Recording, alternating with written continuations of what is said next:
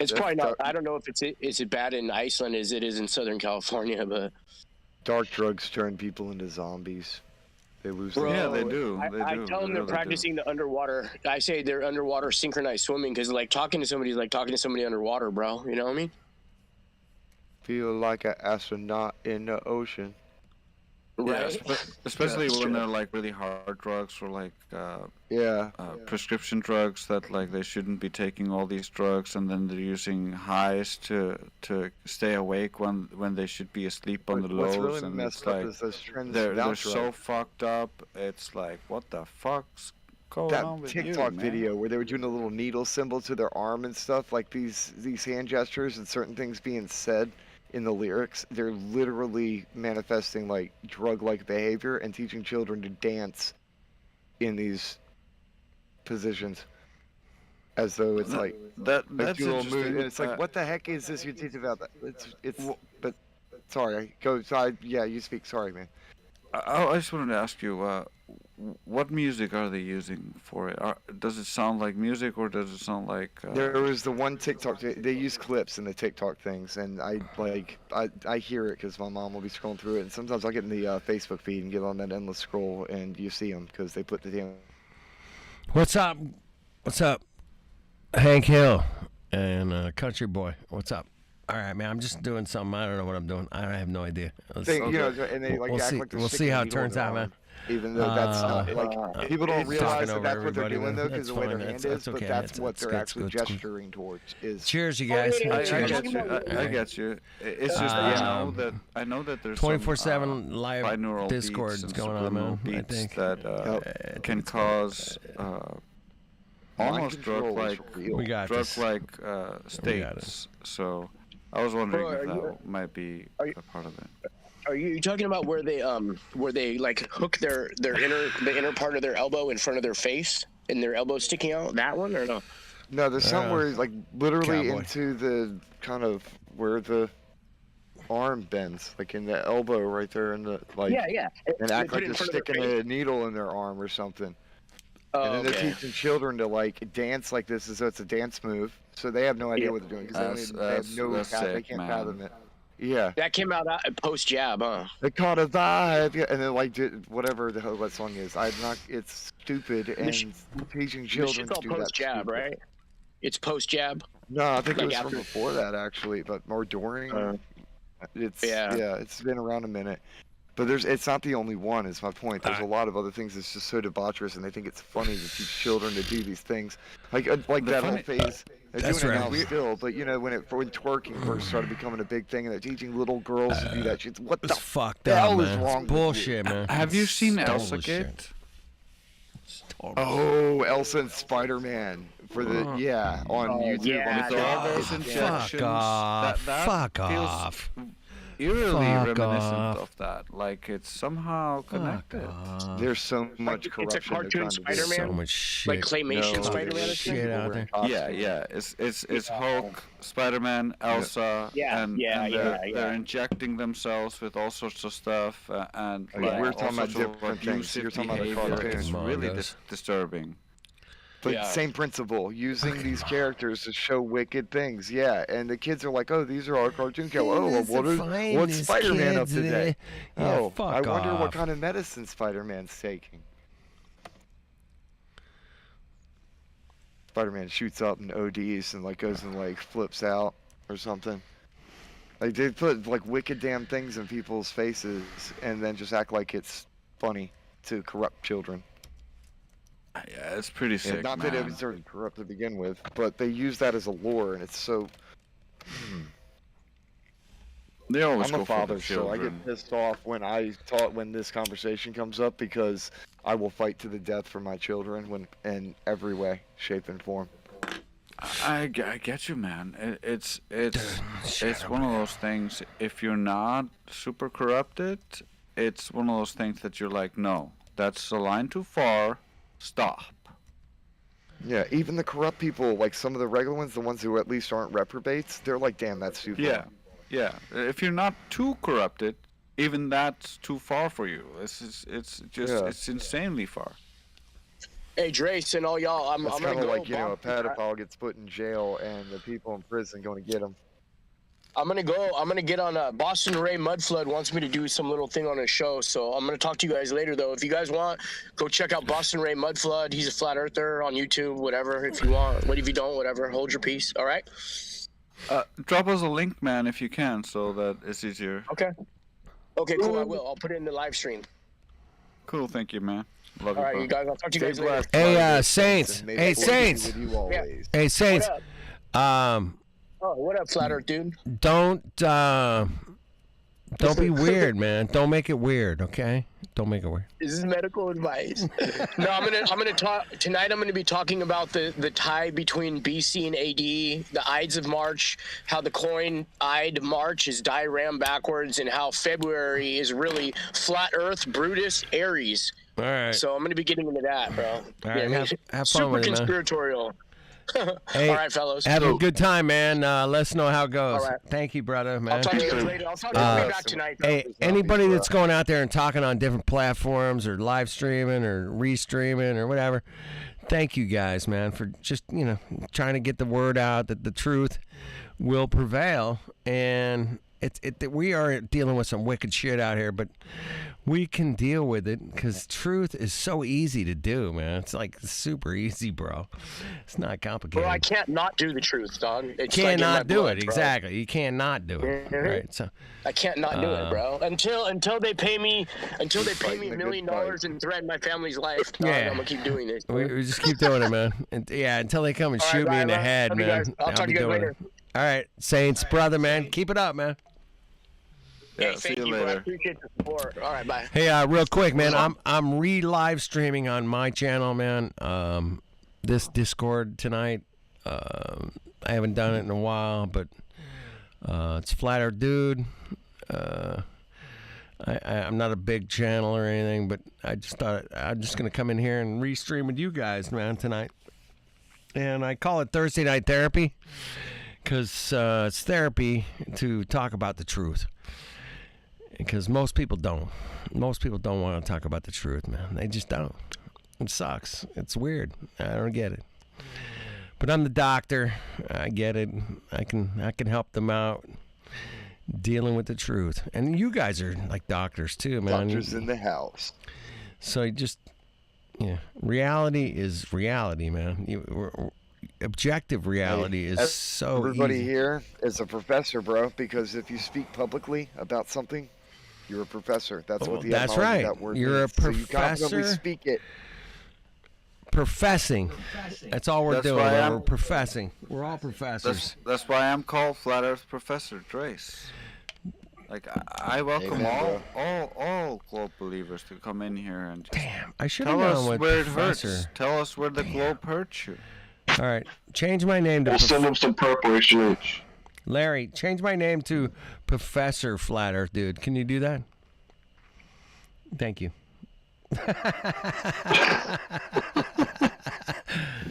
All right. Professor Dr. Flatter, dude. Professor Dude. Professor Flat Earth, dude. Yeah, I'm good with that. I like it. It sounds good. Carry on, guys, man. I'll mute up. Professor Dr. Flatter. Professor Doctor. Oh shit. You can just call me the not so Slenderman. You messed it up, Larry. Change. Flat Earth Professor? No way. Who's that? You could do the Flat Earth Professor. I can go with that. Whatever, man. I'm easy going. I love professing the truth. You guys, Professor Doctor Flat Earth, dude. Thank you, Larry. You're the best, man. Thank you. Professional professor. I love you, man. I didn't do it. Somebody else did it. Yeah, it was me. It was Trace. Oh, Trace. Somebody's doing it. All right. You guys are awesome. Truth will prevail, and we profess the truth around here. Yeah, so we're all professors. I love that. Great insight, man. Think about that. We're professors. Welcome to Flat Earth. Welcome to Flat Earth College, Flat Earth University. I call it the PhD level of Earth. And if you guys want to get in on it, 101. bring it on, man. It's PhD level 6.0. Man, I don't know what, but it is. If you want to talk about Earth, this is the place to do it, man. I mean, what a cool place we live. What a cool place we can check out, and we can observe it, measure it. Yeah, cool place. Maybe we should hold this title until you do your thesis. Okay. My thesis is coming, man. Don't you worry. Don't you worry. What's up, Ether? What's up, baby? Maybe I really should do a thesis on the inverse square law of light and actually work it backwards, how powerful the source would have to be if we were detecting light from 13.8 billion years away. Like, do the math backwards. Yeah. Backwards engineer that shit. That would have to be one hell of a signal strength, right? Oh, yeah. Oh. Hey, I got a question for you that's on the scientific level. It's actually, and it involves kind of a hypothesis. An actual theory you can test if you want to, if you have the ability. All right. Sonoluminescence. I learned an interesting fact about sonoluminescence many years ago. Well, not that many. That made me sound so old. A couple years ago. Yeah, just a couple, just a few. But sonoluminescence, right? Light is created from a bubble that is collapsed by sound waves. But that's not the only interesting part about it. That's cool enough as it is. But the really cool part is the amount of heat that it produces in that little fragment of a second is as hot as somewhere around 5,000 to 6,000 degrees Kelvin, which happens to be the same as the sun. The surface of the sun. Same as the sun. Weird, right? It's peculiar. Weird. That's weird. And I'm not saying, but I'm saying maybe. Not saying, but I'm saying. I get you. Yeah. Yeah. Hey, man, you don't want to put yourself in some cement shoes. Look, there's a couple of things. Yeah, that's why I wasn't putting it in stone or anything. Just because it's little don't mean it's also big. Exactly, but, man. Maybe. There's some things you dip your toe into, and there's some things you put your feet into, Yeah, and correlation don't equal causation. Exactly. But the fact that the numbers lined up was like, hey, that's kind of interesting. Right. It's interesting. I love that. I love interesting. And this place is super interesting. And I've heard it from a couple of newcomers this week, man. That came in here and go, man, you guys are interesting. I was like, yeah, no shit. Place to entertain strangers. That's the job. Well, welcome to the club. This place is beyond interesting, man. It's I don't even know how to put it, man. It's a level of intellect that very few are gonna ever come across, man. Thank you. There's no $1 trillion out there. You could have 47 yachts and 27 million fucking houses or whatever. It doesn't matter. To come onto a group like this and interact and intellectually have a conversation, there's no amount of money or possessions that could ever match it. That's the cool thing, man. It's also definitely priceless, because how much money would I have to pay in order to get all of you guys to come sit in a room and talk to me? Exactly. And they talk to me. I mean, that's the weird thing. These guys actually talk to me occasionally. That's what I'm saying. Like, you'd have to pay so much money just to like summon somebody to physically come here and go hang out with you. There's this guy Timbo. He's upside down on the other side of the globe. And that guy talks to me, man. It's amazing. I just really love that we can chat so far away. That's my point. I called you what? Antipodal. I couldn't make that shit up. If you paid me $1 trillion, it wouldn't matter. The unlimited flow of information too. Like, we all get new discoveries and random things. Hey man, check this out. Iron sharpening iron constantly. You can't. That's priceless. Yeah. You guys are talking about the sonoluminescence of the star in a What's jar. up, Hitch? You fucking Mongo. Hitch is in the house? No, he's on my live stream. He's in my live stream, man. I told you guys I was live. I'm re-streaming tonight on my channel. Let you guys know. Hey, what's up, Crow? Chief Crow. Flat Earth Worms, man. What's up, baby? Crow? Chief Crow, man. He's in my chat. And Hitch. And Hank's out there. Hank, you're in my chat. I was in the chat too. Hitch, I hope you're still a dick, bro. I miss you. I hope you're still a dick to everybody. Hey, Hitch, I hope you're still a dick. Oh, that's awesome. Hey, Chief Crow, man, Flat Earth Worms. You guys ever heard of him, man? He's got some cool tunes. Check it out, man. Check him out. Yeah. Anyway, I'm hanging out on Discord tonight. We're having a chit chat about wherever the conversation goes. I don't know. It might go to space. I was trying to talk about the stars in a jar, the solar illuminations. It's hard for me to say that, but in Job 38, when the morning stars sang together and all the sons of God shouted for joy, so the stars sing his praises. Exactly. And then look at the let there be light, man. Haya Ora. Let there be light. What happens? He speaks something, and then as a result of the sound, light exists.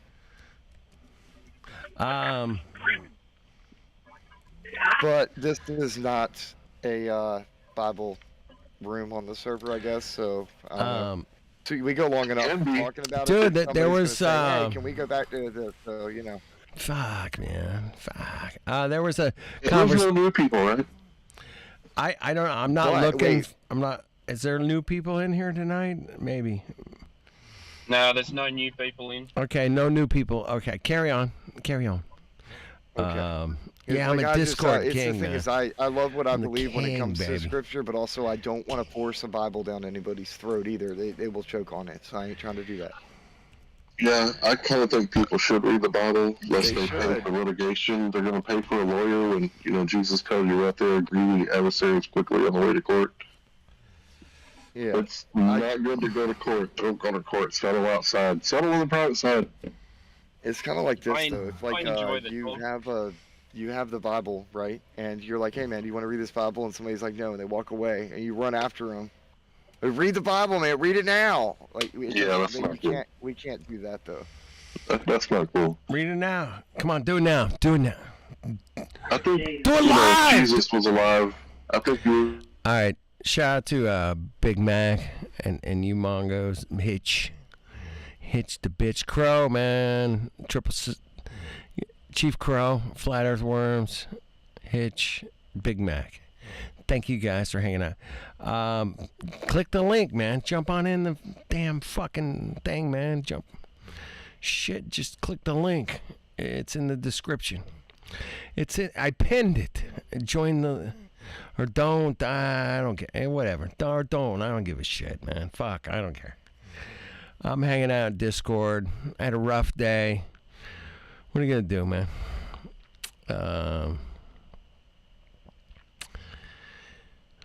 Yeah, I'm talking in your voice chat while muted on headphones. Okay, cool, man. Mute out, man. Fucking mute this live stream, please. Thanks. What's up, Godzillionaire light years? Gazillion light years. It's a gazillion light years away. I was pretending to go to space in my imagination, and it was a gazillion light years away. It was so far. Oh my God, it's like so far away. How could we do this? It's amazing. I don't know. It's crazy. I mean, it's like it's out of this world. I'm telling you, it's totally unbelievable. It's totally unbelievable that there's something a gazillion light years away. I'm telling. I have a hot mic in your server. A hot mic? Yeah. Dude, I'm not hot micing, man. I'm fine. He doesn't work on it. Like a normal microphone. Like he thinks it's like a trinket that's interesting. That's it. It does nothing to him. He don't turn invisible, and it's just like he has no desire to keep it. So Tom Bombadil's a completely weird character that nobody talks about. So I digress. The thing about the ring is it amplifies your traits that you already have. We unlocked a worm a can of worms here. Yeah, fuck those guys. I met you, Mac. I met Hitch. I met Chief Crow. I've met Poncho and Chip and Snack, and there's been a lot of you guys out there that I met online, right? I made some people online. How's it going? What's up, man? What are you into? You're into guns, mini bikes, fucking your pianos, whatever. It's a community, man. It's a thing, man. We all met because of our connections through this form of the internet, whatever you want to call it, right? I think it's great, man. Personally, yeah. Is there a lot of cocks and shitholes out there? Yeah, no shit. Fuck yeah.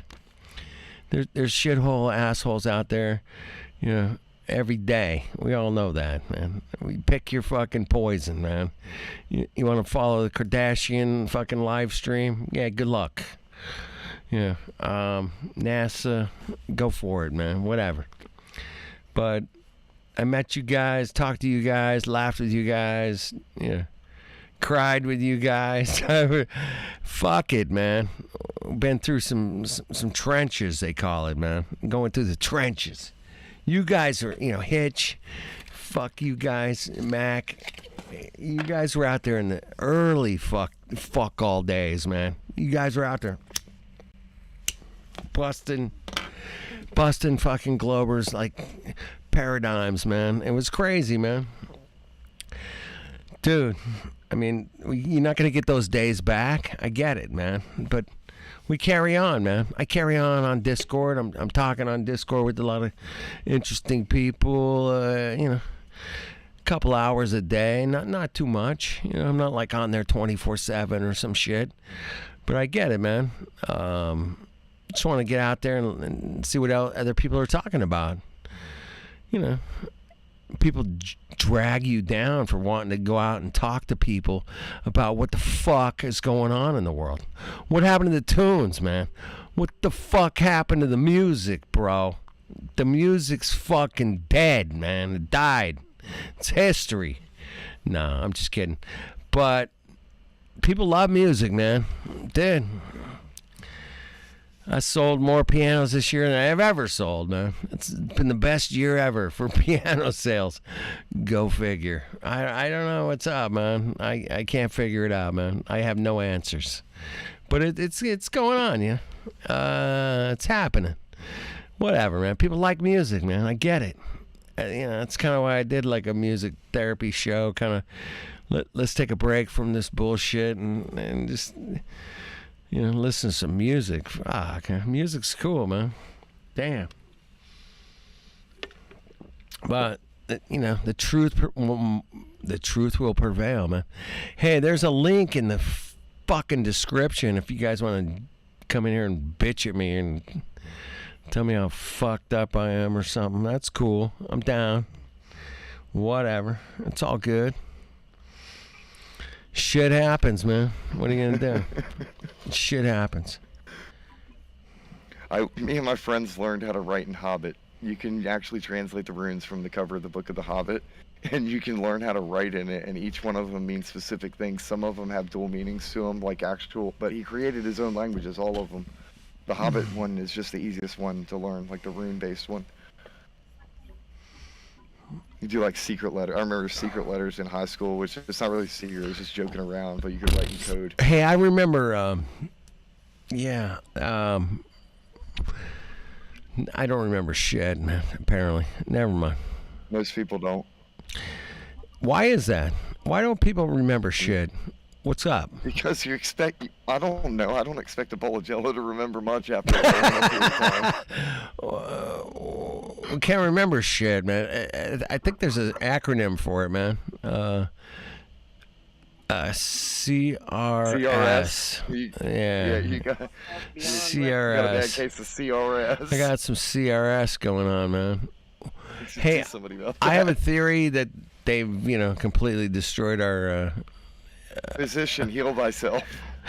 They've destroyed our cognitive functions through aluminum, barium, strontium. I don't know what else, man. Fluoride. Pick your poison. Yeah, it's those black mirrors, mate. The black mirror. The Black Mirror. Oh my God, that's the telephone, the cell phone, my There's a smartphone. show called that. It's They my published one, smartphone. It's killing it. It's. That scrying mirror. Carry along the scrying mirror in my pocket, always on my person, so I can connect with everyone telepathically. I gotta tell you, man, when I first learned about the Black Mirror thing, I was like, oh shit. I really, literally, like, it's like, dude, what a cock shit show that is. Fuck. Nah, thanks. Yeah. Thanks, assholes. Fuck off. Yeah, I was pissed, yeah. Right, yeah. Yeah. Come on, guys.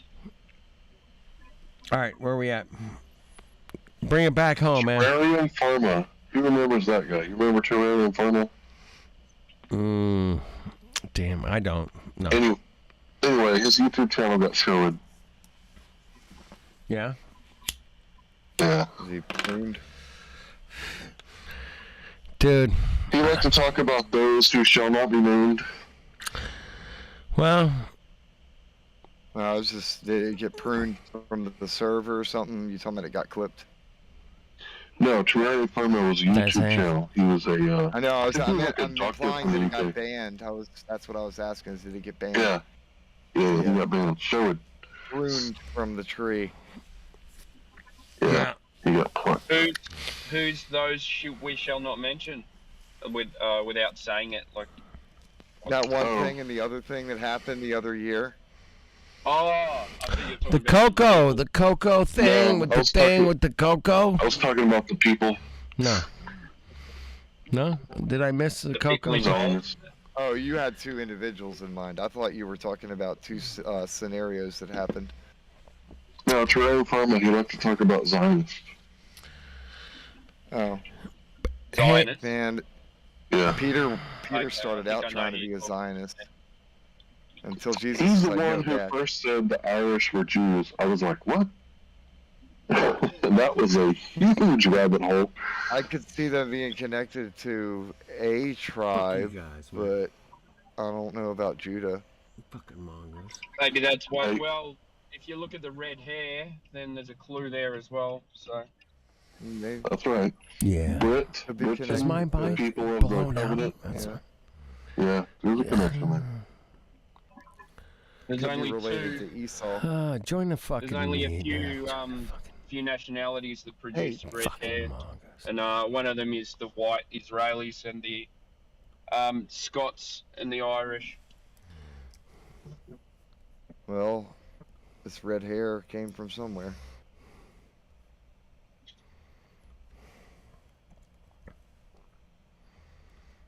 Zombies. No. That radio silence is irritating whenever we all go silent at the same time. No, we're not silent. No, we're not silent, man. No, man, it's not weird. Don't make it weird, man. Yeah, I just made it weird. I'm sorry. Don't make it weird, man. Stop being weird and come home. Alright, so for everybody listening, I'm not saying that this is like true. Right. But I'm not saying that I could prove it wrong either. So. You're just saying people talking, saying stuff like this. Yeah, That's I just speculation Thursday. The British Israelite or evidence of our Hebrew origin. Ain't nobody trying to be no Jew. Just saying. I'm not even gonna touch that shit. You know that I got nothing. Saturn, the Temple of Saturn in Rome is actually the Treasury, effectively the Federal Reserve and the IRS. Saturn is also associated with Satan, so a synagogue of Satan would be the same Saturn, thing. Satan, Santa. Yeah, they're all the same thing. So then you've got this money cult, and you've got these people, you've got these publicans, they're Jewish tax collectors that work for the money cult. So they go and they pay tribute there. They are the synagogue of Satan, the Jews who call themselves Jews but are not. Well, you've also got the black. And I'm not talking about. I'm not being anti-Semitic. Just to clarify, I'm not talking about like other. This is literally a specific, very pointed group of people within the Jewish community, and they're liars because they're calling themselves Jews but they're not. They're hiding. Money, money, money, money, money. Yeah. So I'm not trying to be any other, You know the black cube that they march around in Mecca. The cube of Saturn as well. So. Yeah. That synagogue of see, that's the thing is if you translate some of these ancient words from like the Old Testament and other ancient scriptures, there's a definite theme that keeps on running about the aura versus the koshek. Koshek is darkness, aura is light, or it's always been aura versus koshek from the beginning. Like it's never stopped being. It's always been aura versus koshek, and koshek does not understand aura. It runs away from it. Darkness doesn't understand light. It can't comprehend it. Yeah, isn't that and that's dude, say that again, man. Darkness doesn't comprehend light. Oh fuck. It just runs away from it. It doesn't understand what it is. It doesn't even comprehend light. Put that one in your fucking scripts, man, because that's solid, man. Damn. I like that. Yeah, write that shit down. Everybody, write that down. Comprehending light. Darkness doesn't even comprehend light, man. Hey, they got black holes. So here's something interesting about. They came up with black holes, man. Light doesn't escape black holes. Some crazy. Oh, so they can try and capture. Crazy bullshit, man. Wait, Elijah, are you trying to talk? Because it sounds like you're talking through a cup with a string, and I'm holding the other cup, and Elijah, I can't really hear you. Elijah, you have the worst internet, and I know you live in New York City, man. I get it. Because that's supposed to be like the great city of all time, right? It's one of the great ones, but... Well, I was just thinking maybe it was something else with his phone, because it wasn't roboting. It was something else. It sounded muffled. Oh, he bounced. Fuck, Elijah. Fuck. Oh, he's trying to reset. Okay, cool. Oh, you're back, Elijah? Testing. Air. Yeah, there we go. A little bit better. I'm going to turn up your volume from my end. See if I can hear you better. I love 200%. you, Elijah, man. I just want your internet to be better, man. Fuck's sake, man. Come on. I really do. The comment about, specific people. It's interesting. I still can't hear you. The dictator, right? He has said the reason that he stopped getting along with the Israelis is because they're liars. This is just a quote. I'm not saying it's really true or not. That they're liars. They're pretending to be the Israelis when they actually are not. And then on another podcast somewhere, someone said 2 times that there's this specific people that go in and pretend to be who they're not. I was like, that sounds like a recurring theme.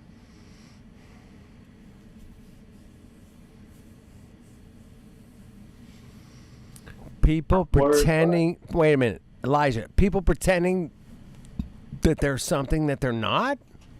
No, come on. That's how dare you like be a Hollywood actor or oh yeah. How dare you? You fucking Mongos.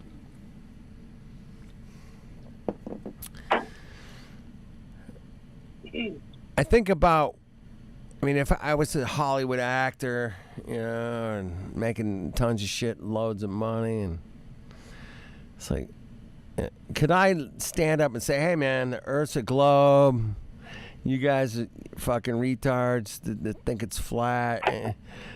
No, man. Once you know it in your soul that it's not what they told us, it's like, there's no amount of money that's gonna go, hey, just spin back over here on the globe, man. Come back over here, man. No. One of the things that annoys me when these people come in here, some of them, not all of them, there's a lot of them that are really good people. They're just curious. Yeah. But there's some that come in here, they have this arrogant attitude, like they're going to do one of 2 things. They're going to try and change your mind to make you feel stupid so that you'll change your mind and agree with them, or that they're just here to troll and make a joke out of you, like you're like, come look at this. Behold, That's look at this the two, archaic man. flat earther that we have here in the flat earther cage. Yeah, ether, man. That's it, man. Like We a get s- the we like get it's the a two. spectacle. We get the two dichotomies, man. It's either Yeah. you guys are just idiots, and I'm gonna make you look fucking stupid, or they're gonna just come in here and go.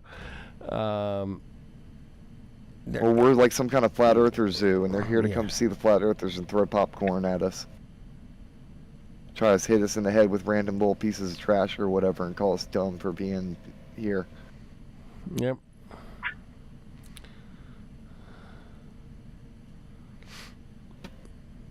Well, it's that anti-critical thinking stuff is what I'm talking about. Is like, and a lot of people, the same type of people, you'll often hear them saying something along the lines of, "So you're saying," and then you'll say something. You'll try and like actually explain what's going on. So you're saying this, and then they'll say something way out of context, has nothing to do with what you said, like at all. Yep. Well, I call it the Machine Gun Kelly. Have you guys heard of the Machine Gun Kelly? Where they come in here and they're like, "So, you guys think the Earth's flat, huh?" I'm like, "Yeah. Well, how far? What's up with the sun?" And then you'll start explaining something. Then be like, "Hey, well, what about the moon?" And you'll start explaining something. What about tides? And you'll start explaining something and be like, "Well, what about the southern star trails?" And but even if you cover every aspect of the universe, they'll still come up with more things. It's a spiral of information that they machine gun out. It's not. That's the thing, though. Is they expect us to be God. They expect you to be God and have every single answer. Every fucking answer in the world. Of the fucking Earth. Greetings, God man. of flat Earth. Will you please tell me everything about why the flat Earth is flat? Right. Yeah. And it's weird, man. It's a weird psychology, man, and I think that's why I'm still here and interested, because I'm not a psychological expert or anything, but I was married to a psychologist. I had a best friend who's a therapist, and these people are fucked up in the head, by the way, and. I'm so weird. thankful that I'm effectively a self-taught psychologist. I did not allow anybody to teach me that, because I know that it's a very sensitive thing that you can easily be indoctrinated with. Yes. So instead, I taught myself about how the human brain functions. Yeah. And how thought works. Me too. And man. I can pretty much hack minds. And the reason why I say this, because I'm not trying to hurt anybody, so I don't care if anybody knows I can do it, but I can tell you how to protect your mind from people who can do it. Well, I think most of us in here know how to protect our minds from you guys, cocks, yeah, man, definitely those for cock sure. So y'all already know what I'm talking about. Yeah, we know, and it's a great thing to have that power, man. It's a beautiful thing to say, hey, man, you're not gonna fuck us over on your cucky fucking twisting the ball bullshit, man. No. Yeah, it's not gonna happen. It ain't gonna work. It ain't gonna fly here. We've seen this thing before. Get the fuck out of here. We are farmers. Bum bum bum bum bum bum. I always bring them back to simple objective reality. We know a thing or two, man. because we've seen a thing or two. We've seen a thing or two. Hey, Farmers Insurance. Bum ba dum bum bum bum bum. Yeah. Hey. We've seen a thing or two. We're Flat Earth Insurance. Bum ba dum bum bum bum bum. We're Flat Earth Insurance, man, right we're here. flat earthers. Bum bum bum bum bum bum bum. Yeah, we gotta switch it up on them. See how cool we can be. Their AI, their fucking algorithms will never catch that, bro. In 100 years, man. Flat Earther Insurance, bump, bump, bump, bump, bump. It would destroy. It would just like we flipped it on them, man. That's all we gotta do. Keep flipping it on those cucks, because they deserve it, man. Level plain pilot insurance. Oh, Eli. Shit. Yo, what up? Did you see the moon last night? Hey, we call it the Mars transit of the moon, man. Did you catch that? What'd you see? What'd you see from up there, Eli? Oh shit! My ex was telling me, but I didn't actually see it. He didn't was see like, it, man. Or like right next to the moon. He didn't see it. You know what's crazy about that? I Like, didn't see it. did you see how far either planet looked when it was a straight line? I don't know if you guys noticed, maybe now that I'm telling you now, that I don't know if it's that Jupiter and Mars that always does this. Like I don't know, or if it's just any two planets, but I was geeking out because I was like, oh, look at Jupiter. Jupiter, for some reason, is perfectly at the what is it? 6, 7, 8, 9. Perfectly in position of the moon. Of course, I'm gonna get a call now. Of course. Of course. Your mic started working better. I wish they were doing it back. I got a call. That's why it's working through my phone. Yeah. Word. That was weird, man. That was really weird. Discord does that weird thing. It'll divide up. Like you'll be able to have a call going on the speaker and then like one on the phone at the same time, and it does that weird thing. Hey, who's got that picture of Helioskeptic where he's like, "You got one job to show me the globe Earth evidence or whatever"? I need that.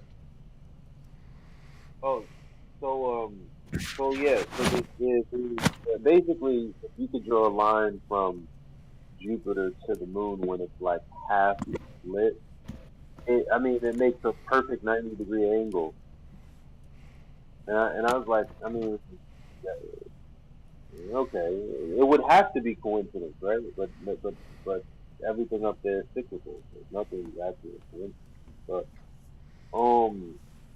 then it moved like between the 12 and 1 o'clock position. I was like, oh, okay, I guess I was wrong. It's not always in that position. But then the next night, it was 180 degrees from where it was, and Mars appeared on the horizon, and I'm like, oh, look at Mars.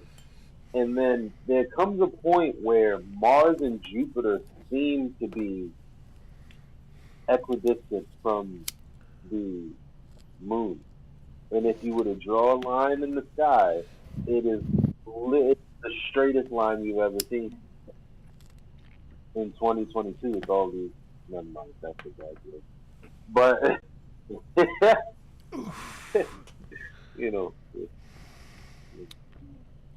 No, I'm not gonna do it. I was gonna do it anyway. What's up, Manny? But anyway. What's up, Manny? Manny? What's up, baby? What's up, baby? The moon and Mars, I'm assuming that those are three, whatever two stars that are on either side of the moon. Yeah.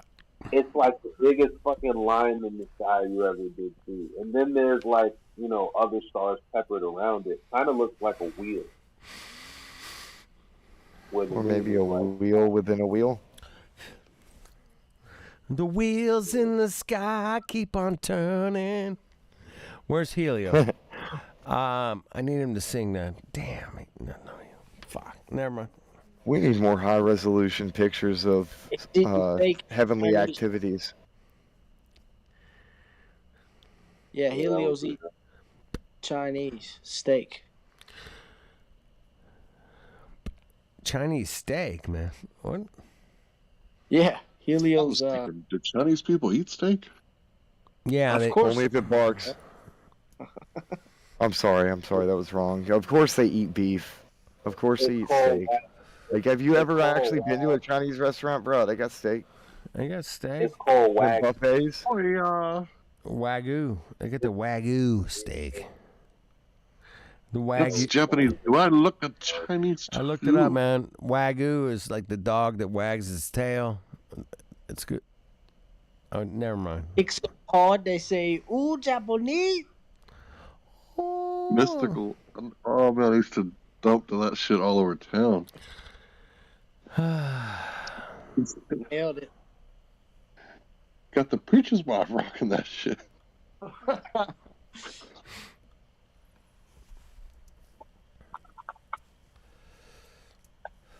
Yeah, that Tarantula album was the shit.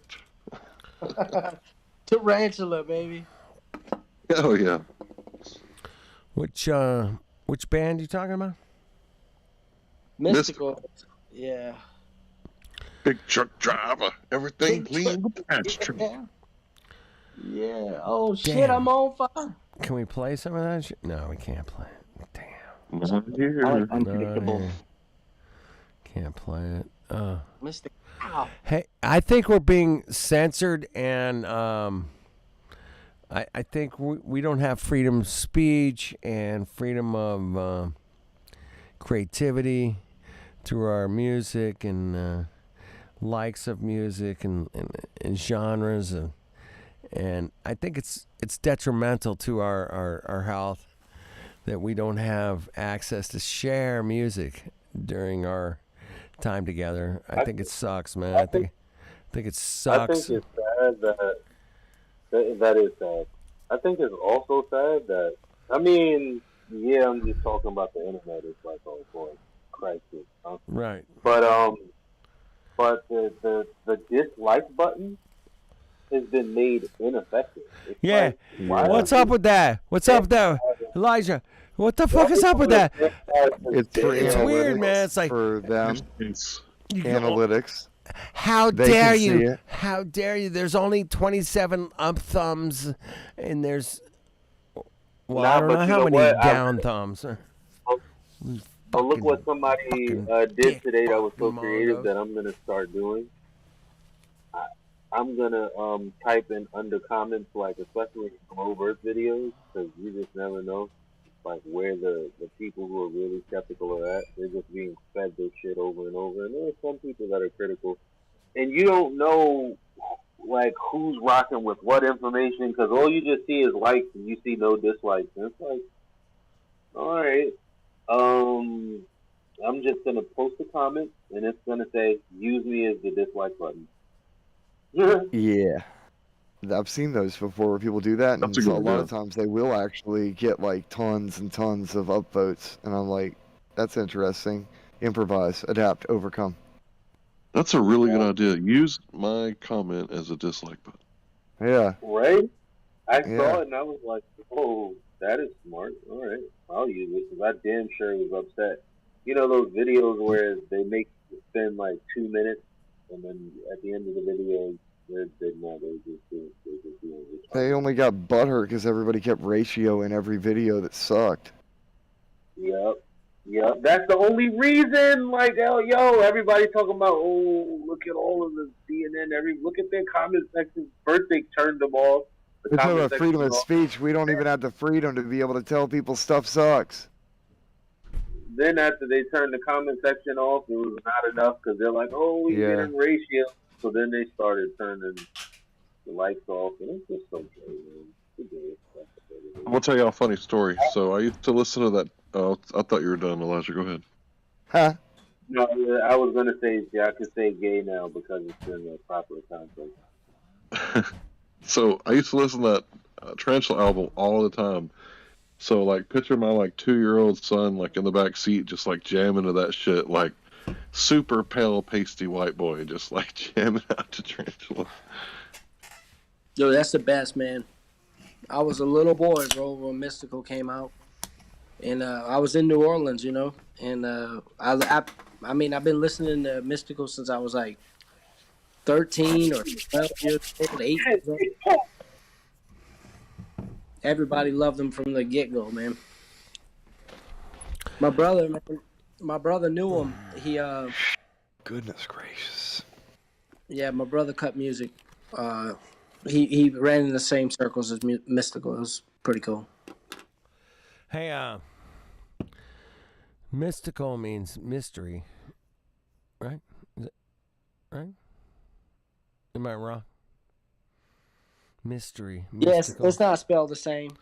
No, I mean it means the same thing. Mystical, mystery, right? It's Looking it up. unknown. It's like an unknown kind of thing. Am I wrong? Correct me. Yeah.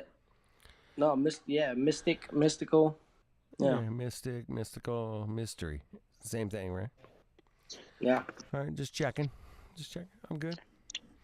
You guys Late 14th century mystic, spiritually allegorical, pertaining to the mysteries of the faith, full of mystery. full mystery, right? Mystic. Look at Secret words. rites. But if it's a mystery, history, it's baby. because you missed One who has been initiated. You missed the story. You missed the story. You missed the story. Oh. Pertaining to Elijah, occult practices or ancient religions. Sorry, it is 12. Gosh, 12:30. Yeah, it's late, man. And I get it. I get it. You'll be all right. You'll be all right. No, I'm fine. You'll be fine. In other news, the In Earth other is news, flat. the mystery of Bigfoot has been seen in outer space. Did you guys see that? Bigfoot space Muppets. In a world where Bigfoot is in outer space. Is in outer space, man. Did you guys? I saw it on the news, man. It must be real. Come on, gotta be. I also. This is extremely dangerous to our democracy. Oh, this is extremely dangerous to our democracy. How dare you? Sinclair! How dare you? You need to check the script, Sinclair. You know the Sinclair script? This is extreme. Yeah. Yeah. I'm just. Look up. If you don't know what the Sinclair script is, look up the Sinclair script. I'm just shaking my head, putting my hand to my forehead, trying to ease the pressure of my skull exploding through ridiculousness that's been portrayed as reality. This is what happens when you get so big brain that your brain like kind of fills up the skull, and you can't expand the skull because it kind of grows as big as it's going to get. Yeah, exactly. Unless you want to look like Megamind. You kind of like twitch your eyes a little bit, and you're like, oh, fuck. There's got to be more room in there for this shit. You're talking about different scripts. It's called the Sinclair script. Like fonts. I got you. I got you. I'm gonna get you the video. Hold on. You'll. This is what we were referring to. Just give me 1 second. Right on, man.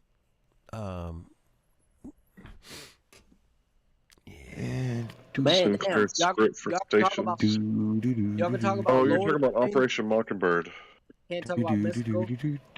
Damn. So, Operation Mockingbird was, yes, that was exactly Boom, what we were that talking one. about. That was the one with thing that said, this is detrimental to our democracy. Putting out early, bitch, you ain't no smoker. Y'all used to be hitting that shit. Extra brown bus. I wish more people knew about Operation Mockingbird, like more normies. Yeah. Hey, man. They have no idea. Hey, I'll tell you I what, must man. be used to that dirt sticks with the brown buzz. Me, I ain't got shit else to do. Nigga, I'm about to get fucked up. 2 cases of cream, Optimo. We gonna burn away. AM's gonna turn to PM, and nighttime's gonna turn back to day. I'm still smoking. Hey, feeling tomorrow. Wedding parodies is pretty fun. Oh, dude, this is funny. Okay, you know how they have that one song? I can't. It's like something about last Christmas, something. I'll give it to someone special. Like they say, they're bitching about like they gave their heart away to the wrong person or whatever. So that song annoys me because for one, if you paid more attention to who you give your heart to, then you won't have to give it to somebody special next year because you'll do it right the first time. But that's beside the point. I heard it for like the damn 50th time, I guess, over the course of like whenever they started playing holiday music. And I'm with my wife at I don't know, Walmart or something, or maybe it was Hobby Lobby, I don't know. But there was this old lady who was like, okay, wait, I'm getting ahead of myself. So that song was playing. I started just kind of like openly singing out like I did like a parody, just kind of freestyle. I'm trying to remember exactly what I said. Last Christmas, I busted my ass. The ice was so slick that it looked just like glass. This year, to save me from tears, I think I'll just be more careful.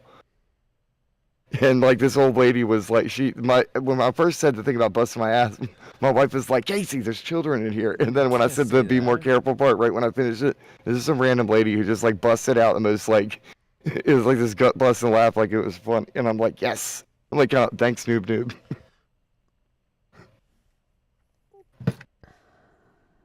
Sorry, there was just a random spontaneous thing that happened that was funny to me.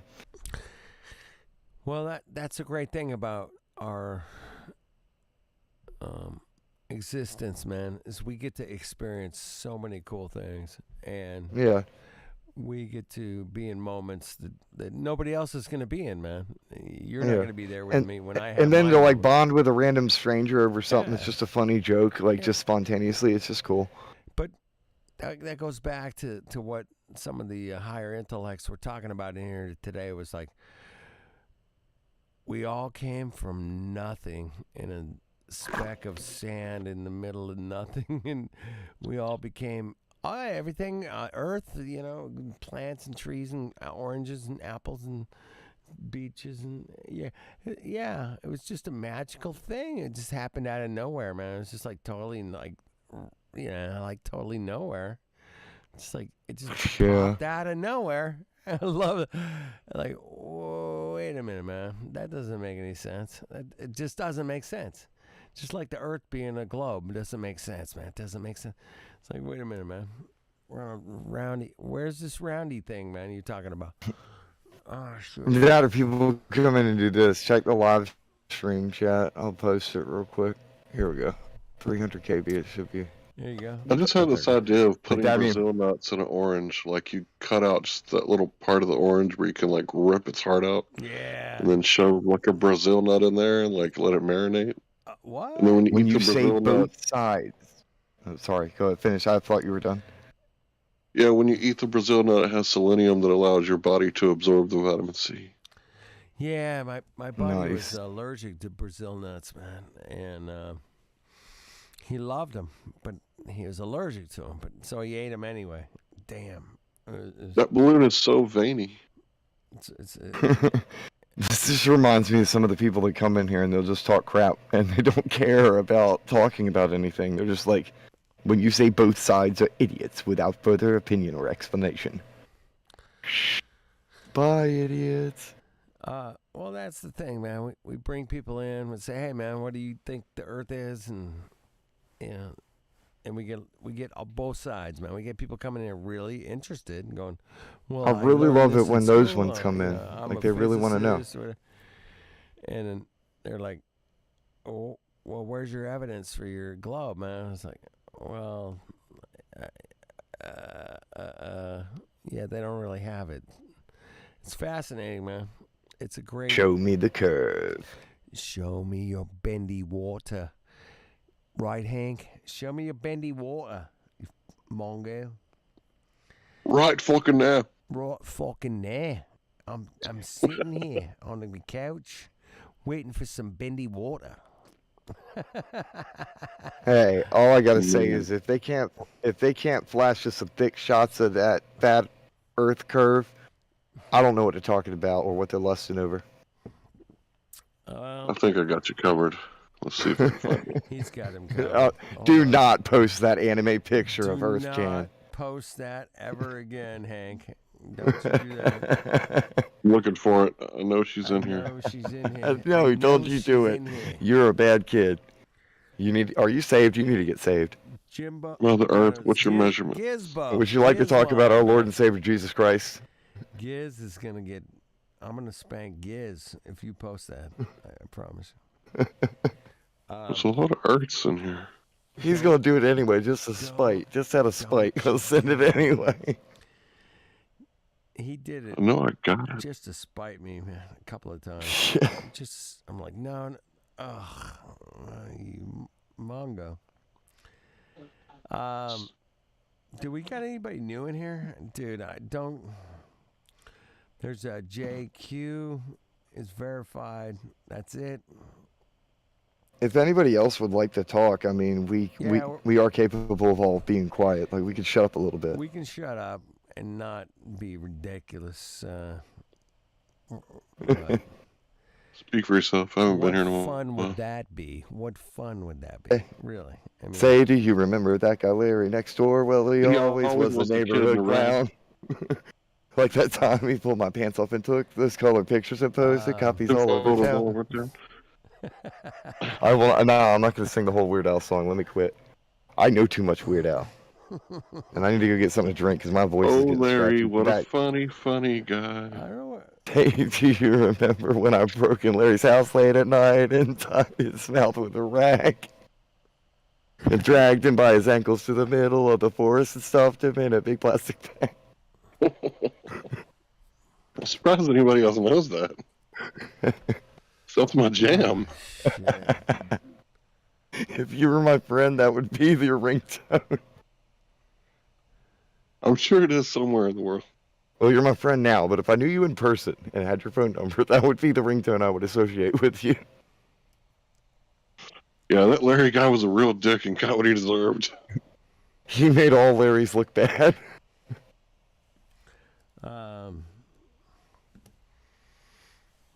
Don't do that. Do not make all Larrys look bad. That's a bad idea.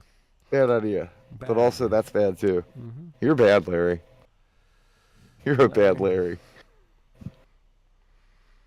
Hey, Larry, we were talking The to that Veggie Tales Adult Edition.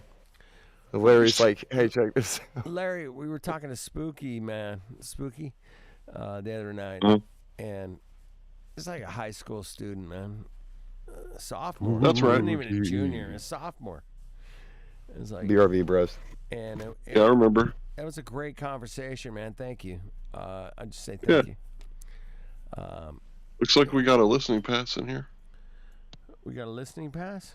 Open them up. Yeah. Bring them on. Dougie. Welcome to 24/7 Flat Earth Discord. We're here to talk about Earth.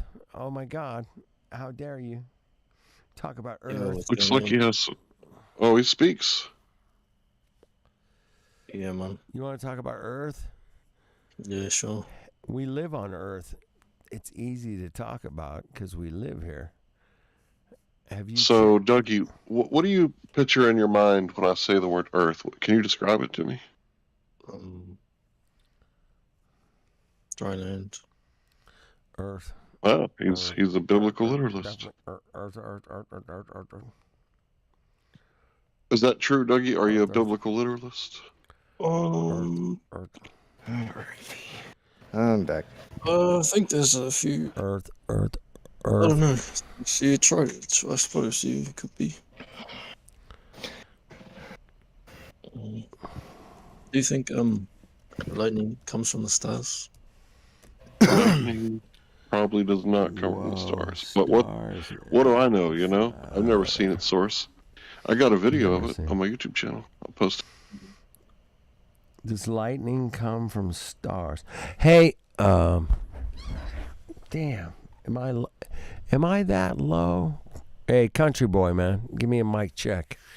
Here, 1, 2. Is that better? Is that cool? We're not working. Shout out to Valentine. Welcome. You. Is my mic better? Yeah. I'm just hanging out on Discord, talking to some friends. Not really doing too much. Is my mic better? That's all I want to know, man. Is my mic better? Can you hear me now? Is everything good? Mic check. 1, 2. Yeah. Thanks. I'm gonna check, make sure it's good.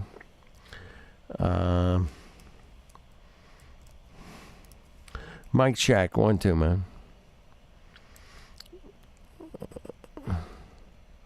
Mic check. 2, 3, 5, 7, 8, 9, 10. Double T. Nothing good. Anybody? Okay. Never mind. I'll keep moving on. Yeah, I'm low. All right. I'm low. I get it. Above. I'm low. So it's like, all right, there's some weird stuff coming down from up there. So, I mean, then from that point, you could say, how could it not?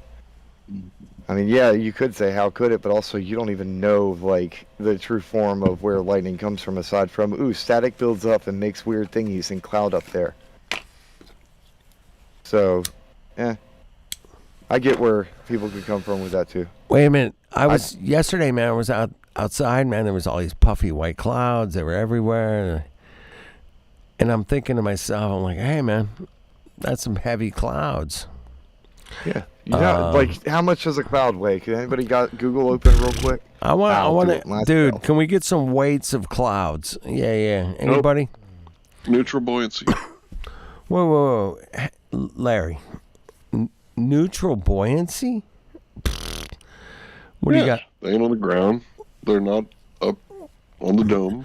They're somewhere in the middle. So it's like let's say if I got a helium balloon, balloon. I said, how much does a cloud weigh? Okay, I'll let you finish. I'm sorry, I'm interrupting. My bad. I didn't mean to be rude. No, you're I'm good. Just kinda, you're good. Ether. Dude, you're good. Ether. I was interrupting. Actually, it wasn't you. It was my bad.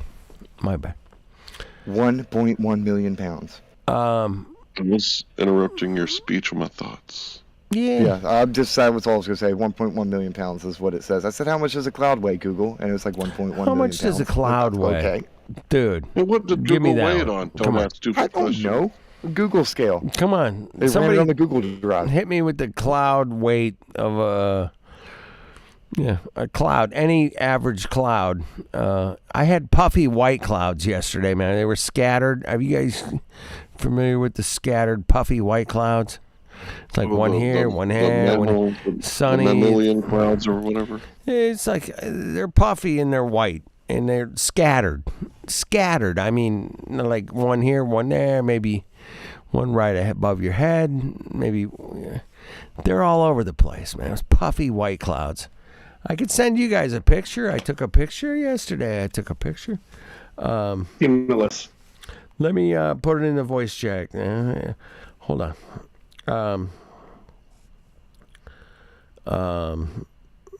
Yeah. Talking puffy white clouds. I mean, puffy, man. Oh, you're talking about them memory clouds. Like puffy white clouds. Like, this is it right here. I mean, they put it in the voice text. Here, hold on. They get more. You guys see that? I mean, they're like puffy white clouds, man. Look at that. I'm glad it went that way with it because there really are ones that go the other direction than what I just said. Where's the gravity with the puffy white clouds, man? That's my question. Behold, 1 million pounds floating above us. 1 million pounds floating in the air. Oh my God, it's amazing. How did that happen? Goku's there just kind of cloud weight on it. Peter Pan's on the other one. Yes. How much does the clouds weigh? Exactly. Has anybody got any metrics on that shit or? Oh, that's why clouds can fly, because they don't take anything seriously, and gravity means weight or seriousness. And since clouds don't take anything seriously, they can fly. Flying clouds, what do man. the clouds weigh? Come on, what man. Does a cloud weigh? How do the clouds fly? Flying clouds. Like flying clouds? All we want to do is see the curve. It's not unreasonable. I saw flying clouds yesterday, man. I took a picture. There's my evidence. I mean, that's my evidence. Flying clouds. That one almost looks like a nuke the way it's going off, though. It's just kind of like, yeah, screw this place in particular. Wow. I got a really good shot of some clouds on my other phone, but I'm not going to show you guys. Don't do it, Larry. Don't you dare. Don't you dare.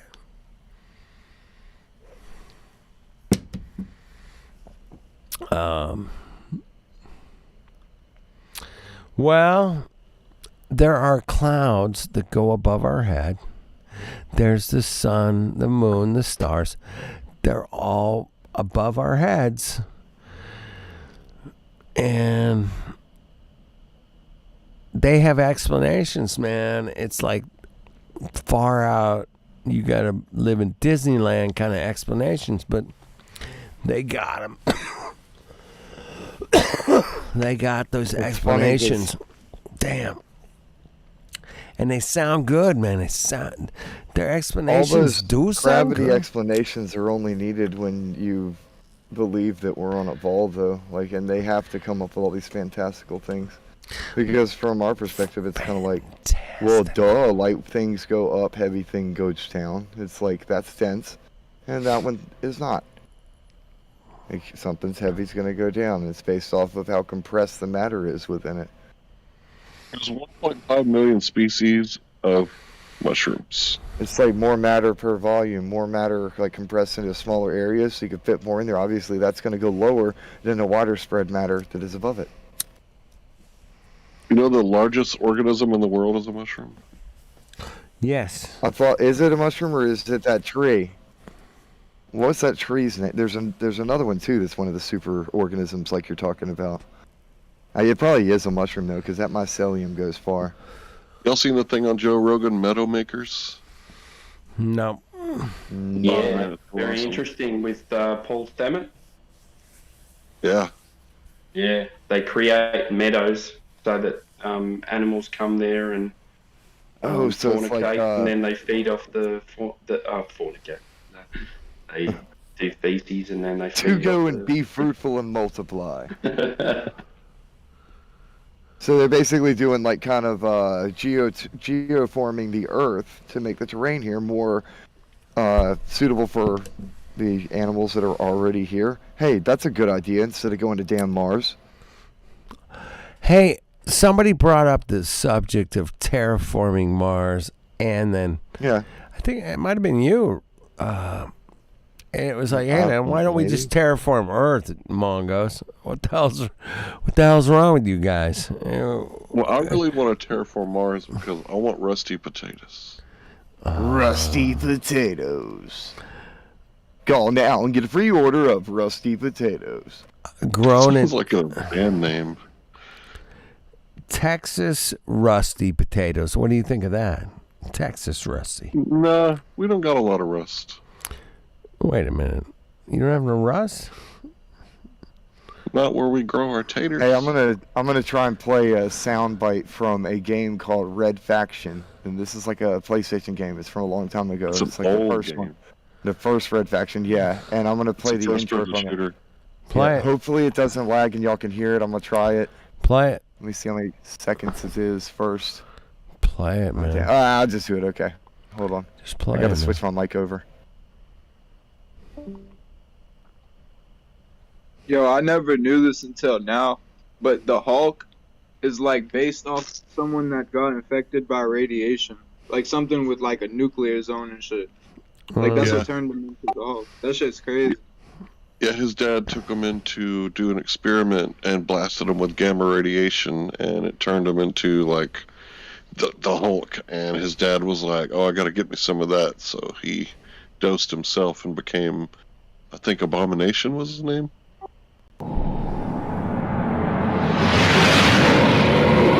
Mars. I always thought of it as a romantic place, a planet of mystery and adventure.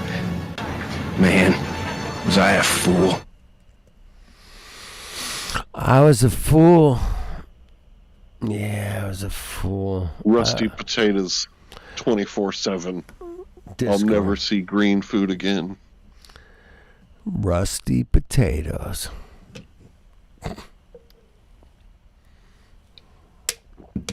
What's your guys' take on how the government website, they had the zombie preparation steps and shit? All right. That shit was weak, bro. Yeah, it was weak. Keyword, I don't want to say too many keywords, but because I know we're live. That's fine. You were talking about the Pentagon's zombie contingency plan. The shit was weak, man. They should have. Hey, Larry. Play music. Larry, it was the World Health Organization, WHO. Yeah. So my thinking was their plan was weak. What they should have done is got people with super soakers filled with chloroform. CDC. It was CDC, man. My bad. Dude. Like flies. Yeah, it was a CDC. CDC. I feel like anything, like that shit is possible. Like obviously not anything is possible, but that shit, what they're talking about is possible. But like I feel like they're just fear mongering.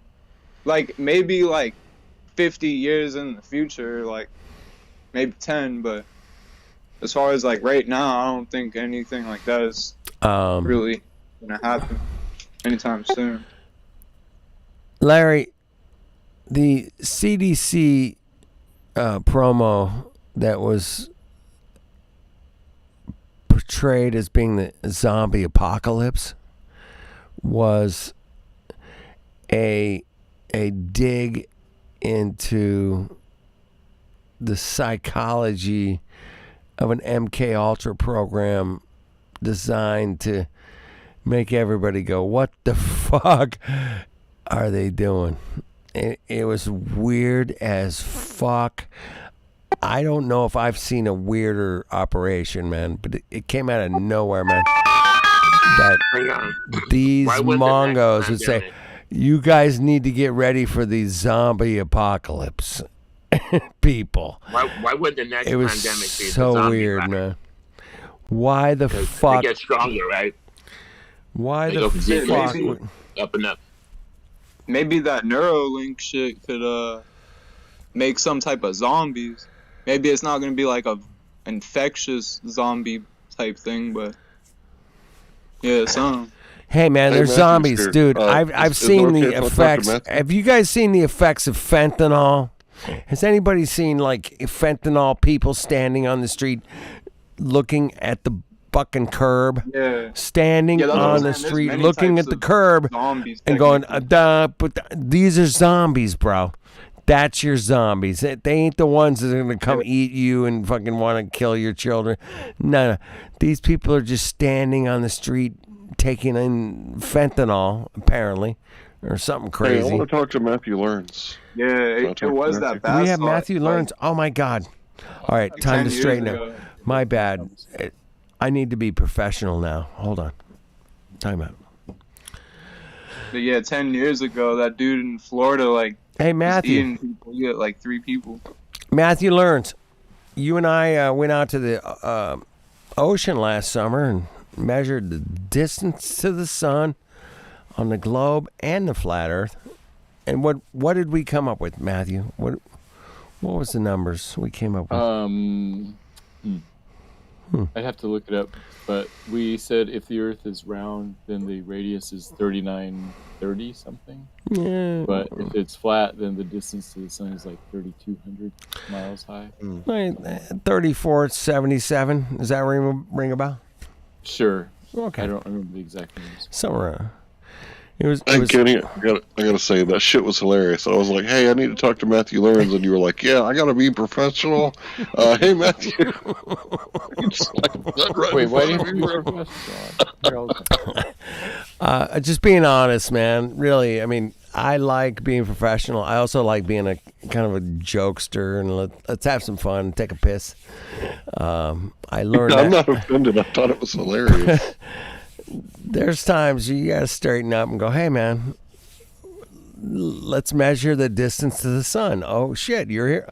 Yeah, let's do that. Oh fuck. You were like, Matthew's here? Oh fuck. Shit. I gotta Wait a talk minute. first. We measured the distance to the sun together. I've been telling that story for a couple of months now. It's like I went out with a mathematician. We measured the distance to the sun using a shadow let me know when you're done. and a measurement. We did a shadow and a measurement. What did you come up with? How many miles? 3,477 miles, I think was the numbers. What can actually be up that high, though? What? What can be up 3,000 miles? How many feet is that? 3,477 miles. How many feet? Don't know. Matthew, you got the special calculator. He's got. I just multiply that by 5,280. Oh, wait, I why got does it matter how many feet? 18,358. I'm sorry, 18,358,560 feet. All right, I buy it. So now, is the sun hotter at the source or down here on Earth? At the source. Depends on what do you It's a mean good by question. down here on Earth. It's a good question.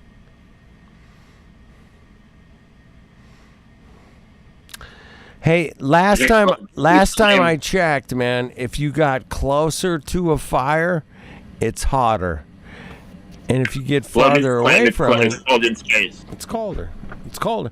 And all that heat from the sun travels 93 million miles. And then it's freezing cold blistering cold, fucking, you could never survive cold. And then it gets to me, and it's like, oh my God, it's warm. It's like, I feel like sunshine. It's warm. Yeah, it's good. The descriptions that they give of what the space supposedly smells like is really disturbing.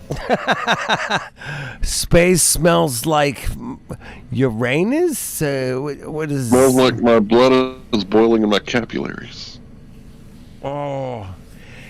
Forgive us, Matthew. Forgive us. Please. Jesus would forgive us. I know that. Astronaut Thomas Jones said it carried a distinct odor of ozone, a faint, acrid smell, a little like gunpowder, sulfurous. So it smells like hell. Smells like hell. What do you know? That doesn't Outer smell darkness. good. Hey, my wife, she makes this egg salad for like picnics and stuff, and when she boils the eggs, I have to leave the house, dude. I gotta go. Sunday farts. I'm like, it's just weird that it smells that way. You'd think that above wouldn't smell like that. You get the Easter farts, bro. I can't handle Easter. I bet you could ask the next astronaut, and he would say that space smells like roses and candy. I don't know. After the Rona, they say you can't smell much. It depends on what they're boiling. Yeah.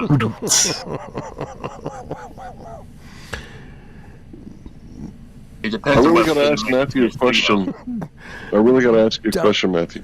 Go ahead, Larry. Go ahead. All right. So I've had this thing in my head for a while about the inverse square law of light and how powerful the stars would have to be for us to receive the light and be able to actually detect it and it not be like just static on a radio station where you're not really getting anything discernible, right? So I was wondering, if we were to do the backwards engineer of the math, what would that signal source strength have to be for light to travel at 13.8 billion light years away and reach our instruments through all of the dark matter and dark energy and the dust particles and the nebulas and everything that it travels through, and it actually gets to, what would that signal strength have to be like? That would have to be like astronomical. Aren't there nebulous gas? That question, but also, what would the signal strength have to be for the other measurements that he was talking about? And sorry, I didn't mean to interrupt you. Go ahead, Godric. I'm sorry, dude. Yeah, it would have to be very high. Aren't there nebulous gases in like when we're talking like Willie Nelson high or I can't hear what. I don't have an exact number off the top of my head. I know, but could we do that math together? Well, not me, but could you do that math? I probably could, but nobody sees stars that far away. Typically, stars are on the order of like several hundred light years. You're talking about galaxies. We can see stars like, I think, 11 billion light years away. I think. What? Individual stars? I don't know about that. I think you think of galaxies. That seems big, Larry. That seems big. I'm with Matthew on this one. Hey, I might be wrong. Hang on, Matthew. He's right that it would be it would have to be a really big number to cross that. Matthew, can't globers see infinity, Matthew? No, that's infinity. No infinity? Do they make widescreen calculators for astronomers? Shut up. Most calculators have the exponent function, so yeah. Pretty cool that the TI-83 can get you all the way to the moon and back. Hey, that's apparently stronger than what was used for that toy spaceship they used. You know, the CIA's disinformation campaign is complete when everything the American people believe is wrong, right, Matthew? That's Edward Casey said that, right? Yep. Edward. It's the director of the director of the CIA. Is that correct? CIA. Yep. Yeah. I think he said it like 1983 or 82 or something like that. Yeah, 83. I think it was when The American people believe everything, and it's all false. That's weird, man. Why would somebody say that, man? Why would they lie, Matthew? Why would the CIA lie? Is it protocol for them to all be in the same secret club? Why would they use Operation Mockingbird, Matthew? Why would the CIA lie to us? Paperclip, high jump, Mockingbird. Damn, why would they do that? That's weird. You know, on the one hand, you kind of got the whole, money or hot God or whatever, all these other things. But then on the other hand, it's like, yeah, but why did the boys in Jackass do all that stuff? Because it won't just about the money. They were literally, like, just doing Jackass stuff. You know what pisses me off? When the government gives way too much fucking LSD to cats.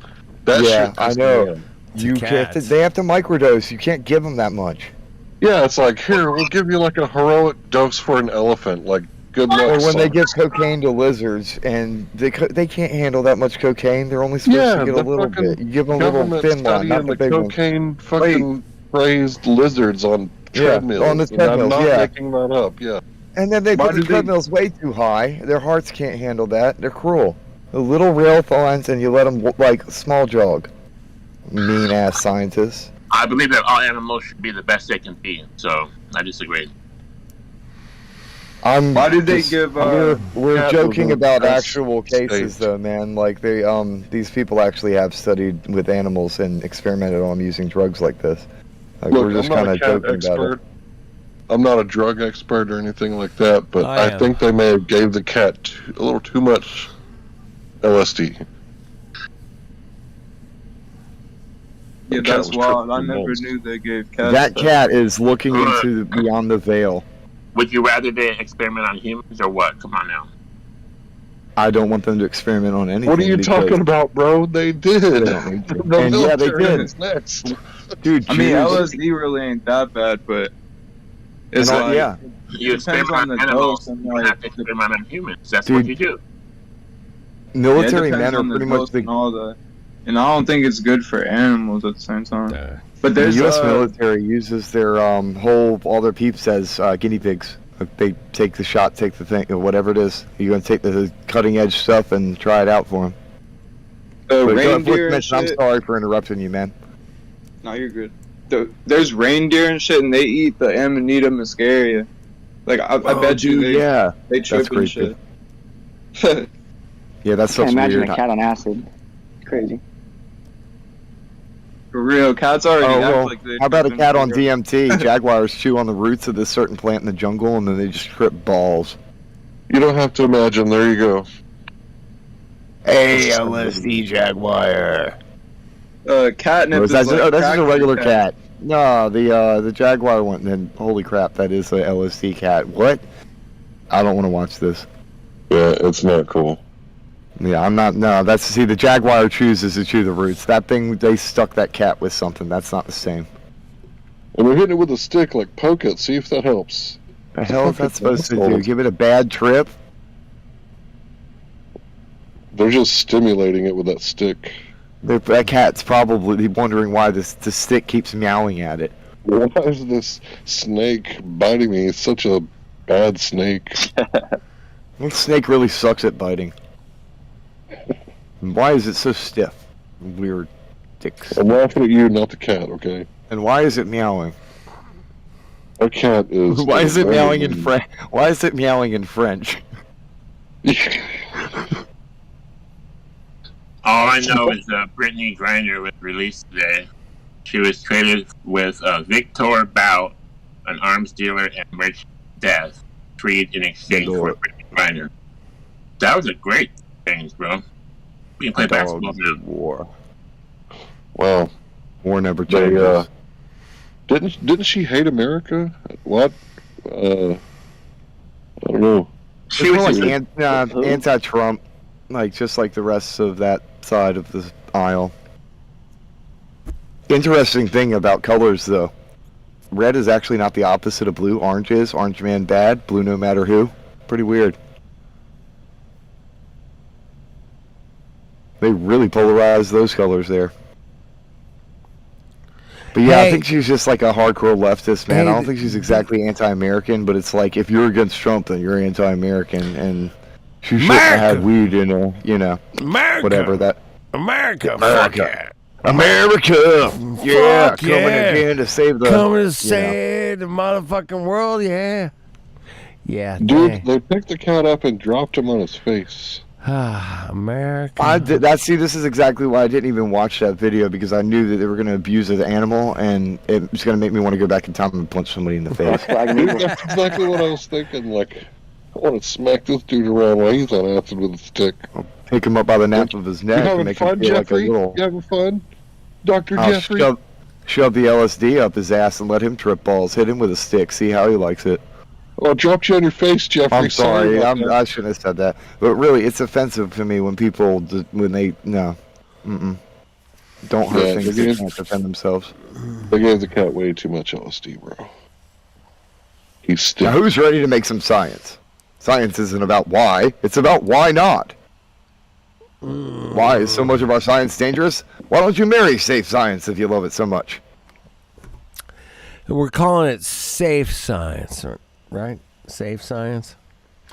Where's my safe science place? I gotta go to my safe science place. They gave the cat so much LSD, he looks like a stuffed animal now. But that's the thing, though. We want safe science. They don't believe in it. They would rather just take a whole bunch of randomly generated experimental things and give them to everybody and say, here, let's see what happens. You know, the thing that they did, like, before. They don't care about safe science at all. In fact, there's certain things that are unavoidably unsafe. Yeah, that's the word. Unavoidably unsafe, I think, is the word the words they use. That's how they describe vaccines and other things, but I'm not going to say anything else. Well, no, I will. That's how they describe pretty much everything that's hardcore coming from the pharmaceutical industry. It's unavoidably unsafe. That's why they have immunity. That whole thing. I want to go cuddle with my cat. Yeah. They get complete immunity from lawsuits, but, y'all already know all that. Yes, we do. Blanket impunity. Qualified immunity. Kinda. I hate those sorcerers. I've seen what they've done to. I have a lot of people that I know who I know exactly why they are the way they are and what caused it and how they were before and what happened afterward and who caused it. I know who the enemy is. Yeah. Hey, I'm talking to you. Where are you from? Me? Yeah. No, I've been in North Carolina most of my life. Okay. I was born in Jersey and lived there for like 5 years, and then here I be. Here I be. I'm in Southern California, man. As the wind comes and goes where it listeth, so is everyone born of the Spirit. Tommy Rogers. Oh my goodness, Tommy.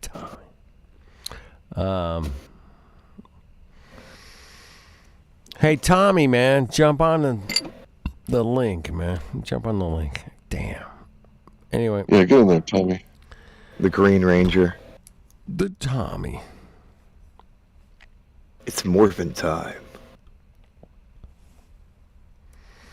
Go Power Rangers. Hey, man, there's people out there that have accused other people that potentially, maybe, possibly are into like some really weird shit, man. And I have no evidence to back it up other than what I observe in reality, that there's some wicked motherfuckers out there doing some wicked shit to flip everybody to think they live on a globe, potentially, possibly, that they are in the know, but they don't know. But they're portraying this globy thing that you're spinning on, they don't really know themselves. They're just getting paid to produce the speculation through the curriculum that produces a nice student that agrees with everything that goes on in potentially everything. I just don't like it when they drink baby blood. Oh my God! You saw where I was going. You saw where I was going. I love that you saw where I was going with that. That HEK stuff. Yeah, I went. Kind of sideways into that, but yeah, we can hit it head on. We can hit it. You know is wrong. I call them Illuminati baby eaters, man. IBEs. For short, black. If you guys want to check it out, don't check it out, man. Whatever. It's all good. Okay. IBEs are out there, man. Oh my goodness, what a wicked find of reality. They're no different than maps. Maps, yes. IBEs. Same thing as the maps. Mm-hmm. Same party anyway. Same party, produce the same results. And I ain't talking about no left or right. I'm just saying it's the same group. They partied up. I'm the map. I'm the map. No, do not be the map. Wait, holy crap. Oh my God. Oh my God. Oh my God. Oh my God. Oh my God. Oh my God. Oh my God. Sniper, no sniping. No, yes, take that that map song, the map song, and then like overlay that song over like various clips of various people that are known pedos. No, wait, no. I don't know what you're talking about. I was talking about swiper, no swiping. Swiper, no swiping. That's my virginity. That was dark. Yeah, it's dark, man. It got dark so fast. That was like a thunderstorm rolling in. It gets darker, Morty. Hey, I need Tommy to come in. This will be the darkest years of our adventures. Talk about dark. Fucking A, man. But I can imagine like a thing of like Biden sniffing on a map. Y'all remember that video Those guys of like can't the hear me, man. 1940s and 50s I'm going to where talk they did to like you guys in my YouTube marijuana chat. test and they got the white Tommy dude with the Rogers, glasses man, so what's stoned they up? were like, would you like to try this experiment again? He was Jeremy, like, oh what's going yeah, on? for sure, I would come back anytime and do that again. Isabella, what's going on? What's happening? I've never heard of that. That's hilarious. Do you have a Reed is in the chat.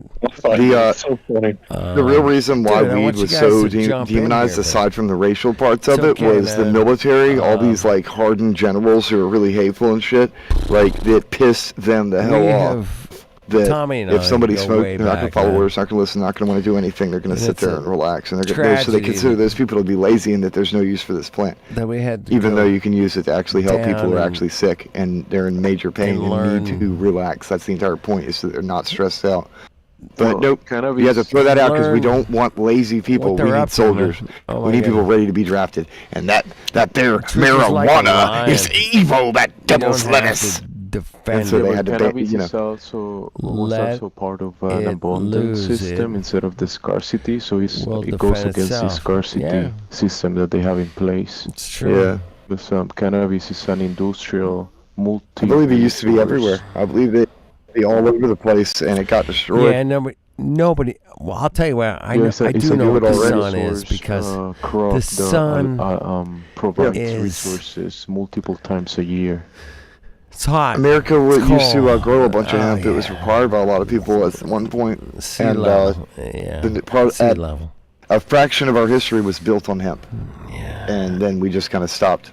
We stopped because the hemp, man. All of them white ladies was hanging out with all of the other colored folks. And they couldn't have that.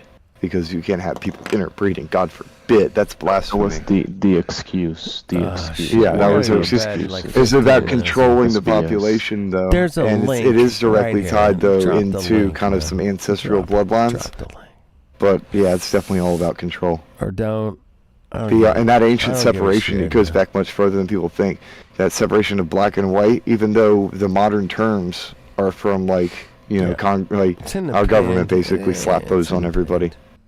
But the idea of it goes all the way back to ancient Rome, like dividing people up based off of just how they look. Hey, Tommy, man, I want to shout you out for your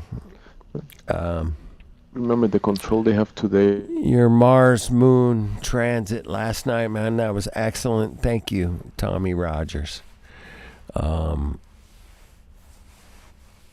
I couldn't do it, but Tommy did it, and thank you. Thank you, brother. I just never know what I'm going to do on Thursdays. I do try to bring a therapy session and say, hey, man, we got to deal with this shit, man. How are we going to deal with it? We deal it through music. We deal it through love, truth, honesty, legitimacy.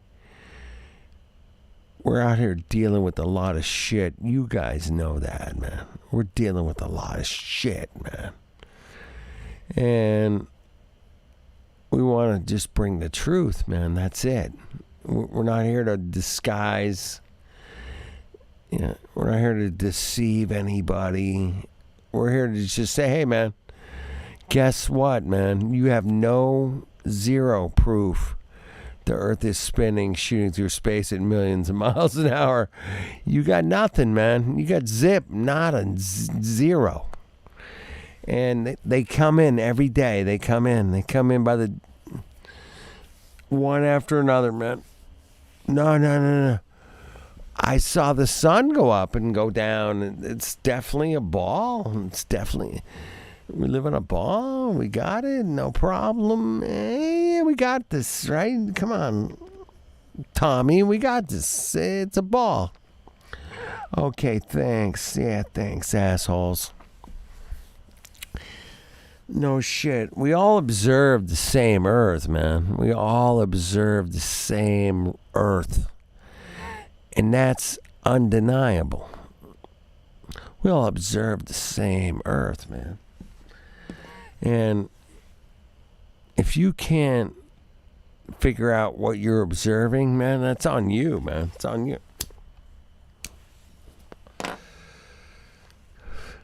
It's not my claim, man. It's not our claim.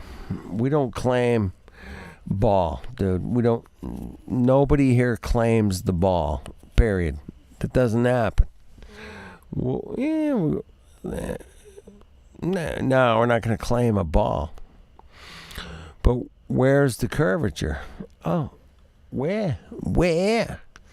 It's just not there, man. It doesn't happen, man. It doesn't happen.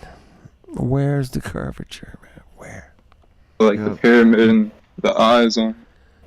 Mystery Babylon, Sodom, Egypt. Hey, man. Where we are. I got to ask you guys a quick question, man. No, if you only get one. Where's the curvature? Where? Wouldn't you like to know, Weather Boy? I want to know where the curvature is. Where? That's it. That's all I'm asking. I'm quoting something I'm quoting something that's on the soundboard when I said, "Wouldn't you like it?" There's this little kid who back talks. This guy's like, "Hey, do you know where to get the best fireworks?" And the kid's just like, "Wouldn't you like to know, Weather Boy?" And it just kind of walks off. The curvature is at the ice wall. It's at the Let's where? change the question. It's at the where? It's at the ice wall. The ice wall has the curvature. Of course, that's the only place that Those elite are hoarding it over there at the wall. Where That's what is they're hoarding the it. curvature? They won't let none of us have it. Matthew's gonna be like, I'm out of here. You guys are being ridiculously funny. How dare you? No, my sarcasm switch is stuck on right now. Ancient Rome. There's no such thing as separation of church and state, and there never has been it throughout any culture ever, and our culture is no different. It's the same exact thing. Nothing new under the sun. Back in carry on that family tradition. Dude, that's what makes it worse is every president's related. And I'm going to be quiet for a second, but every president's related. Look it up. What happened to Jesus when he said, give to Caesar what is Caesar and give to God what is God? Is that not separation of churches? I think that would... I believe that was like, okay, this petty little human has his face and scribbled all over these little coins and he thinks they're his. Render to Caesar's what is Caesar's. If he thinks it's his, give it to him. He already knew. His coin. I'll explain why. Because the wealth of it means coin. nothing. The wealth itself is meaningless. And also Jesus isn't that. That's not the same. Their religion was direct. Okay, let me go backwards. I'm rewinding. Hold on. It's not your fault. Okay, so Rome. The reason why there's no separation of church and state. I'm not talking about biblical principles because there still is no separation of church and state with our stuff. But we're in this world and not of it. So we're from a different kingdom anyway. But there's no separation of church and state here in the sense that even in ancient Rome, like the temple of Saturn was their IRS, their Internal Revenue Service, their freaking Federal Reserve, whatever. And there's these publicans, like not Republicans, those are the Riri ones, but the publicans, Jewish tax collectors, worked for this synagogue of Saturn, and pretty much abused people with money. They cared more about the money than the people. In fact, Jesus talked about it. They wouldn't lift a finger for the burdens that were upon people. They didn't care. Hey, man. They were very cold. Let me ask you real quick, man. Do you think that's happening now in this time right now, right? It never stopped. Never stopped, right? Why would it stop? It would never stop. Greed never stops, man. By the way, give me one reason why people are going to stop keeping traditions. Everybody keeps like Santa Claus Christmas traditions for no damn reason. Why do you put a tree in your house? Well, that's Nimrod's boner. Well, we know that, but you get what I'm saying. Like something that seems meaningless to people. Well, it doesn't mean that to me. I just want a tree so I can hang out with my family. But why do people do things that are? Why? Well, it's vanity. It's vanity. Yeah, Matthew, why? Why do you got a Christmas tree in your house right now? Ain't you ever read that? Screw you and your Christmas tree. Ego. Yeah, kick rocks, Matthew. It's tradition, man. Come on. You guys know that. It's tradition. There's a lot of weird. There's so much weirdness with that tree. Matthew's going to be like, oh, gotta get out of here. Don't want to get sniped. That's a weird tree, man. No, I was listening to some of you cats. There's it's not the only one though. All of the holidays are weird. Like if you look at the history of all of them, it's so freaking weird. Yeah, all of them are like some kind of weird. The bunny rabbits have to do with just like the Easter has to do with fertility type stuff. So it's like literally screwing, and so do the eggs, and also the coloring of eggs. Back in my day, we only had one color. If you wanted to color your eggs, you had to dip it in baby's blood. I've heard that. That's exactly what happened. That's kosher. That's kosher, man. It's kosher. Kosher. Hey, sacrifices must be made if you want to get a good harvest, man. You know how it is. That's what our parents did. That's what we got to do. Damn. The cat was sacrificed. These traditions are vanity. There's no reason for them. Let's get back onto the shape of what we live on. Can we do that? I mean, if it doesn't have a tail, it's not a monkey, even if it has a monkey kind of shape. If it doesn't have a tail, it's not a monkey. If it doesn't have a tail, it's an ape. The shape of my heart? So I guess the Earth is an ape, I guess. No, wait a minute. It's a VeggieTales song, and it says if it doesn't have a tail, it's not a monkey, even if it has a monkey kind of shape. If it doesn't have a tail, it's not a monkey. Oh. I guess it's not a monkey. It's an ape, basically saying that anything that doesn't have a tail is an ape. Right. So I said that the Earth was an ape since it doesn't have a tail. So. I'm just VeggieTale logic, man. Well, I'm joking. I'm kidding. I'm trying to lighten the mood. I know you're kidding. But I want to expand on your kidding because VeggieTales is a Disney kind of psychological brainwashing kind of thing, just like Teletubbies. Have you guys ever seen Teletubbies? Oh, Lord. Oh, my God, dude. The first time I saw it, I go, there is definitely something wrong with this kind of nightmare, bro. My bro's kid was watching this shit, and I'm like, You have to stop. The first thing that comes to mind right now, man, is like when one of them was getting some head from the machine in there or something. Like he was messing around with that thing. It kind of, blocked where it needed to go, I guess. Wicked, weird stuff, man. Teletubbies was like an eye opener for me, man. It was one of those Tinky Winky with his Stinky Winky walking around with his purse and stuff. Shit, man. Fuck off. It was ridiculous, man. I'm like, this is weird. Not it's right, so man. weird. This is not right. There's something wrong here. And I knew, and it's way worse now, man. I mean, my goodness, man. Teletubbies looks like, child's toys compared to the shit they're putting out now on TikTok and fucking every place else on YouTube. And yeah, fuck. I may be wrong about which one had a post or something. I don't know, but I don't care to look it up either. Me either. I don't care. I don't need to. I don't need to look that up. I just know it was ridiculously out of the little baby floating in the sky, like laughing at you. Come on, a little sun baby. But yeah, sun baby. Yeah, I think you brought it up with the. I brought up Teletubbies. You brought up the. What was the other one? Yeah.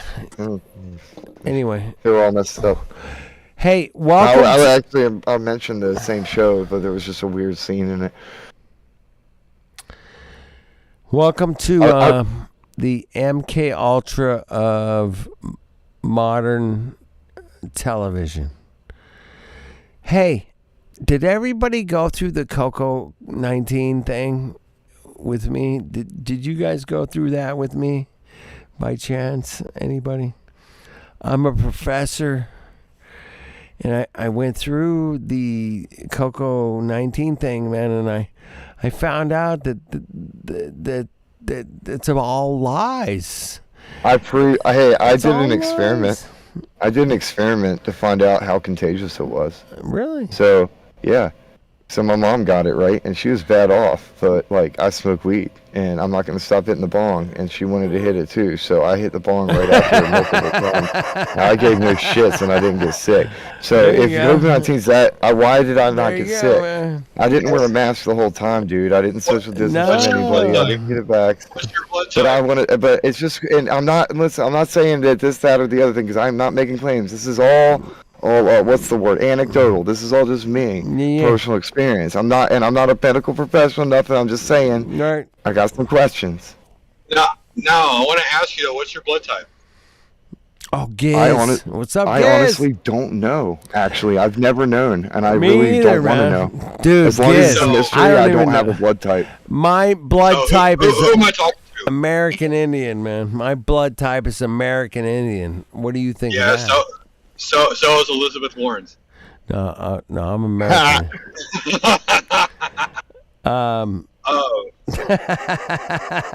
What makes the red man red? I'm red, baby.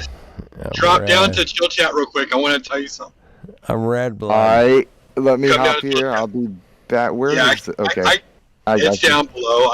I can't say it here. All right. Bro, speaking of the cocoa and shit. Yeah. I know somebody, and he goes live sometimes. Like, I don't even know where his channel is anymore. I think it got deleted, but yeah, it happens. Yeah. He said he was saying his friend got the cocoa punch. Got the cocoa punch. Got the cocoa punch. And he bought, like, the dude that he invited his friend over, he bought one of those things that pick up, like, the radiation and shit in the air, and you can scan someone's, like, body and shit.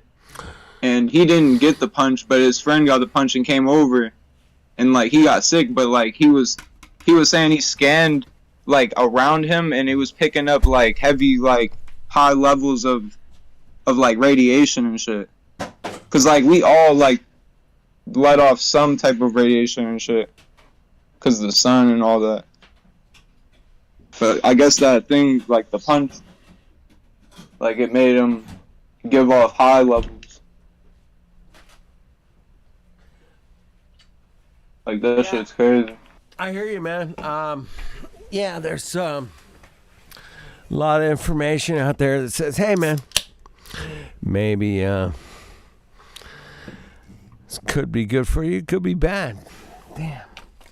Ain't that actually so? admitting now that Hey, they were wrong about the I whole thing. think- They're actually everything is being admitted. Like they're actually saying that they're being wrong about so many of the things they claimed. Yeah. They even didn't the even. thing, even the thing that we're putting in people's noses, they're saying it was Yeah. releasing a chemical that it was causing damages to people and stuff. So yeah. That's bad too. They're damn near pushing it up your nose. That's like where your nose is connected to your brain. So. Hey, last time I checked, can you check the inside of my brain for? That'd be cool. I'm down with that, man. Why don't you go ahead and just stick that thing up there in my brain? Okay. I'm good. Yeah, thanks. I'm good. Dude, I've never let anybody gonna stick something up into my brain, man. Unless I'm completely, incapacitated. It's not gonna happen. I'm like, no. They're saying that the thingy that you put in your that you could go to the store and buy and check if you have the cocos. They saying if you don't use it correctly, it might release sodium some type of chemical that is in it that it could cause a lot of problems. Those mongos. But it's your fault because you're not using it correctly. Oh shit! Hey, if I was a diabolical cuck, I would say, hey man, yeah, let's tell him that, man. If you don't use this correctly, that means you have the cocoa, okay? And you're contagious, okay? Yeah, and you can spread this to all kinds of people, man. If you're not careful, yeah, okay. Why wouldn't I tell him that? That would be the perfect cover. Perfect cover. But if you don't get the Cocoa Pokes and the Cocoa Puffs, you are an evil person, man. You are evil if you don't get the Cocoa Puffs. Ugh, how dare you? And they said, like if you remember, it was for one of the cocoa types. They said they didn't even test it on humans. They just tested it on rats, and they released it before they tested it on humans. Like somehow they legally got it released, but like they probably tested it eventually, like now. But like they released it with only testing it on rats. Like that's crazy. Hey, they tested it on animals for like 12 seconds, and they said nope. They all died. Well, we can't do that. We can't do that. That's a problem. So let's stop that. Let's stop testing it on animals because they all died. And then, that's not a problem. Okay, we're cool. Yeah, we got it. Yeah. Like, what was the point? What was the point, man? I mean, they all died anyway. Man, fuck it, yeah. Who gives a shit, yeah? Animals die. If you look up, like, most rats and mice are not even, like, natural to the planet. Like, they're, like, created in labs and shit for laboratory and testing purposes. Hey, what planet? And they just became, like, invasive species. Hey, like, there is some real rats and mice, like, natural, like, gophers and all that. What planet are you talking about? What planet are you talking about exactly?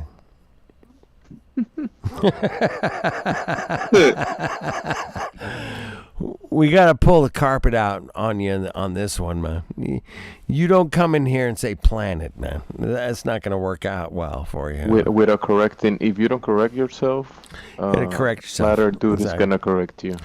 I'll correct you because I didn't even realize myself. I said it, but dude, yeah. I've corrected myself at least a dozen times in here and said, "Hey, my bad. I called it a planet."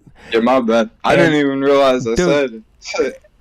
that's the thing, man. We don't realize it, and that's the kind of the point that Gemsy was making, man. It's like, you got to call yourself out when you fuck it up and say, call it a planet. But we all get it, man. We all been programmed. We've all been, MK Ultra'd, man. I get it. That's a problem. But when we don't get called out for it, that's a problem too, man. You got to call them out, man. You just gotta say, hey, I'll correct myself. I didn't realize I said it because I already know, like, planets are just stars, and like Earth isn't a star. So yeah. No, I'm just busting your balls, and Gemsy and I are busting your balls because we've all done it, man. Everybody in here has done it. I guarantee it. Even Gemsy and I, man, have done it. Like, oh shit. What the fuck, man? Where did that come from? We'll question ourselves and go, damn, why did I call it a planet? I don't get it, man. I'm a flat earther, man. Fuck. What the hell's wrong with me? No, the indoctrination is so deep, man. They start you when you're young, and they get you when you're young, and they... Shit, even on cartoons, that's all there is. It's planets like Looney Tunes, all. Yeah. It's like globe and shit and all. They get you when you're young, man, and it's in some kind of weird way, man. We have to acknowledge them for their manipulated ways, man. We would say, okay. Well, you manipulated us this way in cartoons and movies and for real, and that music. That one movie, the one movie company is called DreamWorks, and it has like the Earth as a globe and shit in the beginning, like the Shrek in the beginning of Shrek. Yeah, shit like that, man. And they call it DreamWorks. But they've been doing that shit, for 100 years, man, minimum. At least visually on television, video, film. Yeah, television is tell lies vision. Tell lies to the vision. Tell basically. The lies to the vision. Tell the lies to the programming. Vision. Yeah. So they rolled out this thing called television, and boy, what a tool that was for manipulating everybody's mind. Oh my God, that's a great invention. I'm a diabolical cock that wants to control the world. Well, television, oh shit, I'd have been all over that shit, man. I would have been like, we can make a lot of money with this. This is good. This is good. We can train people and make money. Oh, okay. Let's do that, man. Yeah, I'm a diabolical cock. Well, yeah, of course. Yeah, of course. Yeah. Why are you doing that? Why are you a diabolical cock, bro? Don't be that. Well, I invented television advertising and manipulation of the mind media through visual stimulation. That's all I'm saying. Were you sitting in Discord if you did that? If you invented television, it should be like in a private island or something. So, if I think I prefaces the fact that I said if I was a diabolical cuck, I would say, hey man, let's take this television thing and manipulate everybody's minds. That they live on a spinning globe, and yes, of course, they spinning globe. Gravity, man, it's gravity. Hey, back in 100 years ago, they had one of the, I don't know, 20th Century Fox or one of those big movie producing companies said, hey man, we're on a globe, dude. And this was back in the 20s.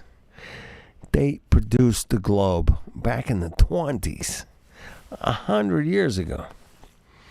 I thought that was interesting. I thought it was, hey man, we got this globe back in Oh, it's a globe from 1492. Yeah, it's a globe. It's a globe. It's a globe.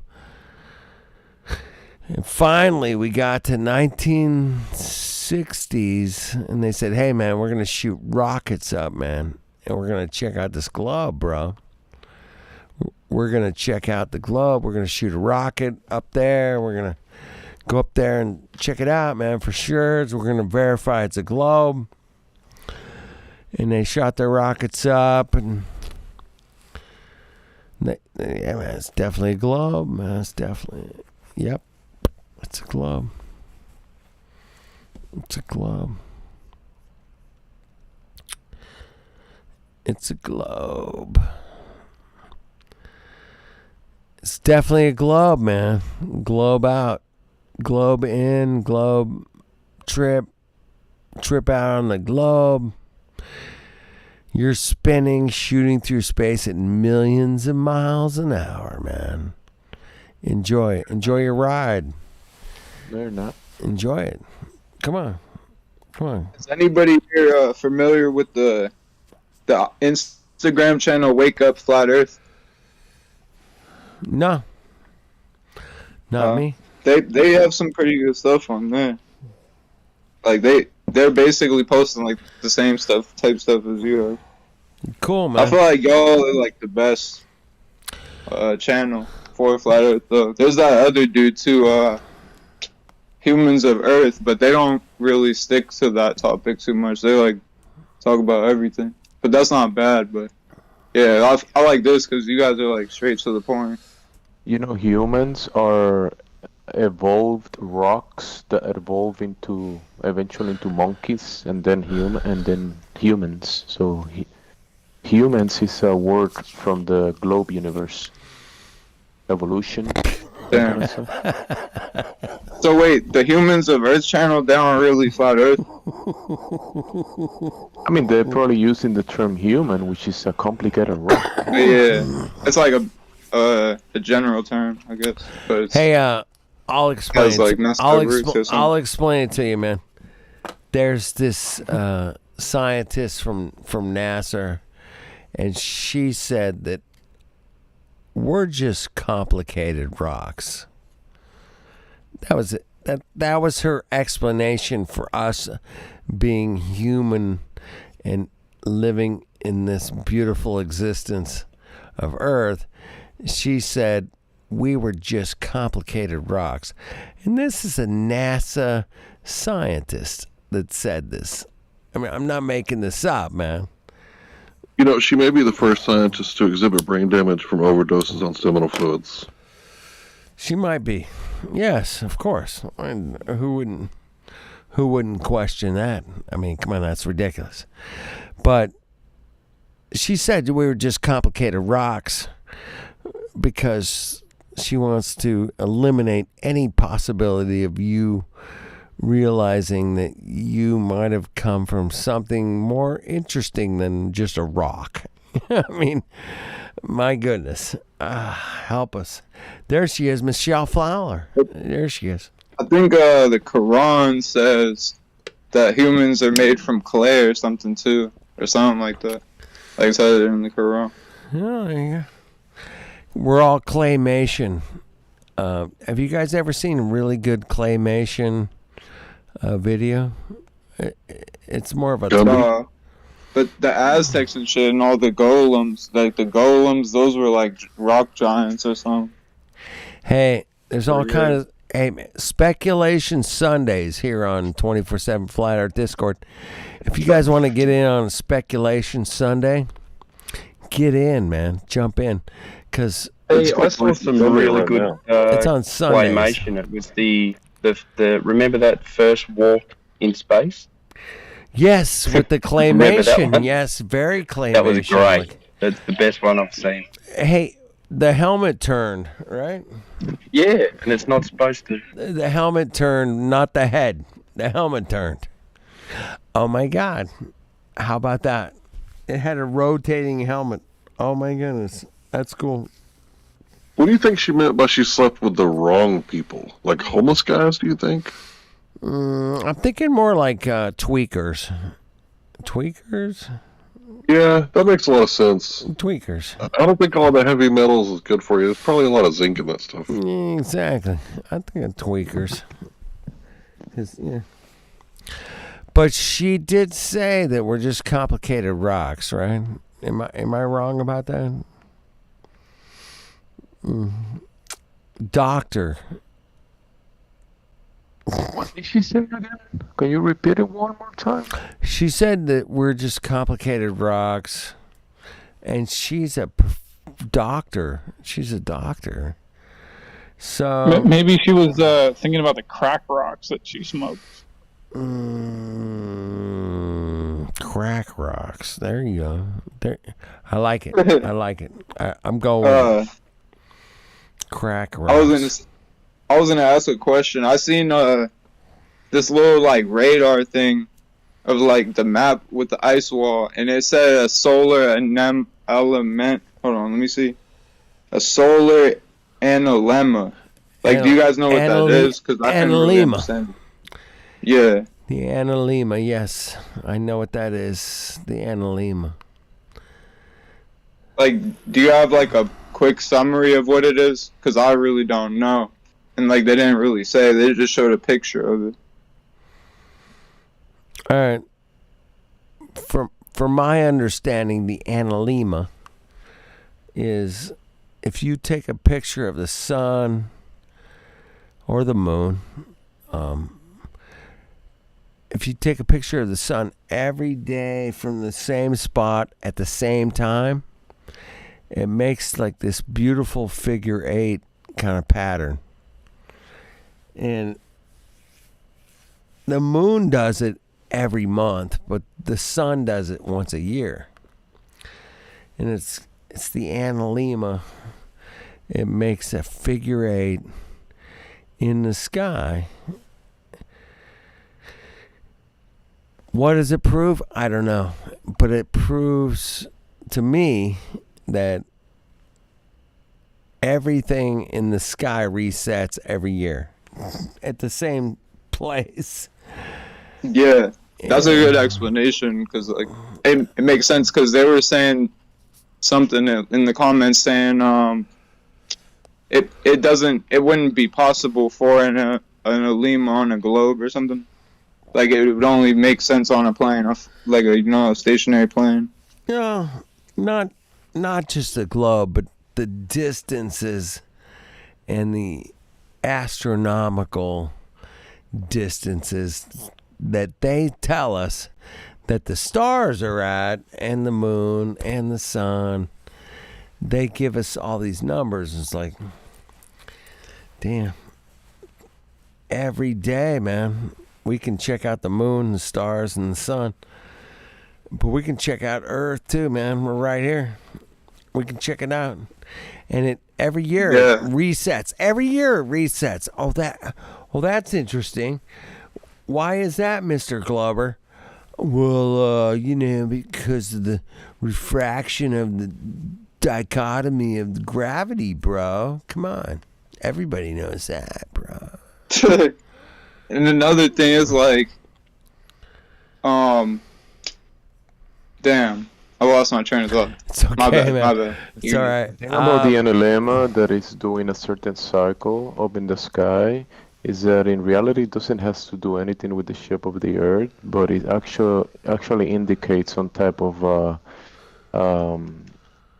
design or cycles that are cycles present in that kind of way. So it points out that there is some type of cyclical event that for me shows a design of the way it does it. So it doesn't show an accident like the globe presents, that everything is kind of like, you live in this globe going through space. And how do we have all these complicated designs happening in the sky and these cycles repeating during the year? There's no coincidence. Yeah. I was gonna say, I remember now. Like, okay, so if you're driving on the road and you got 5G, you're driving and you get like to the country, the receptions and it start like dropping to like sometimes it might say nothing. And 5G is like supposed to be like pretty strong. So if you think of that, how the hell? And they say Mars and shit is like millions and millions of miles away. Yep. Like, how are they getting the connection, the Wi-Fi, to stream the shit and bring it back here? Like, that doesn't even make any sense if we can't, go a couple miles without losing reception. Wow. Like, obviously, they probably got some shit that's a little bit stronger. It's called very good engineering. So back millions in and millions of miles away. I don't know. Hey, let me tell you, Oh no, man. you do know. You know it's bullshit. Back in Yeah, that's what I'm saying. Hey, back in 1969, the president of the United States of America called the moon, man, on a green telephone. Supposedly Neil Armstrong did Yes. Holy Communion on the moon or something like that. That's what they said. Yeah, he might have. Well, it's actually quite appropriate if you think about it. I mean, didn't the Catholic Church bring us the heliocentric model? 500 years later, they're faking the moon landing. He's taking communion on the moon landing set. How dare you? The Vatican is very aware of little G gods, big G God, big G, and little G, big spiritualism G. in general. Yet they'll come up with an atheistic view of the universe. It's like, Shout out to Big G, man, Big G. I saw a video of this dude and he was jumping around in a room. I don't know where the video is anymore, but he was jumping around in a room, and it was something that like made the same effect as the moon gravity. Like when he jumped, it made the moon gravity supposedly, like how the gravity looked on the moon. I was thinking like, damn, they probably got something like this. Cause like if you look at the moon videos and shit from like the 70s or the 60s, whatever it was, you can see the cables. Like you can see like cables attached to them. Like when they jump, like if you look, it's like certain split seconds you can see a cable. And like, yep. Yeah, I've watched people turn up the opacity and the contrast and all that, and they could actually like find the cable. So, yeah. Hey, they're probably attached to like some bungee cords or something. Hey, guess what, man? The moon landings were totally a Hollywood fake production. Yeah, bro. Okay? Like the moon, from my Come on. understanding, is the moon is plasma or something. Like it's not. It may look like a rock, but it's not a rock. Like, because you can see a star through the moon sometimes. Not a That's why rock, they put baby. that star. Not a rock. That Islamic people, like, they use them flags and put that star in the moon. Like some people have it a little bit outside of the moon, but then other people, like, it's like right in the middle. And like, Looking at I've seen that star in the moon Think before. about an image of something on a screen. Think about a plasma TV that you see images of real things, right? And the TV is a solid object, but the image that you're looking at, it's not the object, right? You're looking like an image of something. Projection. Yeah, in my opinion, we're looking at something similar to that. It's an image of maybe one of the layers, maybe the ground or heaven or the sky, one of the layers. Just like the wandering stars, we're looking at an image that is being illuminated, like maybe the gases or whatever. But yeah, we're looking at the images in the layers above, which function almost like lenses of some sort. So the moon could have its own light. It may or may not. But the it's moon and the definitely sun not are- something we can step on. The moon and the sun are effects. They have a source because all the luminaries cycle on reference to a middle point in the sky, which I will label as heaven or call it heaven. And so you see the sun, the moon, even the stars, and the wandering stars, the planets, and all the phenomena that we see, including sporadic meteors and even asteroids, what we label asteroids. All that stuff is still rotated in reference to a center point in the sky, which is no coincidence. It's no coincidence that that's happening. So I will say the source of that is most likely heaven. Yeah, cause like most religions, like even the Kabbalah and shit, it talks about 7 heavens. The Bible, it doesn't necessarily talk about 7 heavens, but it talks about more than one. Cause it said it was either Peter or Paul. It was one of them. They went up and seen the 3rd heaven. It said they went up to the 3rd heaven. It's in the Bible. So like that proves that like there's more than just there's like layers. Like the stars are probably the heavens. And then I seen something else. It said like it talks about the heavens of the heavens, or the heaven of heavens, like the highest. The heaven. What I'm saying, because I think you're in right. Like we are kind of saying the same thing, because there's layers, and then there is heaven, the center point where the luminaries are revolving around. Because they obviously revolving above our heads, but there is a center point in the sky. And yeah, the layers above, and then the heaven of heavens, like you're saying. Far out, man. The sun, the moon, and the wandering stars, the planets. The planets are always in reference to the sun and the moon, and kind of transiting between the sun and the moon, and the sky between those two. Then the sun and the moon are cycling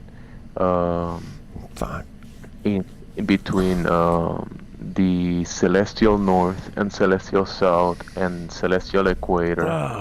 Then all of the stars are transiting around the center point Polaris, and then the certain point celestial south, celestial north and celestial south. So all of that Walker, what's up, man? What's up? In kind of like in a cycle to a center point, which I will say again, heaven. Gazillions. Heaven of heavens. Like you were saying. Yeah. Keeps going. So I heard some people say that the North Pole, like, obviously it's in the middle of Earth, but like, is it the highest elevation? Because people said like in the North Pole you can see above, like you're above the clouds almost, like you're in the clouds. I'm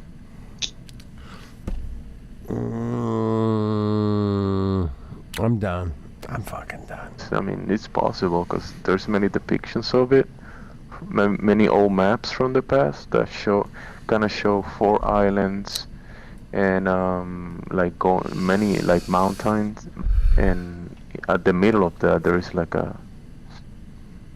some sort of other mountain, but it's possible that it's pretty high elevation. Yeah. Shit. That Aurora Borealis, that shit's crazy.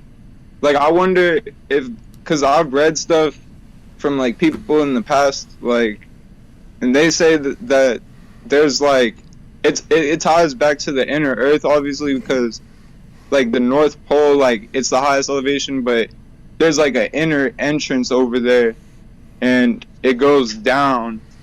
But basically, like it said, there's like lights, like rain. It's called like the Rainbow World or something. Like I'm not saying it's real, but that's what people in the past were talking about. Like it's a rainbow city, like, and that's where the Aurora Borealis lights come from. That's what people said back in the day. The Borealis, when I see photography of it, and many people in here live in areas that they can observe it, and it looks like some type of light effect or some type of excitement of the noble gases that is happening in a very high layer between heaven and earth. So in that center point between heaven and earth, this vortex of lights is happening like that, because you can actually look at the borealis sometimes, and it almost looks like a vortex, like a hurricane in the sky. Have you seen the hurricanes that looks like this thing that is going like some type of vortex? It almost looks like that sometimes, like a vortex going around and then spreading in the borealis like mantles. I've never seen a hurricane, but I've seen a tornado. Like I've seen hurricanes on TV, but not like in real life. Yeah, like they show on TV, right? You see the vortex. So some of the borealis imagery, it looks like some type of vortex like that. Yeah. But obviously not like the hurricane, but So does it look like it's coming from like the end, like somewhere from the inner Earth, or like on the Earth, or is it coming from above? I really don't know about that, but it does look like it's pretty high up. Like, yeah, it's happening in a medium between heaven and earth. It's not.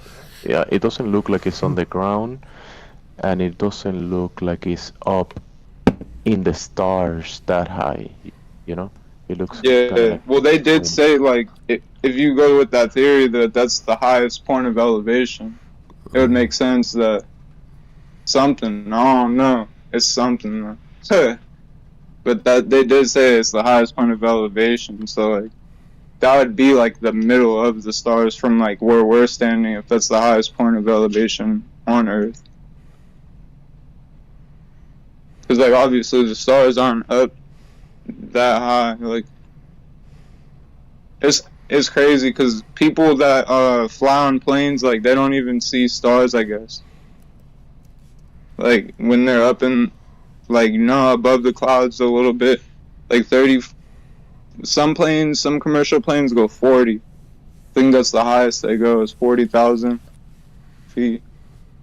But like, there's people that record the videos on TikTok and they'll be like, "Oh, there's no stars. Like, where are the stars?" And there's literally like no stars out there. I'm like, what the fuck? Like that shit's confusing. What are you guys' thoughts on like the gems and crystals being like fossilized tree sap? Every like in my opinion, the natural crystals, like certain ones are beneficial, but like if you like use like certain like fake crystals and shit and try to get the benefits, like it's hard to explain, because there is like people that sell real, like they'll sell it as a real emerald and it'll be like some other like just regular weird mineral, and it could like do harm, like it could have lead in it or anything. Yeah.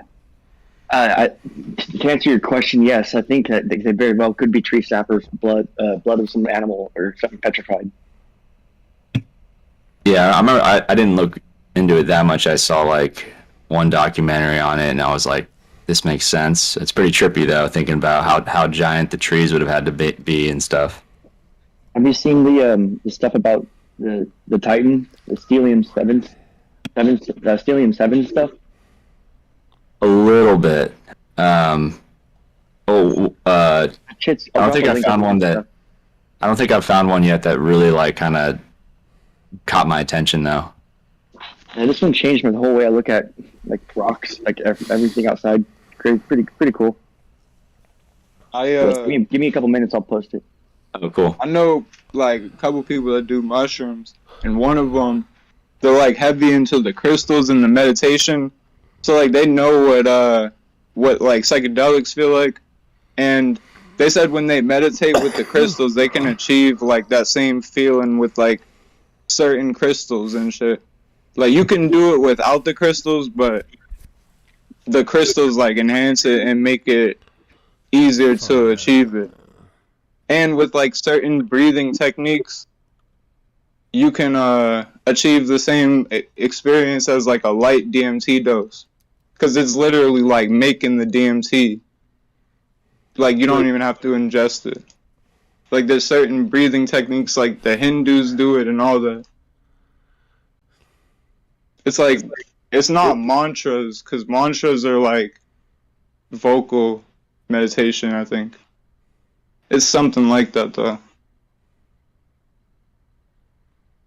Yeah, I think it might have like a very subtle like effect on frequencies. There could be something to it. I do like to definitely convert up my music to 432 hertz, even though I don't really know. Like I just decided to convert all my music a few years ago, and I didn't. It was like all of a sudden I just was like way more open-minded than I was like, it's just like a few months later, all of a sudden I'm just like questioning everything. I'm like, huh. And I can, I'd always tune my guitar to 432 hertz, but I don't really know the science behind it. I haven't found a really good documentary on how the frequencies really affect our brainwaves and stuff. Probably some interesting stuff we don't know about, or I don't know about. Do you know what the frontal cortex is? And like your pineal gland and all that? Yeah. Okay, so like recently it was in like the 90s. They made the standard frequency 440 hertz. And if you look up like what it does, like it creates like disharmony, disunity. It what else is it? It like raises your blood pressure and shit. Like there is certain other frequencies besides 440 that are bad, but 432 is good. That's what they were using like in the 80s and in the in the 70s and the 80s. Some of the 90s music was still 432. And like I use 432, but I use other ones too. Like I use 396, like 470, 528. You probably heard of 528. 639, 741, 852, and 963. But those aren't really. It's not really like 963. Like I'll do 432, but the 963. If I the whole song to 963, it's gonna sound like a straight meditation beat, and the drums are gonna be like all weird and shit. So the tuning, I use a tuning chart. It's basically I'll tune it to frequencies that mimic those frequencies. Like it's hard to explain. But like certain keys and shit with those, it'll make that frequency. Like I don't have to tune it exactly to 963. I'll put it on like negative 44 cents, and it'll like if I use the certain keys, it'll be on point, like as if it was on 963 hertz. But like that shit it's confusing, but I know there's some frequencies that aren't that like a lot of people on like YouTube or like their little frequency channels, they do a lot of frequencies that aren't even beneficial. Or at least that's what I've heard. I'm just surprised there's not like, well, there probably is like a really well done documentary that just goes into all of it. Because like we know, like it affects water. It obviously affects water patterns. We're made of water. Affects brainwave. Yeah, they were doing that with the 440 and the 432 or something. Or it was 440 and 528, I think. But yeah, I'm never using 440 again for real. I always tune my shit to sound or something. Yeah, and you just have to use it's really easy to convert all your music using Audacity. If you use FL Studio, you could do it too easily. It's just gonna be on the master pitch. Yeah, That's what you would change. I got FL Studio too because you could change the frequency. Yeah. It's the only one. Yeah, you can change it on a single pattern or the whole. You can change the whole song. But like, if you use stems and you try to put it on the master pitch, like it might not work for. It'll only work for the stuff that you made on FL. Yeah, I've also found is pretty trippy is like when you convert all your music and you make an effort not to listen to any 440 as much as possible. It's like my taste in music drastically changed.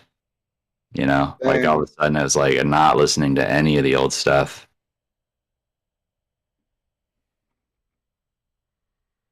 Oh yeah, thanks for the link. I want to check that out for the Giants. So, you were talking about the frequencies. What about the 432? What is the 432? It's allegedly the frequency of the Earth. Like, it's hard to explain, but it's supposedly the vibration of the Earth. So like all the instruments are like standardly tuned to 440 hertz. So if you have a tuner or a program that you can change the frequency, you take it down to 432, and then there's this whole idea of like that it's way better for your brain waves, and just yeah. But the story behind it is the all musical instruments were tuned to 432, and then the musical society changed it to 440 for some unknown reason. So yeah, it's looks like, right? You know about cymatics, obviously, Jamesy, yeah. Yeah. There's documents of them using 528 hertz to cure cancer patients. Like, you can even check it out. Like, yeah, well, if you go up, it's supposedly the miracle tone. Yeah, it's all to do with 3 6s and 9s. So if you go up in 9s, you get your tunes. All works. Yeah, I use 396 hertz, and then I use 639 and 963 also. Like, it's a whole chart. It actually makes a straight pattern because it goes from 174 to 963, but I don't use 174 and 274. But like, it goes 396, 417, 528. You see the pattern. 639. It's like it's a straight pattern. It's crazy. Yeah, Timbo, I don't know if you heard me earlier, but I was kind of wondering if there's like a really good documentary, a really good source on that specifically, because the videos I found, they're kind of okay or whatever, but they're not like in detailed. You know, I don't know if you know of any.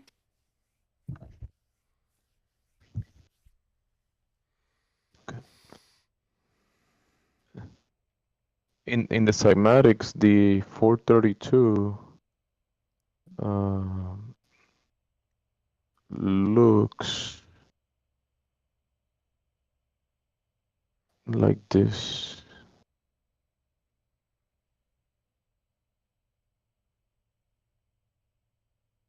Do you see it? Yeah, I'm not sure about the any documentaries, but it's interesting if you look at church fronts as well. They all have the same cymatic pattern as all of those tones that you're talking about.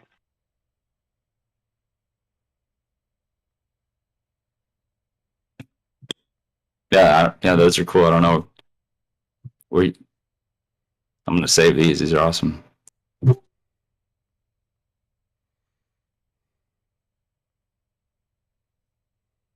James has got everything. Yeah, that's what I'm learning. When he speaks, I listen and.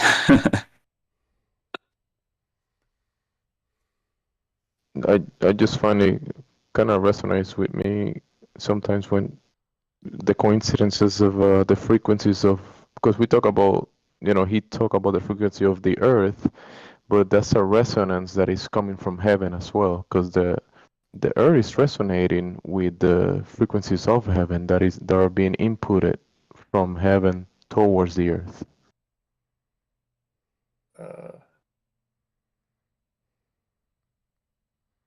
Which is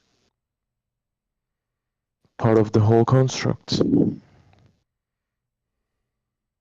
It's like the sky singing all of the songs, all of the frequencies, all of the tones, all at the same time, but there is a pattern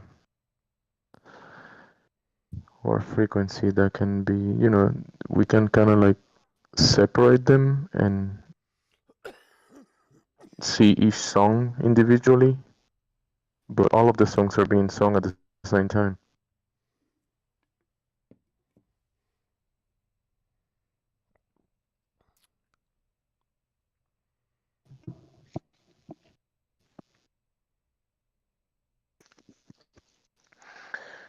People say that each, the sun, the moon, each of the planets, and the other stars, they all sing in their own songs. The sun has a different tone than the moon, than the wandering stars, and the other stars. It's like an orchestra of tonalities playing at the same time.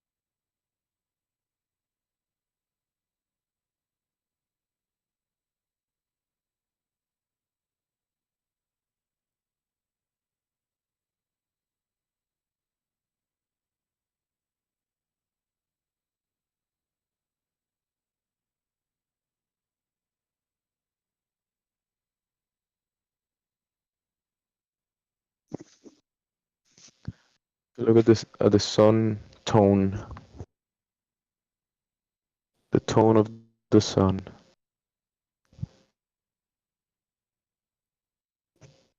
Yeah, that's another thing too. Speaking of tones and the sun and the moon, they give off frequencies too. I've never measured them, so I don't know what they are, but they definitely do give off frequencies. Like we just can't hear them, but we're definitely still receiving them.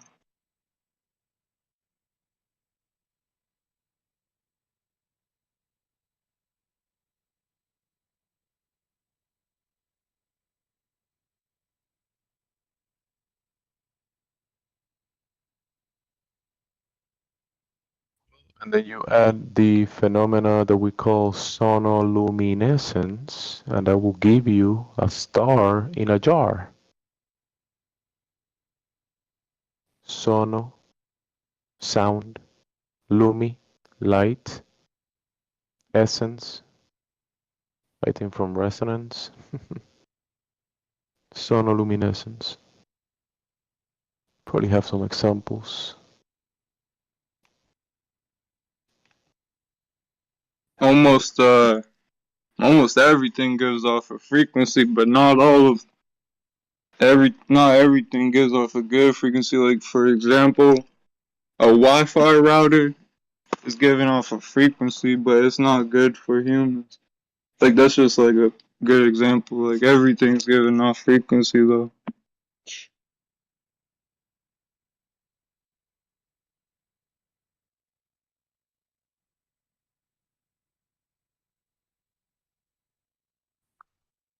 Like on your router, if you go into the settings, you can even change the frequency of it.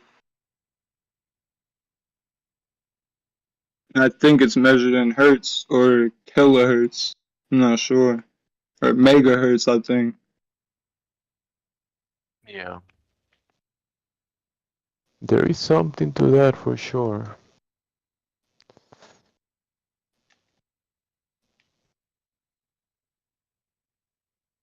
And then there's also gigahertz too, like the Wi-Fi's.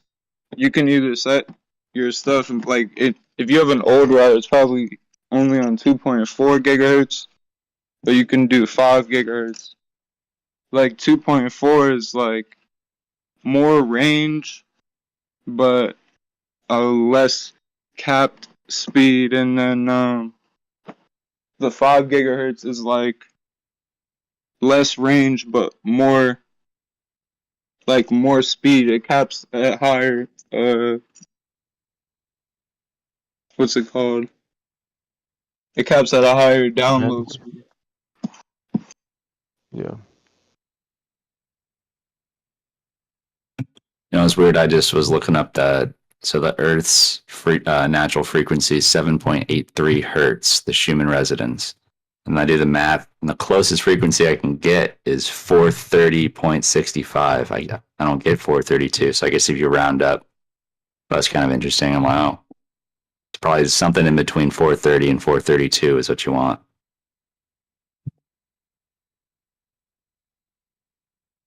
Interesting. Definitely do your own look into it, because you know, I find things in the internet and put them together, but I'm not an expert on any of these things. So if you work with the math and the frequencies, you might be able to figure something out.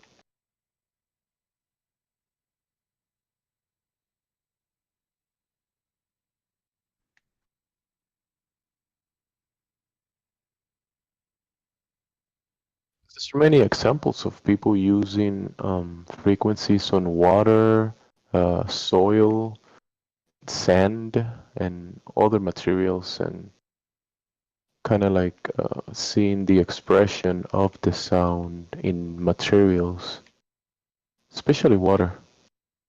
That's a common one that I've seen. But it's not just water. I've seen it on sand as well. Yeah, water is like the essential of life, for real. And there's all there's probably other factors of like intention, the thought, like even like our thoughts, the environment. Water could be a healer or a destroyer. It's like you could get poisoned water, or you can get water that's really healthy.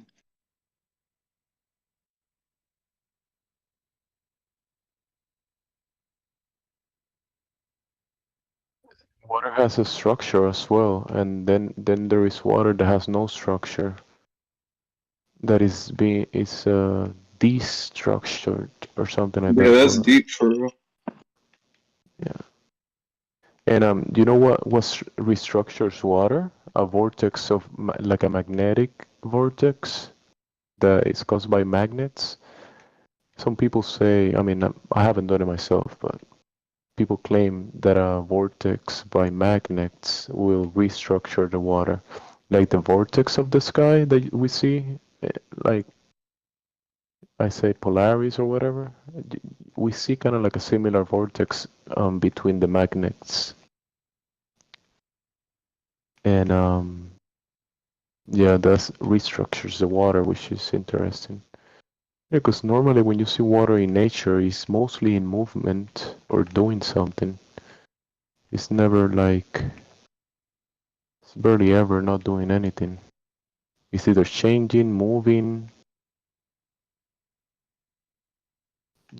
doing something in movement.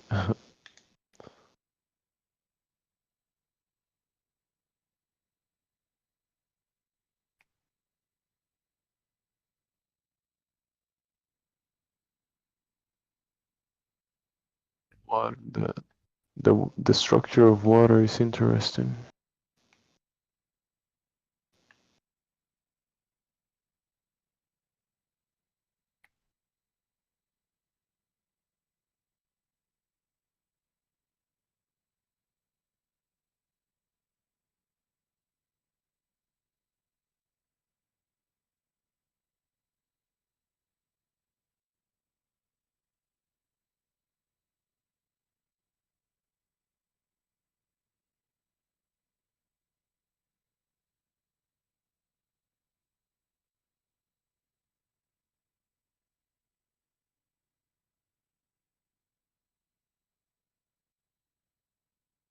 speaking of many types of water, like there's hard water. Like how is that even possible for?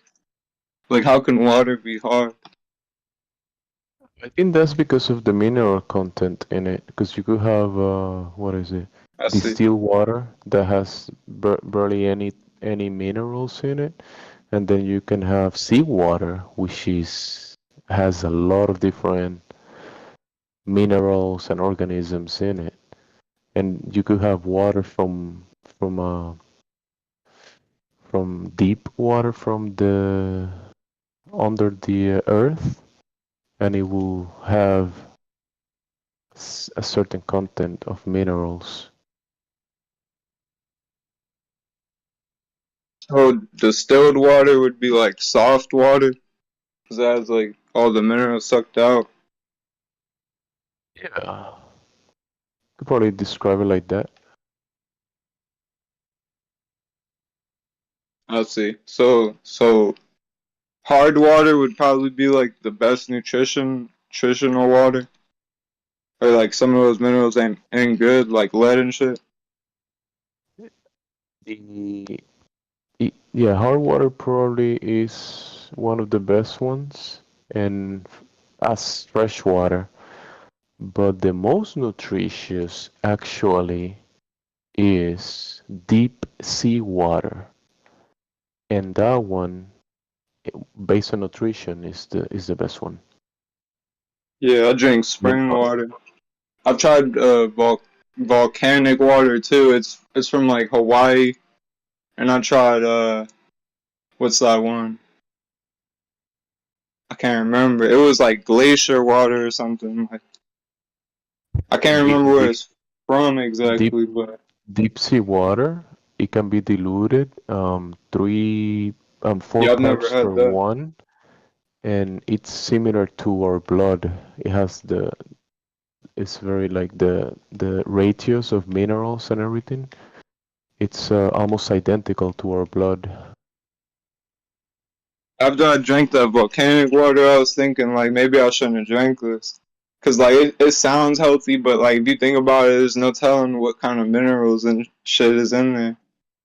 Like they claim like the FDA like that it has to be a certain like type of levels, but like that's volcanic water. That's a whole different story.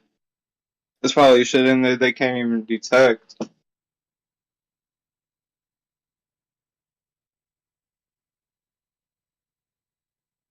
Volcanic water, yeah. I'm trying to remember what the name was. It's like Wakiwa or something. It's a Hawaiian.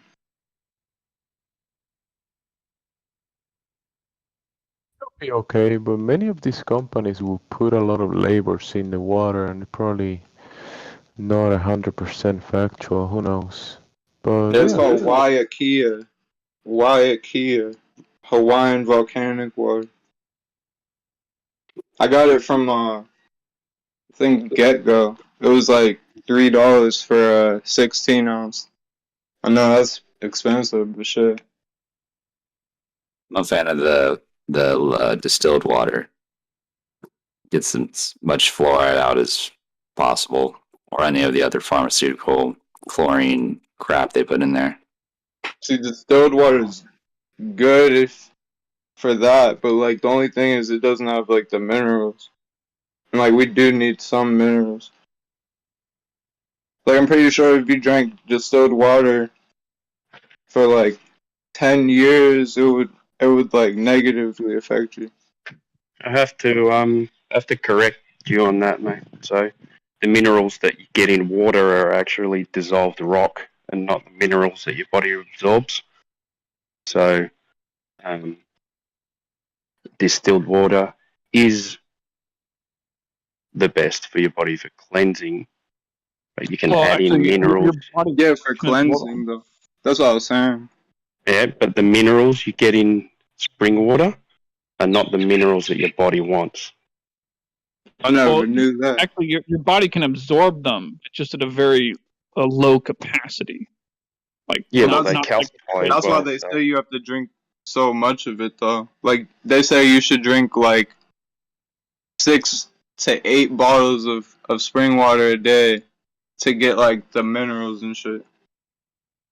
Have you ever read an ingredients of like some bread and read the reduced iron? You ever ask yourself what that is?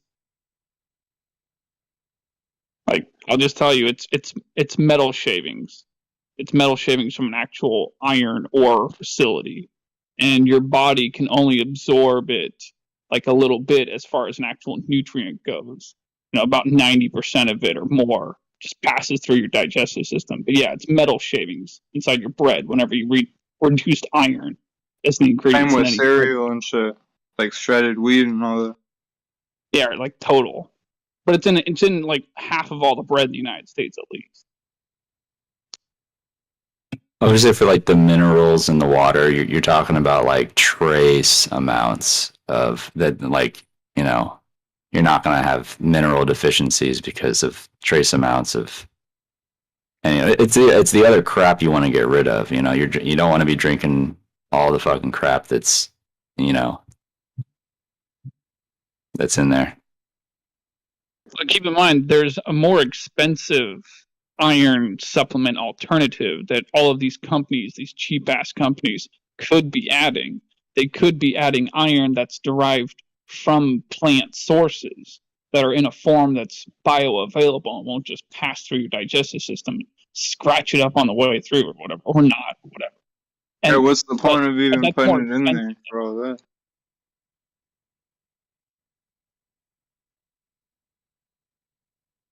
I'm just saying they're cheap. Like if you read the ingredients and it says reduced iron, that means it's cheap shit bread, not like real bread.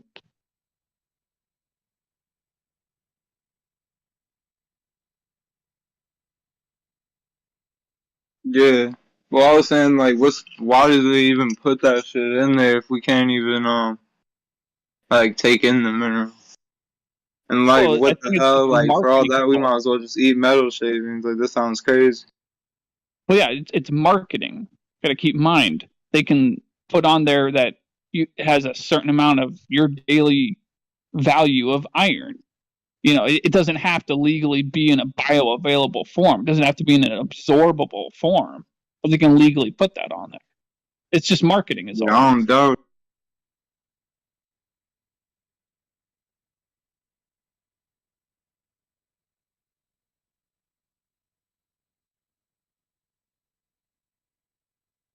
Was that one guy that ate an entire airplane worth of metal? You remember that?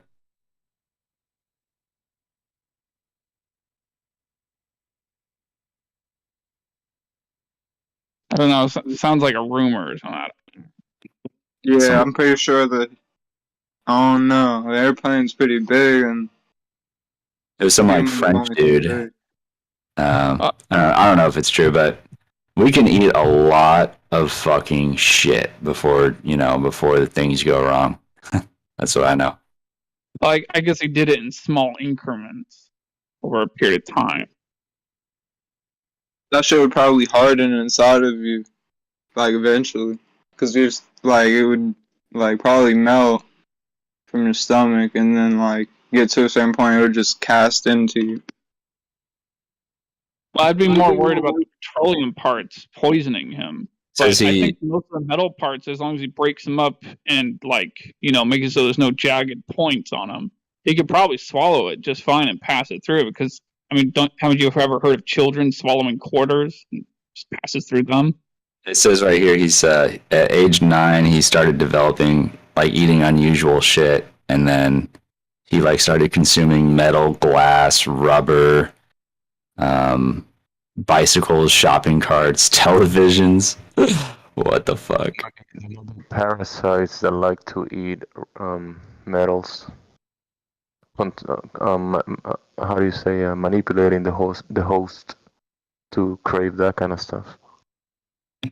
Yeah, you brought that the parasites up, I think yesterday or something, and I remember someone was telling me a study of like they took like a group of cats and they like fed one group of cats like the best fucking diet they could possibly feed them, and then they fed the other group like just crap, and it was like 40% of like the cats like developed like or like had all these like health issues and behavioral issues, and that they were like, and they're like lots of like homosexual tendencies, and then the group that was like eating really, really well, there was zero homosexual activity or any mental disorders and stuff like that. And I thought that was interesting because I kind of think that works for like pedophilia too. Oh yeah. I don't know. The even homosexuality has been cured by parasite cleansing. I'm totally on board. That makes a lot of sense to me because it really does. Is that why lions nowadays are like homosexuals? Because they feed them like fucked up shit. Because I guess like lions are like known for like homosexuality. I That's don't like, know about that, but that's what people say when like someone's a pedophile. They say like they're sick, and I think that that's literally true. They're literally sick, and I think sick people, when you're just literally full of shit because you're just eating shit, that you like invite parasites and shit to kind of live and like, just live inside of you, hang out, and then that makes you. Then that's where like some kind of satanic shit starts to happen if you don't do anything about it. also like the sexual promiscuity it compels hosts into homosexuality. Like when the desire is so like promiscuous, it kind of like these parasites have been kind of found, and I've heard using these studies that have been done on different animals that they see the parasites manipulating the host to do certain things that the host wouldn't do naturally or normally, just because the parasite is manipulating the host to do it. So yeah. And there is a cycle of certain parasites that have to do through the shit, through the excrement, and these men trying to penetrate each other through that area. It's just disgusting. But the parasite needs a cycle to reproduce. That's similar to how the cat has a parasite that manipulates the prey into liking the cat, into wanting to be near the cat. And then the cat will eat the prey with the parasite, and it continues the cycle of the parasite inside the cat. It's crazy how much parasites can influence someone's decisions. And how much diseases are how many diseases are actually vinculated with parasites inside the body, and how you cannot heal a bunch of infections and diseases without a parasite cleansing before trying to address the problem. You have to address the parasites first, and then the disease can be healed, or the body can actually heal. With the parasite inside the host, there will be no healing.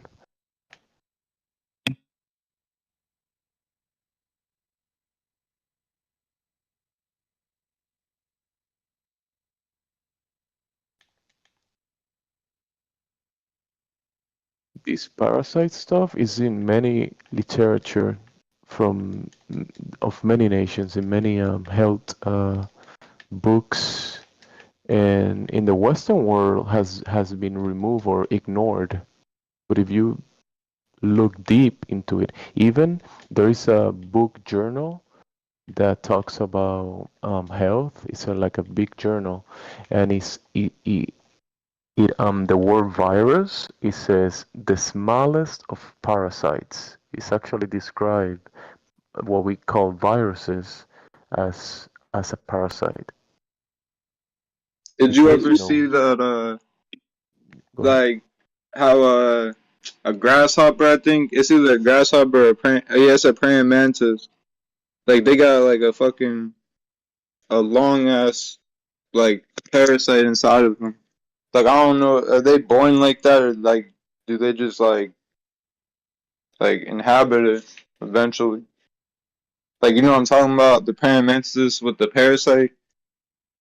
I think I've seen some videos about it. That shit's like an alien, bro. That shit's like 3 or 4 times the size of its body. It's also like how parasites react to moonlight, which is another theory of like why people go crazy during full moons. Is because the parasites are all active, which is pretty trippy. They get submerged. That's how they release the parasite, the paramantis. If they get submerged in water. Like you don't have to submerge the whole thing in it, just the back, like the butt, and then it's like they don't even do it. It's like the parasite's like, oh shit, I'm drowning, I gotta get out of here. Like that shit's crazy. Even cancer has been connected to parasites activity, diabetes, even fatigue, so many normal conditions that we normally people have, right? If you actually look at the root cause, it's a parasitic infection that is causing havoc in the host. Yeah, like irritable bowel syndrome and stuff like that as well. Yeah, you know how a lot can be explained by parasites. Yeah. A lot can be more than what yeah, a lot of things. Even the CV-19, when that thing started, many nations started using anti-parasitic medication to counteract it, and had a lot of It's success. a bit weird, isn't it? Well, they did say this is like different than all the other ones because it was created. You know what I'm saying?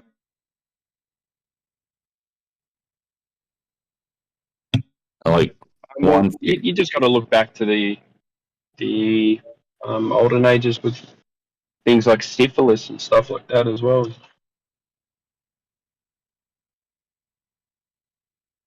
Even people that are not fertile have been vinculated to parasitic activity, women and men that have fertility issues.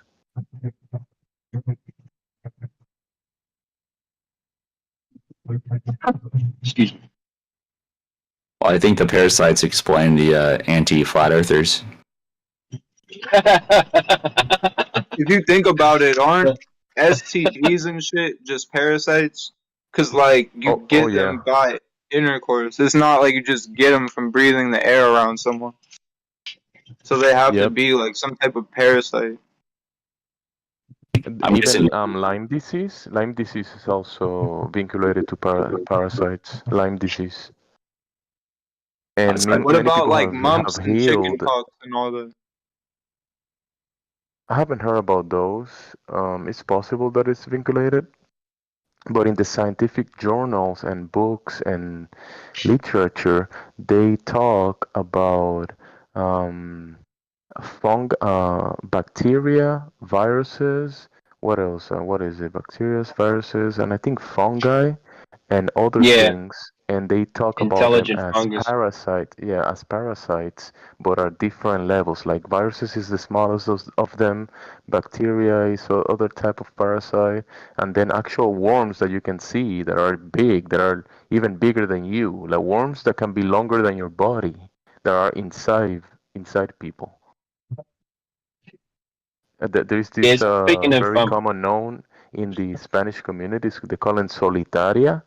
I don't know how to say it in English, but they dig it out of people's stomachs, and when they pull it out, it's like 6 feet long. And tapeworm, I think it is. Tapeworm.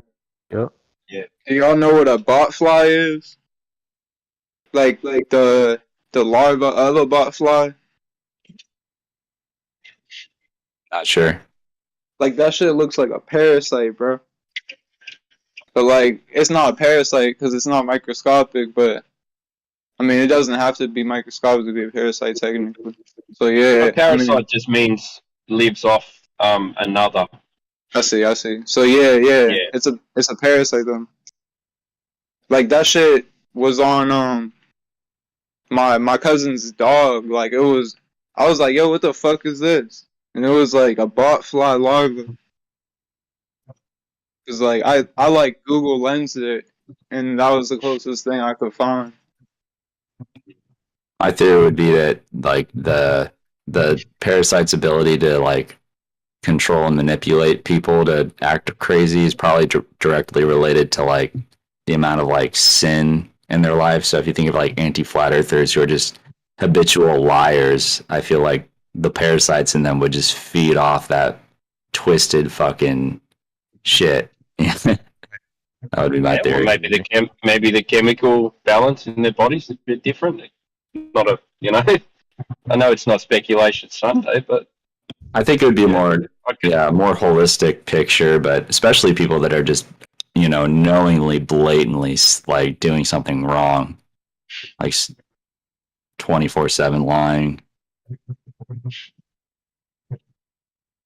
Back to that fungus as well. Like so the mycelium, they talk to each other like it becomes one kind of entity, I think. But there's one that gets into the brain of animals, and what it does is it climbs to the highest point of a tree, and then it's like it explodes or something like that, and all the spores from the fungus float out into the wind, and it spreads around.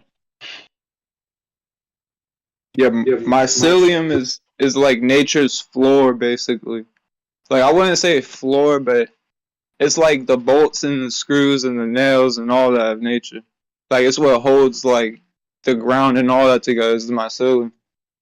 Like that's what psilocybin is bloomed from, is mycelium. Like that's how it spawns. Well, that's how you can grow it, is with the mycelium, is what I'm saying. I would say that'd be like using that in our soil for our outdoor grow plants for many years now. Yeah, mycelium is like nature's. It's like nature's roots, basically. Yeah, like take way big yields. I would say for like observing these parasites like do these crazy things to insects, it's like nature teaching us like if you ignore all the fucking inner demons that and allow that shit to fester, then this is what will happen.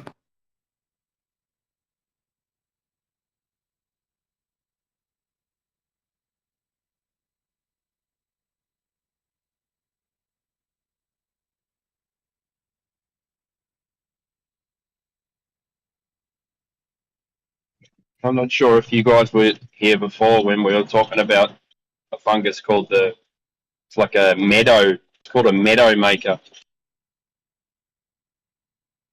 What it does is it goes into an area of forest and gets into the roots of all the trees and kills off the trees, and then the trees fall over and then they rot, and they don't grow out of this paddock, and it's like the mycelium makes a meadow to attract animals, and they get nutrition from the animal droppings. It's pretty amazing stuff. They create a whole ecosystem just to benefit themselves. Another thing that's crazy for us, do y'all know what the kill count is? Like the animal kill count every day? Like it's like 200 million animals like getting slaughtered every day, and that's just like the government's counting. Like there's probably people like on the side doing it here and there for their little, like I would say, like starter businesses. Like they're not like that up, so they're probably not getting counted. It's like 23 million cows every day getting slaughtered. That shit's crazy. Like how is that even? Like how do they even have enough to still have cows and keep going? Like if you think about it, how the hell ain't they extinct yet? Like people eat like meat like in the U.S. like 24/7. Like that's all they eat, really. Like most people. Yeah, I think it's like 70 billion land animals a year, and they just force breed them. That's why we keep on having more and more. It's force breed, supply demand. But like it takes like, doesn't it take like a month at least to get something to like even get a little meat off of it? Yeah, I think for factory farming, it's like the cows. I think they live for like 8-9 months, if I remember correctly, and because they grow them up all big and fat using like steroids and a whole bunch of crazy shit to make them grow fast, so they don't eat as much food and water and stuff. See, I worked at a chicken place, and like we would get the shipments in, and the bags, it would say like injected with sodium da da da, and then like some other shit, like every box, and we got it from different suppliers before, and it still said the same thing. Like, so basically, I heard someone say it on here the other day, like all chickens from the U.S. are injected with like some type of crazy sodium. I can't remember what it is. It's sodium something and then some other shit. But like, yeah. Like, Yeah, that's how they puff them up. If you don't inject them with that stuff, then they just look like frail, dead chickens, you know? Damn.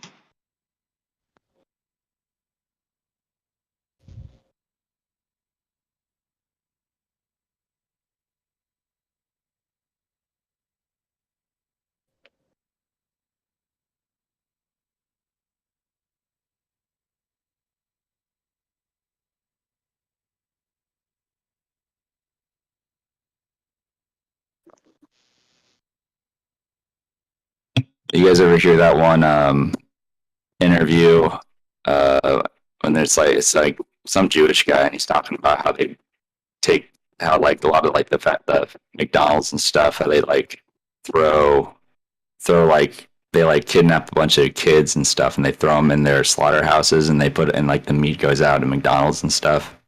Yeah, I've heard about it. I don't know if that shit's real, but I mean, shit, I wouldn't put it past them. Yeah, it's not too far out there. It's a dark one. They got one. Ronald McDonald the clown trying to act all scary and shit, trying to scare the kids. Like, I don't know, something ain't right for real.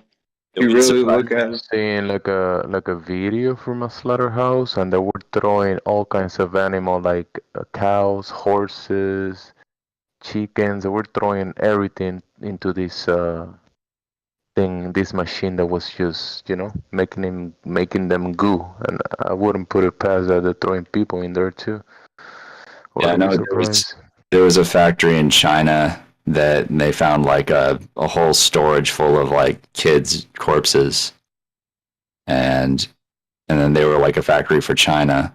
I mean, they were a factory for McDonald's, and then if you ever look into like this like the slaughterhouses, like there's no evil that's not possible in those places, you know. So it is a really dark one. It's been I think Flat Earth has helped me become plant-based, because now that I realize it's flat and there's a creator and he created this world for us, like the whole slaughterhouses and stuff is this wrong in my perception. What do you guys think? I'm with you, bro. I would agree, but you will find some that will be a debated topic in here though, is what I've found out. But it's not like bad or anything. But I'm on. Yeah, I've been plant-based for a long time. I would say fruitarian. I hate the word vegan, but yeah, that's why I say plant-based. I don't even eat most of the stuff labeled vegan, because like Israel they made a 3D printing meat company like 2019, and most of the vegan stuff comes from there. I can't remember what the place is called, but if you look up Israel 3D printing meat company, you'll find it instantly. So the stuff they're labeling vegan isn't even vegan, bro. It's sad. It's just poison. It's worse than the fucking shit that they're selling non-vegan. Yeah, you'd have to be careful because a lot of it is GMO soy and stuff. So yeah, you gotta be careful. But at the end of the day, I guess, forcing millions and millions of animals through slaughterhouses, I just feel like that's wrong. Yeah, I haven't eaten You meat can in still like buy 2 years, meat probably. that doesn't come from a factory farm. Like you can still find butcher shops that sell locally raised grass-fed beef, lamb, and goat. I'm sure if I can around in my city, multiple places, you probably can where you live in multiple places. But the idea is, if you don't need to eat meat to be healthy, why do it at all? I need to eat that's a separate question. I mean, that's a separate question within itself. Like, if you need to eat meat to be healthy, by all means do so. If you need to not eat meat to be healthy, then by all means do so. Yeah, you gotta think about it like this. Some people's genetics are probably like to where some people would have the tendency to eat it or feel like they have to, and others don't have to eat it because like their peoples probably were vegan. But like I feel like it's all a mind. Like it's in the genetics, but it's more of like you're I don't know how to explain it. Like not fiending for meat, but you want to eat meat because it's just in your blood. Like that's what every person in your generation was doing heavy. Hey, it might be parasites for both sides. Maybe you have plant parasites and the other guy has meat parasites. Yeah. I think that comes down to a claim. You're making a claim, I need to eat meat to survive or be healthy. And then the question arises, can you get that from a plant source? Whatever your I feel like anybody can survive without eating meat. For real, it's just like gonna be harder for some other people. But like anybody can really do it if they had to. Is what I'm saying. And that's it. Yeah, like we enjoy the taste. Yeah, that's definitely false. Absolutely false. Like my body with the medical problems I have, I would fall apart physically very quickly and I have tested this before many times. If I go very far eating very many things that aren't meat, like nah, dude, that is not true. There are some people out there that will have their bodies fall apart very quickly in a variety of ways, where they eat plant material mainly. So you think it was like the protein that you were lacking or something, or what? Well, it's not actually just a question of what nutrients I was lacking. It's more so that I can't really continuously eat large amounts of carbs. They erode the structural integrity of my ligaments that hold bone to bone. And so one of the problems. If I eat a lot of sugar, then eventually my bones and my wrists will simply fall out of place, and I won't be able to keep them back in place. So everything good gets taken over by some mainstream narrative. So like the vegan mainstream narrative and like the mainstream, they'll tell you to eat just eat all the grains you want. It is true. Like there are people that don't do well on grains, and so it's not always it's horrible for me. It can be so like I would never tell anyone to eat bread and beans and rice all day. I think it's and you should to me I believe we're fruitarian, so we should be eating as much raw fruit as possible. And then you get your carbs from fruit. You don't get your carbs from grains, and then you're gonna do way better. When I eat fruit, my sugar goes so high that I just can't metabolize the fructose for some reason. Does peanut butter have a lot of carbs? I know it has like 7 grams of protein per serving. I do okay with peanut butter. Not the best, but I do okay with peanut butter. Or like pasta? Do you like pasta? No, like pasta. That stuff's horrible for me. Yeah. No. Did you try like whole wheat or like hemp pasta? There's like different types. Wheat is horrible for me. I do okay with hemp seeds when I mix it with my raw eggs. and my raw liver. Yeah. Is whole grain different from wheat? Like because there's whole grain bread and then there's wheat bread. There's whole grain pasta and then there's wheat pasta. Like is it just like really high quality wheat or what? No, it's just all wheat. Like, no, Whenever all it's wheat. Yeah. I see. Yeah. Pasta, bread, chips. You really want to avoid all of that on no matter what diet you think you're eating, because that's just man-made processed bullshit. It's really not. It's nothing. There's nothing in it it's just hard to digest. Heavily processed, pretty much glue. It's gonna take forever to get through you, but it is tasty. It's got addictive shit in it. Well, the Italians would disagree with you. Italians, yeah, a lot of people will disagree. The Italians don't live very long. Average life expectancy is 62. But pasta is actually a Chinese thing, and the Italians integrated it in their culture, but it's not originally from Italy. I think pizza is originally from China, if I'm correct. Pizza's not. I think someone learned that in the internet, so I'm not sure. Go ahead. Pizza was invented during the Black Plague. And it was invented because with a lot of people dying, there were a lot of farms being left, like just abandoned because the people that lived there and tended to them were dead. And so there was for a period of time, I guess in certain areas of Europe, there was a large amount of extra food of varieties. And so basically the tradition formed where they just make a circle of bread and then just slice up random different things and throw it on it, because they'd normally have only 2 or 3 vegetables to choose from, but now they have 10 vegetables to choose from and all this meat or whatever. So they're that's how pizza was formed. Gemsy, I'd also say I used to struggle on fruit too. I could eat, if I ate an apple, I'd get a headache. It was really bad. And then after I got into fasting, and the more I cleaned up my diet, now I can eat as much fruit as I want. So I was literally just people just get so blocked up and with so much sludge that there's so much saturated fat and and diabetes are a huge link. So that's just something. I think I agree with you, because I grew up eating fruit. I grew up in the Caribbean. That we have fruits almost all year long. We have a lot of the good fruit is seasonal. It grows a certain time of the year.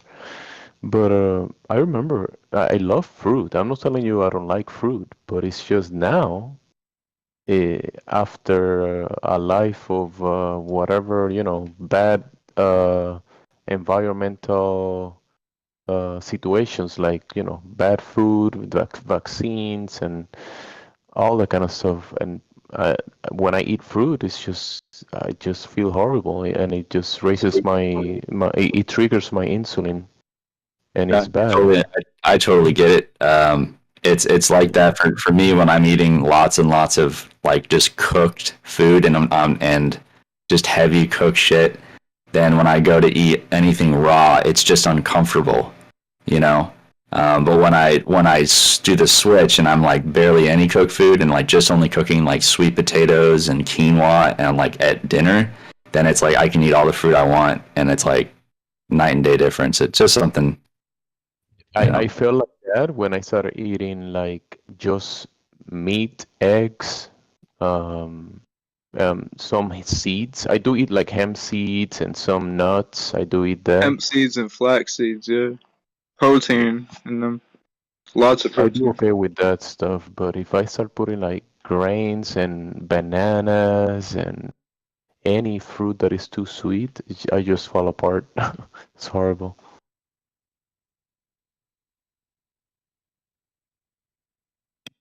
Yeah, it's definitely a controversial topic for sure. It's just it's almost as controversial as flat Earth.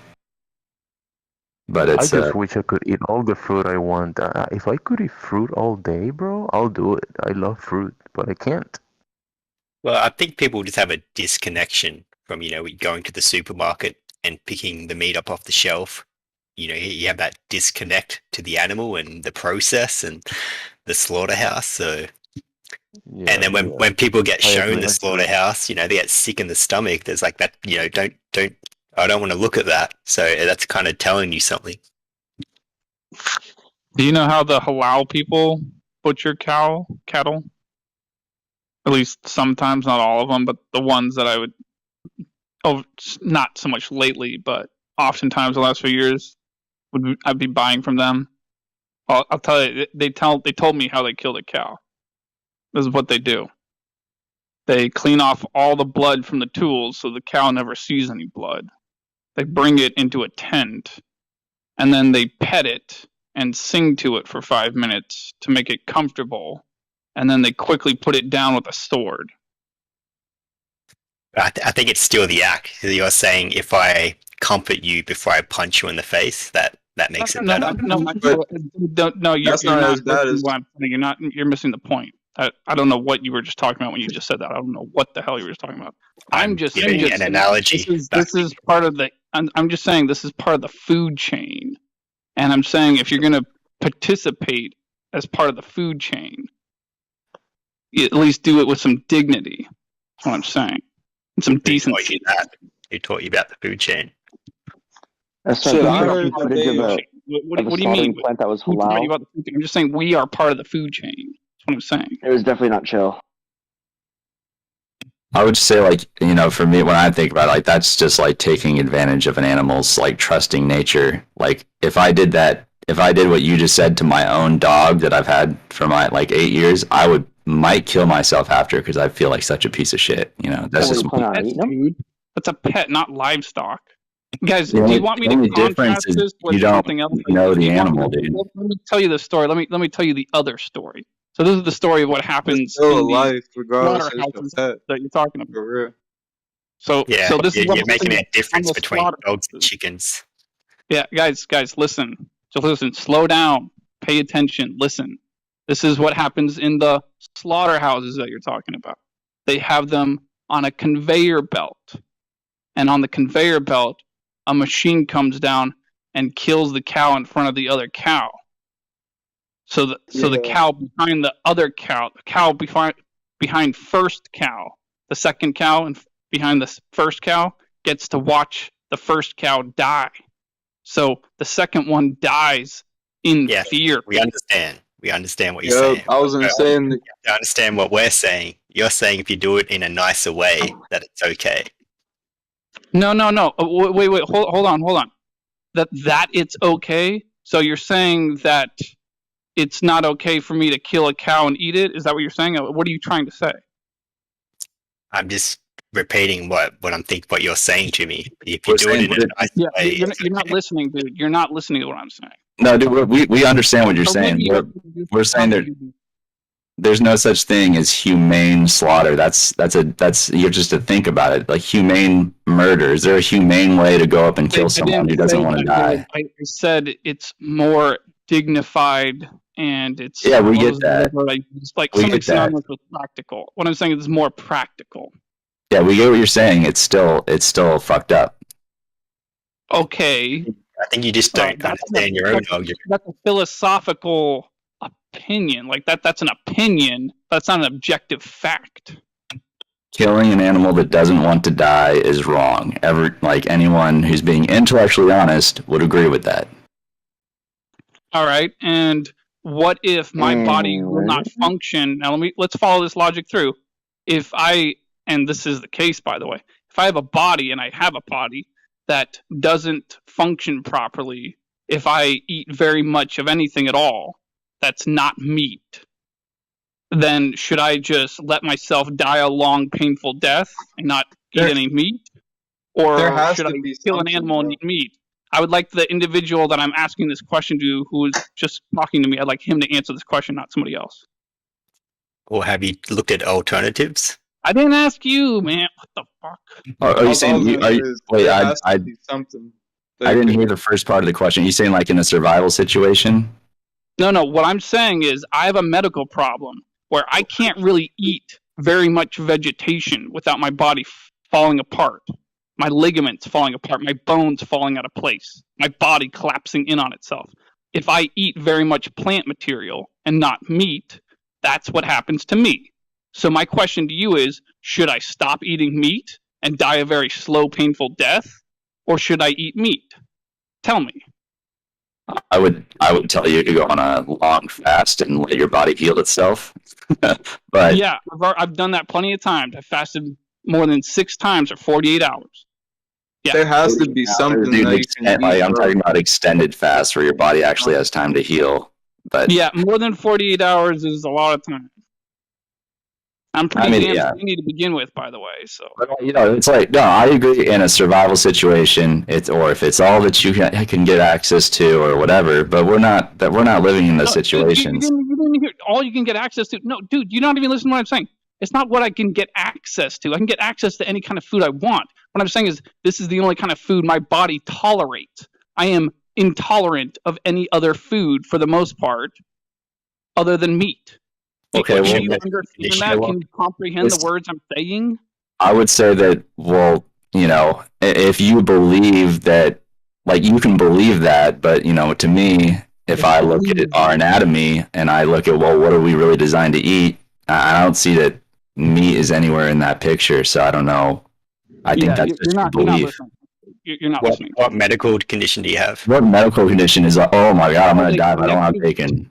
There has to be some category for it. It's so rare that it's actually been given a code, the particular type I have, but it falls under a category. The category is called connective tissue disorder. Mine involves ligaments, which hold bone to bone. Yeah, I just don't believe that that's not a thing, because, like, to me, like, my experience, I used to eat a lot of meat. I stopped eating meat, and I feel like I just have less brain fog. I'm healthier. I sleep better. Yeah, well, you have different DNA. Good for you, dude. I wish I had your freaking DNA. Not everyone's lucky like you. It's not easy to stop eating meat either. What is meat? It's just flesh. It's like you have an animal flesh deficiency. It's just protein, fat. What? No, dude. I'm just saying my body can't tolerate plant material. I don't know why you can't get that through your head. No, I understand that.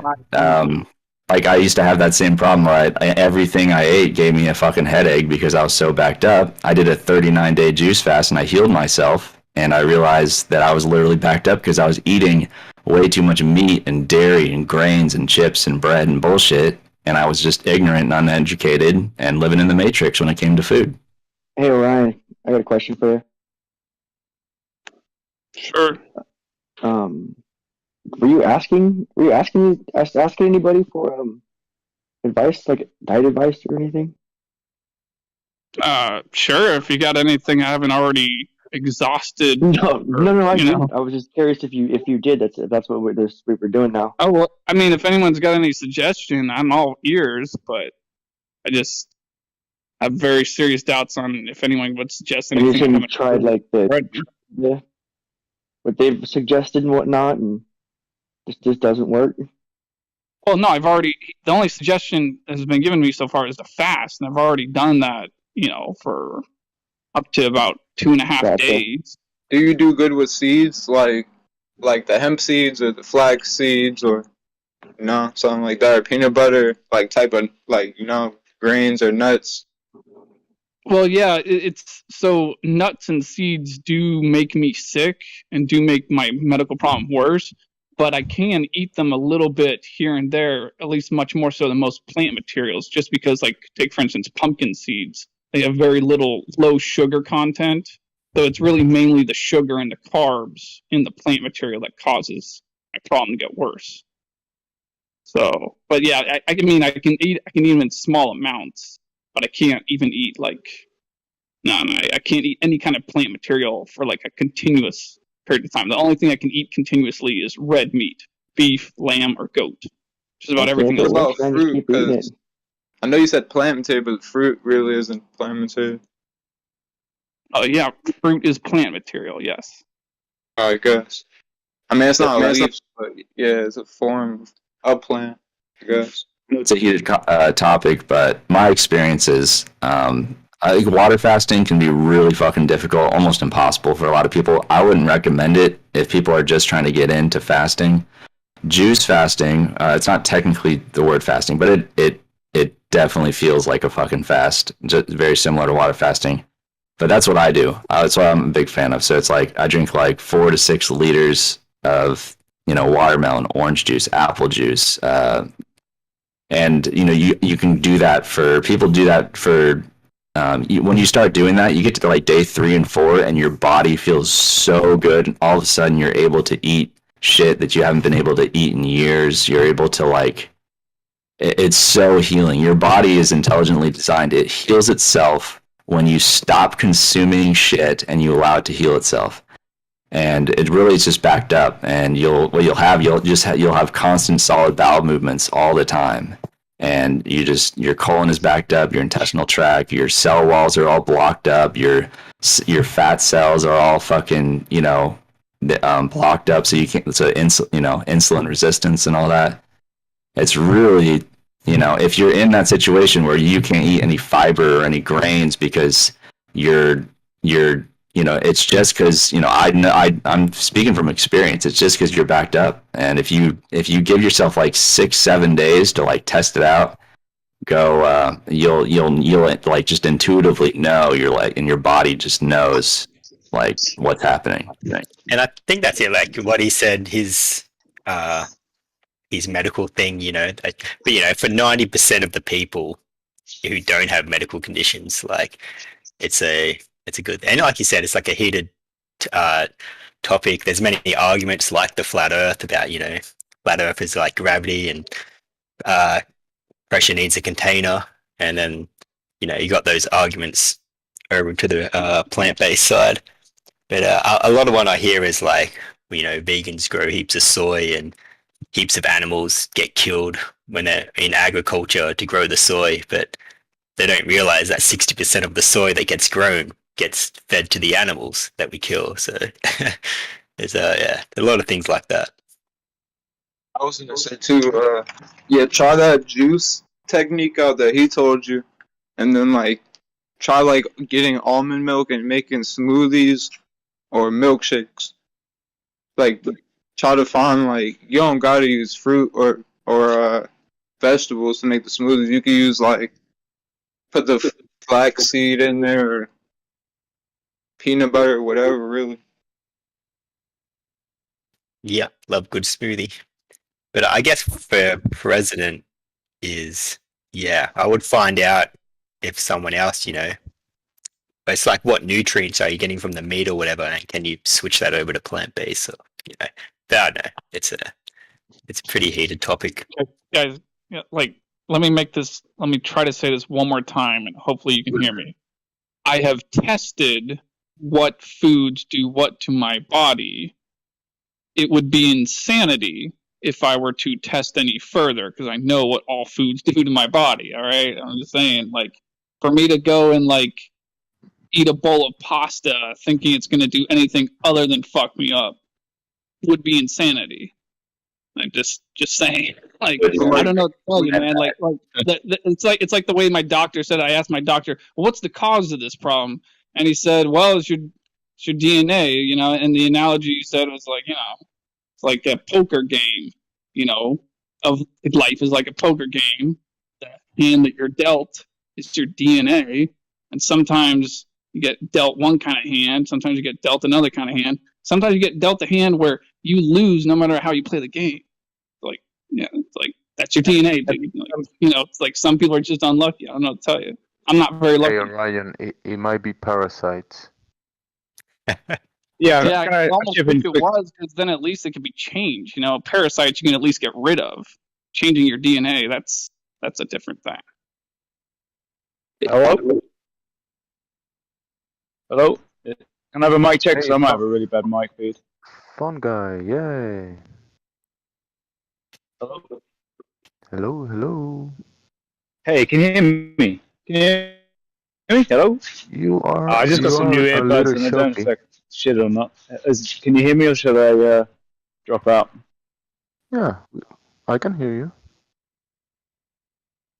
Oh man. Hello? Can you hear me? Well, I'm trying to say I've been in your exact same shoes. I felt like I could not eat literally anything. Hello, can you hear me? So it's like it's only in those positions where you're willing to take a leap of faith. Yeah, we can hear you. Well, out walking my Are you good? dog, so it's like impossible to get signal. Hello. Hello. Drop out. Anyway. Yeah, I We was can gonna hear say you. We can hear you, but yeah, go ahead. we get so used to eating the meat, and then like when we try to stop it, it's like it put us in a shock, and it feels like we're getting sick, or it might not be agreeing with us, whatever we're eating besides the meat, but it's not really. That's not what's happening. What's happening is that's what happens when you detox. Like it's gonna make you feel sick for a minute, but then like after so long, you'll notice the difference, and you'll be like, oh shit, and then you'll never want to go back to eating meat. Cause I felt the same way. I'm like I used to try to stop eating meat, and at first I stopped eating pork, then I stopped eating beef, and then the only thing left was like turkey and chicken, which was kind of hard. But then I mean I got past it, and now I don't even want to think about eating any type of meat or animal. It's crazy. Like yeah, I stopped drinking milk too. Like back when I stopped eating pork. But like I mean, you could say I stopped eating meat after even when I was eating chicken, because it's meat, but it's not, it's poultry or whatever. So yeah, it's still meat. It's still from an animal, in my opinion. But try to do it like that, maybe like to the person that said that like it's hard to stop eating meat. Like try leaning off of the bacon or like the pork at first, then lean off of the steak, and then after you get that done, like just try to cut it all out. But a lot of water too, like good water, it will help too. Cause that's really all we really need is water and like some carbs. You don't really need too many carbs to even survive, but water, yeah. Oh, actually, you don't need any carbs. Carbs are not technically a nutritional necessity. Well, yeah, I know what you mean, but just to like feel like that oh I'm not hungry, like just to fill you up type shit. It's not really gonna do anything for you but fill you up. That's what I'm saying. So Ryan, can you hear me now? Ryan? Yeah. President, can you hear me? Oh man, at last. Right, just quickly, I haven't got long. Have you ever done a liver cleanse? Andreas Moritz. Well, I think, growing up, because, my whole life growing up, I always felt there was something wrong with, I was like, well, everyone does it. And I'm like, the poor animal and this and that. But I guess, yeah, it's just the last few years when all the documentaries come out and, you got Game Changers and Dominion. And so Electricity, back, I don't mean to cut you off, but could you hear the other guy? He just said if he could hear you or you could hear him or something. Yes, if you do a liver cleanse. But I would just say, like, dude, all these little, like, oh, clean out your liver in 2-3 days, or do this little. That's all, like, dude, that's all bullshit compared to fasting. Like, your body is the healer. Your body is what heals itself. Food doesn't. Yeah, I know, dude. I know. I was meaning to not eat food today, and I'm probably gonna try my best not to eat food tomorrow. I know, dude. I know. And the crazy thing is that, like, anywhere that there's hunting, they call it the game reservation and the game commission. And some people hunt for fun. They don't even kill the animal. They just leave it there. It's called poaching. Like, that's illegal for real. But some people do that shit. Like, and like, I'll just be thinking, like, damn, they think it's a game though. Like, that's not no game. Like, how is that? They be treating it like it's a sport. Like, they classify it as a sport. Like, hunting is classified as a sport. Like, some people really just hunt just to kill the animal and leave it there. And go kill the next one. Yeah, it's pretty fucked up. For real. Sound like a future fruitarian, man. Well, we could talk about something else. I don't know. I just feel like that and flat Earth kind of go together. Absolutely. Why? Because the cattle graze on the flat Earth, the plants grow on the flat Earth. Well, it's all about, when you look like flat Earth, it connects to like the creator, it connects to intelligent design, and when you're not eating, and it's also like more spiritual, less materialistic. If you're literally consuming the flesh and the butter and the grease and the acid and the crap and the processed crap, then that's just There's not shit in meat too nowadays because Can the I animals suggest shit on book themselves you and read? all It's that. not a very long book. 7 Con. It's called The Art and Science of Low Carbohydrate Performance. Now, there are some weird things in this book that they say about crop oils. So they may suggest certain crop oils as healthy that I wouldn't suggest as healthy. But apart from that, it seems quite flawless when I compare this nutritional literature to other things. And I'm just saying, like, you should really check it out. It was like, I heard you say like something about saturated fat being bad for you. And I'm like, no, it's not bad for you. It's too much, maybe, but it's not to say it's all bad for you. So the whole keto, right? High fat, basically no carbs. So you go into ketosis, right? And so that diet is basically hijacking the health benefits of water fasting. It's not supposed to be done long term, but you can do it a long time. Body's amazing tool, but it's not. You're not supposed to not. I mean, our primary source of energy is carbohydrates. Our brain burns glucose. I posted a little picture. I don't know if you saw, but like our anatomy is identical to frugivores. So it's just something. Yeah, but I'm not talking about that stuff. I'm just simply talking about, nutritional facts. And like you said something an off the cuff statement earlier, something like, oh, all the saturated fats are killing people or whatever. And I'm like, I just wanted to point out to you. So it's about 25, or no, it's about 36%. So of the fat that you eat throughout the day, 36% of it should be saturated fat. That's the requirement. Well, the ideal amount for the human body. So there are some foods that have more than that in the fat content of the food, and there are some foods that have less than that. And mixing and matching them would balance them out. I would ask you to think about, just how the government lies about everything, and the more everything, it's just the government treats us like fucking mushrooms. Like, they keep us in the dark, they feed us shit, and that's just how it is. And like, I think they're literally trying to poison us to death. I think we're supposed to live a lot longer than what they're telling us, and but it's just like everything they just feed us is just poison. So it's just something to consider when they tell you, you're feeding us, though. Like, I mean, think about that statement. Like, us Americans, we have free will. It's not like we have the freedom to choose what drugs we can buy. Most drugs are illegal. It's not like we have the freedom to go and gamble in most places in the United States. Gambling's illegal in most of the places in the United States. But you know what freedom of choice we do have? We have the freedom of choice to choose how we spend our money in regards to food. So, I mean, when you say something like the government's poisoning us and stuff, what are you talking about, dude? We're just surrounded by stupid people that are poisoning themselves. They have the free will to do that, and they're doing it.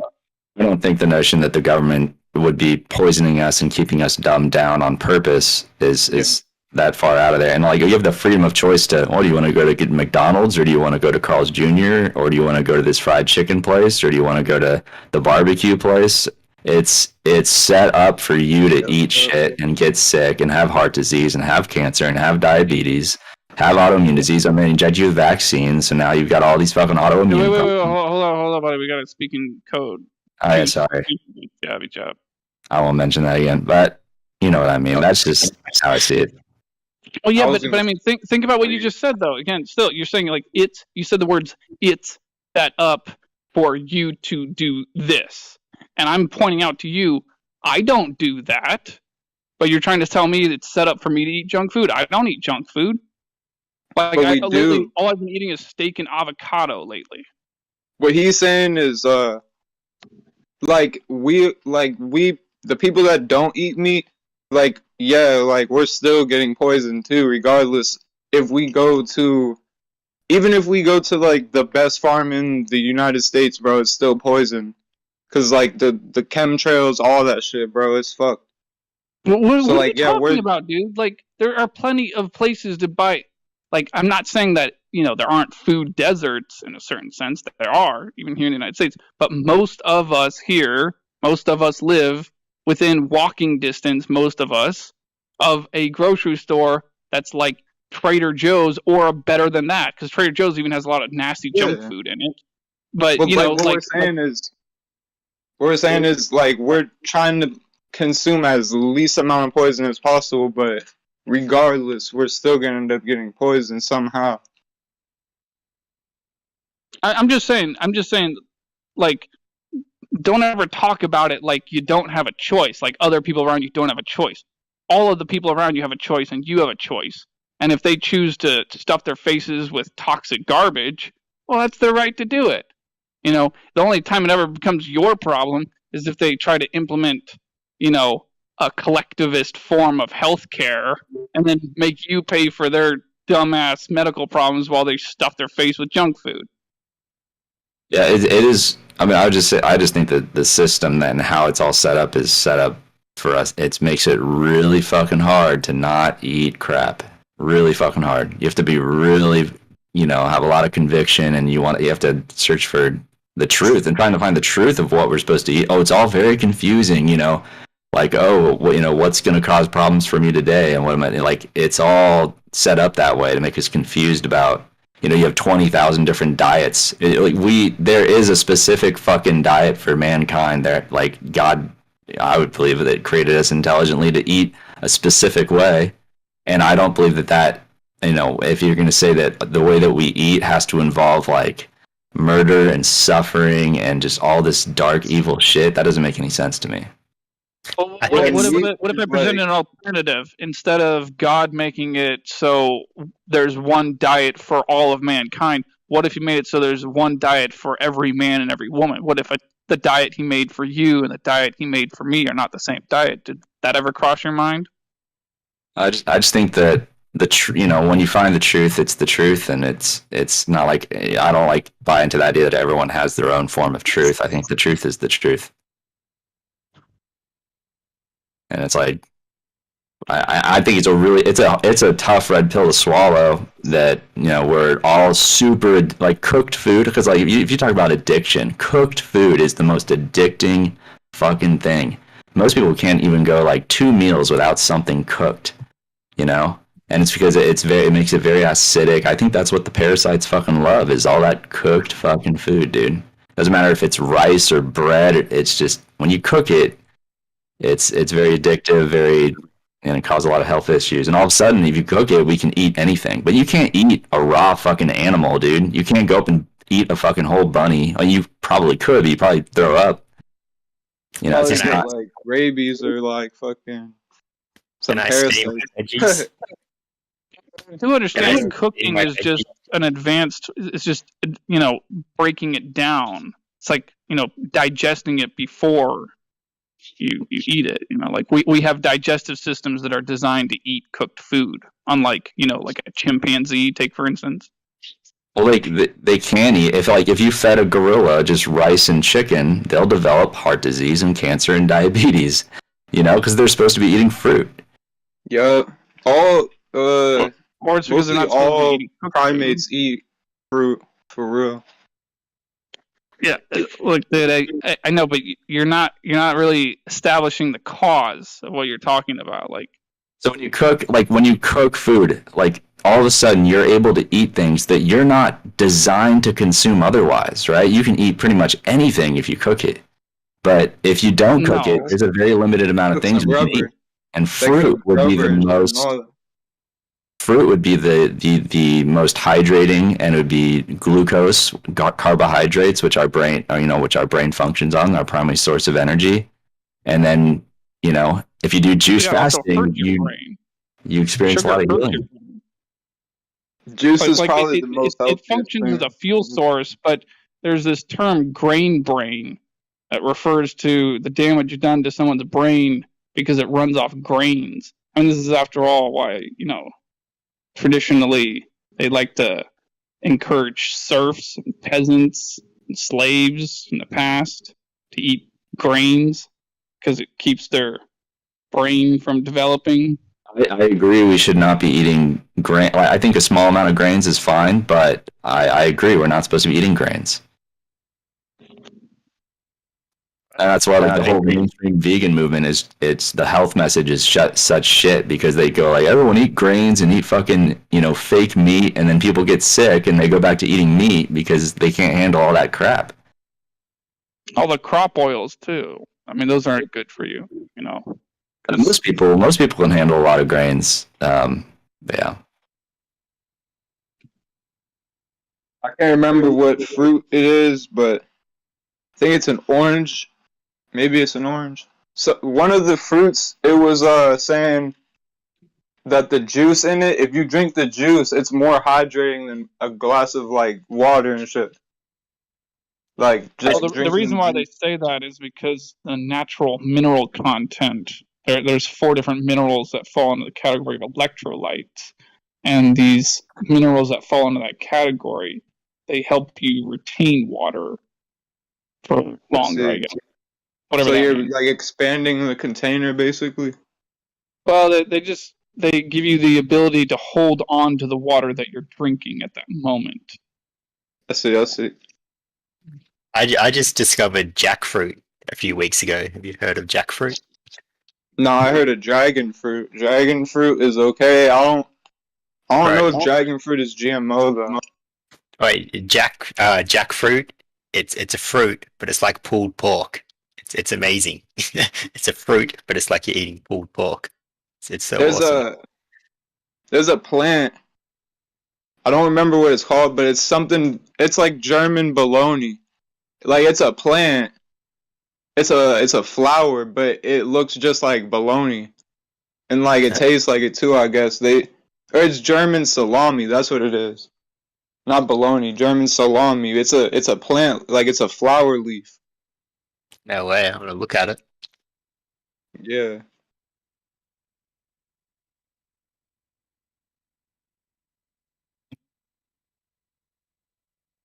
Yeah, the food is a big rabbit hole by itself. And everyone has to go on their own journey. I really recommend juice fasting. So that guy I linked up earlier, John Rose, he's like in his 70s and he's just crazy fucking smart. And he inspired me to like get into it. And then I found other fucking people fasting that actually got me on, showed me a link to Flat Earth too. So maybe there's a link there, But like I do drink juices from time to time, but are you saying are you mainly juice? Do you still have a bit of food, or how does this work? For juice, the juice fasting, I get my own juice. You gotta get your own juicer because all store juices are cooked sugar, so it's all processed sugar for shelf life, and it's just because that's just crap. So you gotta get your own juicer, and that's it. You can get a really nice one now for like $80, like a decent one for like $80. And then I was juice like 4 to 6 like mason jars worth of juice, mostly watermelon juice because it's cheaper and you get a lot out of it, and it's like 98% water, and then the way that water's structured in fruit, our bodies absorb it way better than just water, so you get more hydrated as you do it. So unlike water fasting, you have to can't completely cancel your life, but juice fasting, you have enough energy to like go to work and get do whatever you need to do. So that's a huge benefit because a lot of people don't have like 2 months to stop working or whatever just to do a 30-day water fast. So say you just do like 4 to 6 mason jars, and then you just drink just watermelon juice, apple juice, orange juice, a bunch of different honeydew juices, and cantaloupe is actually super fucking dank if you juice it. And then you keep drinking. And then after like 3 days, so if it's your first time, it would be like the first like 3 days, you might feel like a little uncomfortable, but then by like the 4th day, your body just like rests into it. And you can do it once you get in a pattern, you can go months.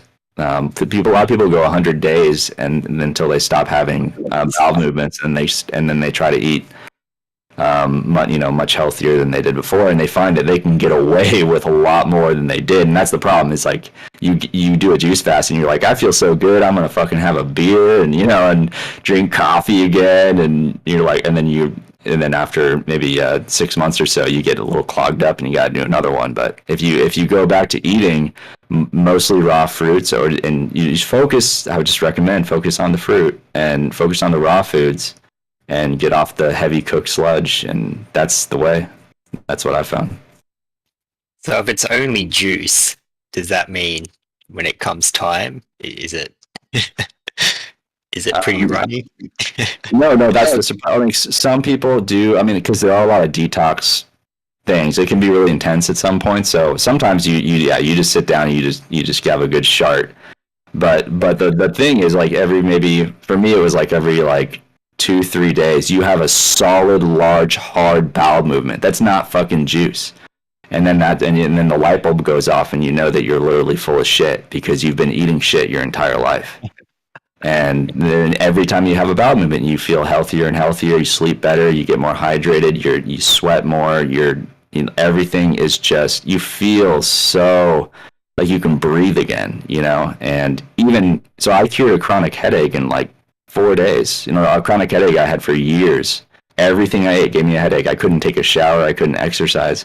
4 days of a juice fast, and the headache went away. I could take a shower. I could go on a run. So I feel like, can I just start with 2-3 days or something? Yeah, I mean, that's the thing. If you get a juicer and if your health isn't in jeopardy, just do like 1 day, and you'll be like, holy shit, that I feel really good. And then Yeah, I used to have a juice of it. Yeah, I miss it. Just tastes so good, like fresh juice. Oh my god. Yeah, it's so much better. Especially if you buy go to a farmer's market. I got these yellow watermelons last time I did a 20-day juice fast, and from this farmer's market, it was so bomb, dude. So good. That's making me want to buy a juicer again. Yeah. Open up the food rabbit hole tonight. And then a lot of people I listen to, a lot that I think are a lot wiser than me,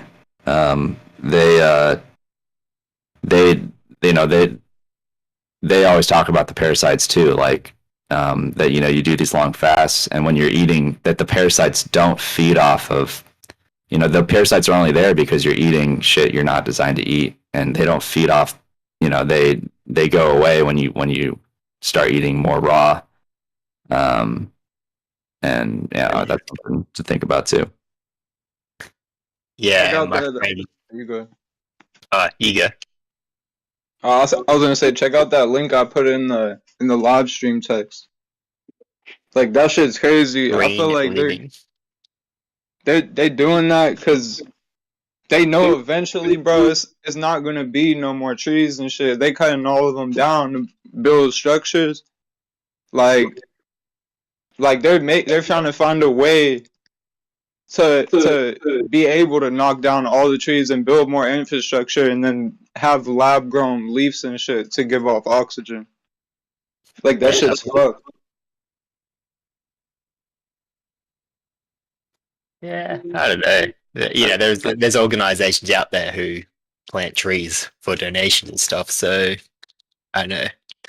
True, but I was like, you could just grow a tree instead of create a leaf. Yeah, but they end up busting them down eventually. Wow, that's amazing technology, eh?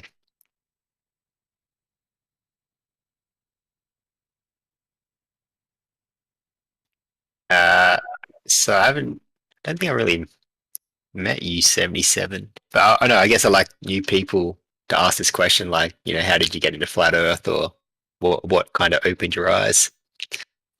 I think I said this I've only been on here for a few days. I'm getting addicted pretty quick because you can talk about anything in here. Well, not anything, but a lot. But I was just watching what on earth happened during a juice fast, and I just started laughing because I realized I didn't know anything, and the Earth is probably flat. Oh, so you've just come to this realization in the last few days, or? No, this was well over a year ago. All right. But And Yeah, like, no, have you I looked think at with any the, like I think with the stuff? juice fasting, my pineal gland was a little more active, and so when I watched What on Earth Happened, I was just like, "Holy shit, this is the truth." I just knew it.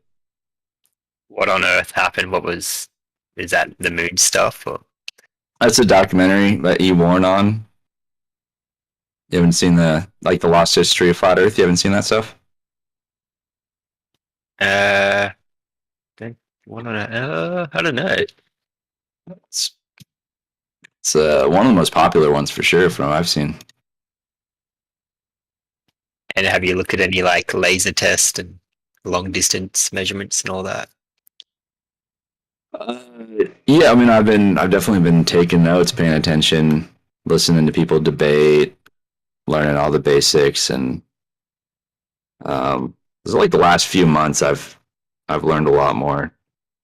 I definitely still have questions for the more knowledgeable people in here. Yeah, I guess for me it was all about curvature measurements because if we're on a ball, it's going to be curvature, and that should be easily measured with all that technology. And then it was like again and again we're seeing too far and laser tests, and I'm just like, oh my god, is this really happening? Yeah, that was a big one. Or just like watching like people being able to bring boats back into view blew my mind. Like I was like, holy shit, we can see too far. I think there's two things with that where it's like, what's it called? Your like optical vision or your resolution on how, because most with those things, it's really small objects. Yeah, it's really small objects. But I don't know. I can't explain it. Our eyes supposedly only see 1% of what's around us too. So that may mean what that may mean is we can only see 1% of what's around us, literally. Like, because the other 99, it's probably less than that for real. We probably only see 0.0001% of what's around us. Because we can't see, even though like if you're standing wherever, like China is straight across from you, but you can't see it because it's so far. So like, yeah, like that makes sense where that came from. Like we can only see so much of what's really around us. Like you can't even see 3 cities away from you, let alone one. Unless if you're on like a shoreline or something.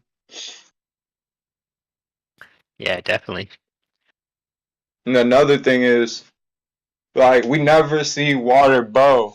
Like bow as in like bend all type of like crazy like a fucking U or something. Like we see it make waves, which would make it like not exactly symmetrically flat, but it's still flat. If you look from a helicopter, it's gonna be flat. There's not gonna be any type of hill. Like that's what blew my mind. Like, and it was just a giveaway.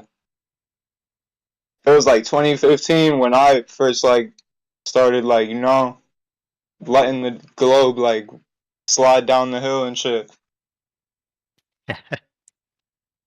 For real. Yeah, definitely. Because I seen it on YouTube and I'm like, like what's this? I don't know. And then a few months later, I clicked on a video and then then I was hooked.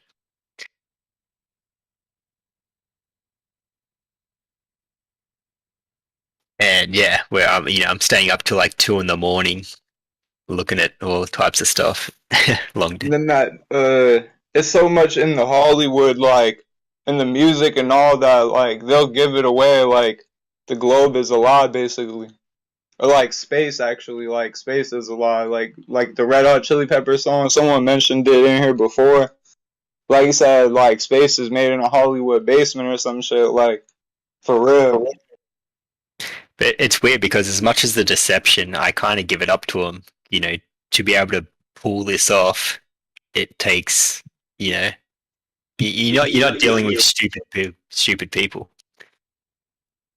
You can even spend it's just crazy because you spend like months like being like, just seeing the truth for what it is, and then like you're still like, really, Like, fuck, the programming is so strong because I still kind of imagine this outer space in my mind sometimes. I'm like, oh fuck, like it's the programming, all the Star Trek, all the Star Wars. There is, in a sense, there is an outer plane, but that would be heaven. But yeah, like it's not like there's gonna be like all type of. It's not. I mean, it can be infinite. It's like it's hard to explain. We probably can't even reach up there that far. Like we can't because the dome and shit, we would burn. Like we would melt from the radiation and all the. If we get too far, like that's for a reason. Like they can't go past. I think they can't go past 400 miles, like directly up. Or no. I don't. Yeah. I think it's 400 miles. Because past that, it's a radiation like zone like everywhere.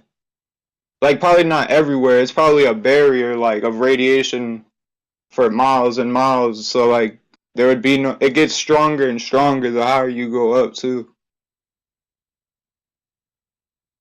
Like Neil deGrasse Tyson even said the farthest they've ever went is around 400 miles, like directly up from the ground, and the moon is what they say. If we go off 200,000 miles, they only went 400, so they definitely couldn't have went there. Even if you want to say the moon is roughly 5,000 miles, which is more reasonable, like 4,000 to 5,000, that's probably what it really is, somewhere around there. Maybe 8,000 miles, but there's no way they're even getting there that because they only went 400 miles. Yeah, looking at the stars is definitely different. Once you start thinking about it, you're like, holy shit, the moon is right there. The sun is right there. What the fuck? For real. Yeah, I remember looking at like frequencies and all that, and then I saw people zooming in on the stars, and it was a frequency, and I was just like, and then I went outside and looked up, and I was just like, holy shit. Have you guys ever seen the moon halos? Like it's like you can see the dome almost, like you can see the barrier, like the firmament, whatever you classify it as. Yeah, I know what you're talking about. Yeah, I remember Like seeing. Yeah, I remember seeing the ring, like, in the past, and never even thinking, just being like, what the fuck? What's that ring from? That doesn't make any sense. But I never connected it. It was so defined. Like the other day when I got a picture of it, I caught a picture of it like a year ago too, but it wasn't as defined. Like when I seen it the other day, it was like a perfect circle, like literally like the moon was in the middle and around it was this humongous circle. But it was like, what is that? But if you think about it, it's probably the moon reflecting off of the dome. It's probably closer to the dome or farther away from the dome, which would make that type of reflection. It'd be like getting a snow globe and putting the light really close to it. Like it's gonna make that same circle. Like even if you have the light inside of the snow globe, if you put it up close to the top of the snow globe, it's gonna like make that ring. And the farther you pull it down, the more the ring is gonna get bigger. But like, yeah, like that shit's crazy.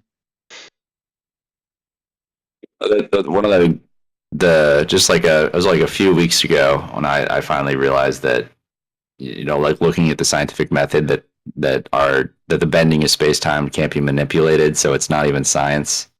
And I'm like, that shit, that's a really important point I like to bring up when I'm talking to people who like work and shit. I'm like, you guys know that the entire model is built off something that doesn't stand up to the scientific method at all, and so it's just pseudoscience.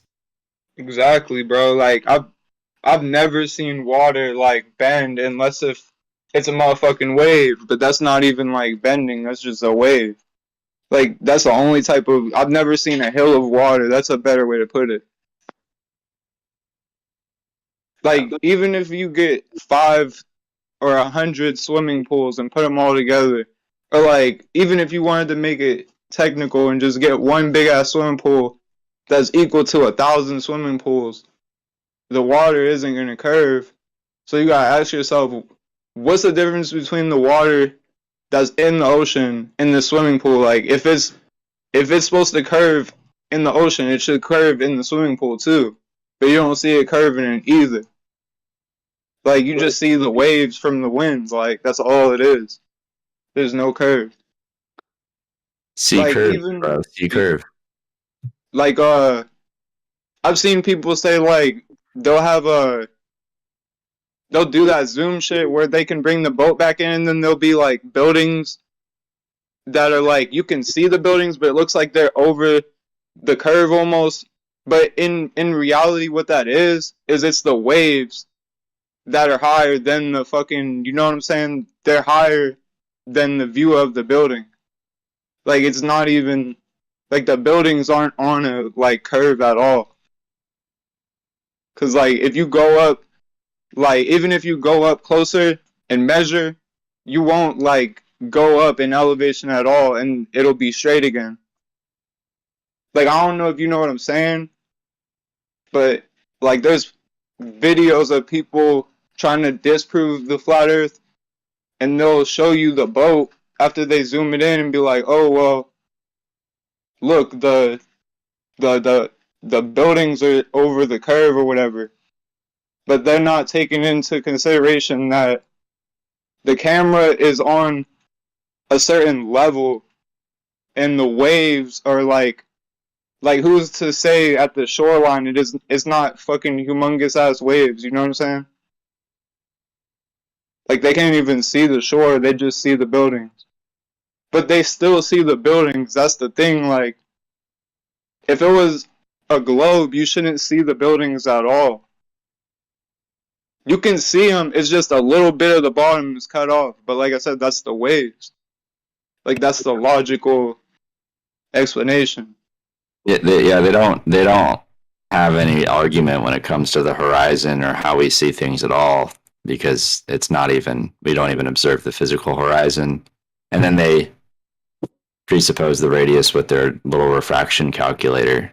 So it's all just, you know, once you, they don't have any talking point other than saying, look, this could be curvature if we presuppose that we live on a globe and we just, you know, ignore all the evidence that contradicts it. And yeah, so it's all. And not only that, but alright, so you ever been somewhere and like alright, so like let's go back to that. You zoom in on the boat and you see the boat perfectly, but the buildings in the distance, like way far away, are looking like they're kind of slanted back. And you can't see, like they're not slanted back, but the bottom is cut off.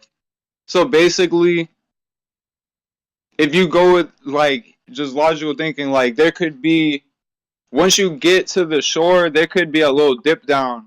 Cause like the sand, like I've been to beaches, it dips down, or some of them you have to climb up. Like it's a little sand hill, or it's a little, like, you know what I'm saying? It's a hill that goes up or down. But like, what I'm saying is, the buildings, they could just be on a lower elevation, literally. But like, that's still not changing the fact that it's a globe. You feel me? Like, it's hard to explain. Cause like, over time, bro, they've like demolitioned the ground, all that. So like, some cities might be underground lower than they're supposed to be. Some cities, they might be higher up on the ground, cause like the Romans, all that shit, like the British people, they were reforming the lands and shit. Like, it's okay if you want to speculate about like what might produce certain observations that, you know, that's put forth to us. You know, where it may seem like, and as an object being blocked from view. Right? But you know, when it comes to, you know, in a debate, the argument of whether or not that's Earth curvature, you know, you just let them make the positive claim, right? And then you just debunk that, and you don't have to explain it or provide a replacement for what's happening there. You just have to just show them how it's not due to Earth curvature. And that starts with the horizon, right? Yeah, and then there's photos where they have like the mountain. They'll show you like a peak of a mountain, and they'll have like an object in front of it, and then they'll be like, oh, and then they never show the bottom of the mountain, and they never show you where the horizon is in those photos. So it's always some kind of tricky bullshit. There's places in like around Spain and shit, and like the island across from Spain. I don't know if that's still Spain. It's like it's like a 3,000-mile stretch, bro. And they use the telescope, and you could see all the way through. Like, you could see the other island on the off the coast. Like, it was 3,000 some miles away from Spain, and yeah, it was flat as fuck. And not only that, but one of the biggest salt lakes in the, I think there's a salt flat. That's what it's called. Yeah, it's in Bolivia, and it's like 4,000 square miles, and it's flat as fuck. Like, literally, like, that shit isn't possible on a globe for real. Yeah, I remember the Like Bolivian salt flats. Yeah, 4,000 miles is like the distance from like probably like New York to like New York to Guatemala. That's probably like 4,000 miles. Like, that's a long ass distance for real. If you could see that far, bro, that shit isn't flat. I mean, it's not a globe. My bad. yeah. It is flat, is what I meant. Has to be. The last like couple months, I found it's really helpful. Like every time I see something or hear something that I'm like, this is important. Like I've been writing down all the shit, and I feel like that helps learn all this stuff a lot faster too. Because I was just sitting back and watch and listen, and then now I'm like pen and paper note, you know. Especially in here too, when someone says something, I'm like, oh fuck, I need to write that down. Yeah, when I heard about that salt flat, I was like, damn, and that shit with where they seen the island from the coast of Spain to the other island, it was like a 3,000 or 4,000 mile distance, and it was flat, bro. And the salt flat too, like that alone, 4,000 square miles, and it's all flat.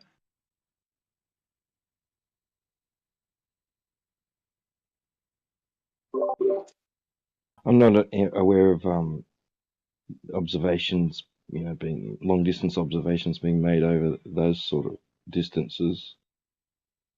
Sounds pretty cool though. If you've got a link to anything like that, that'd be great.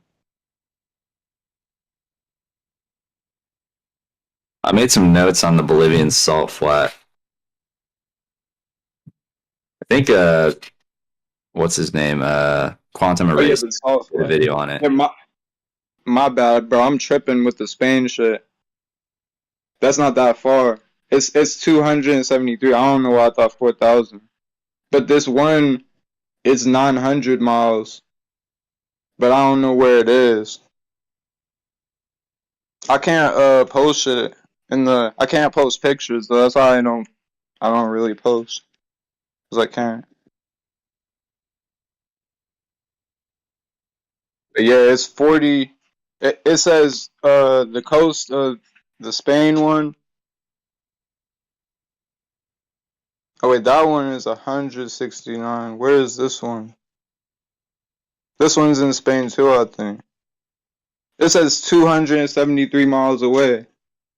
And you can see it says 49,000 feet of curvature missing. And it's saying the mountain should be behind the the curve, but they're not. Are you talking about Canada? It says Bere des I'm not good with Spanish for it. It's a Bere Days. It creans to find Strelis.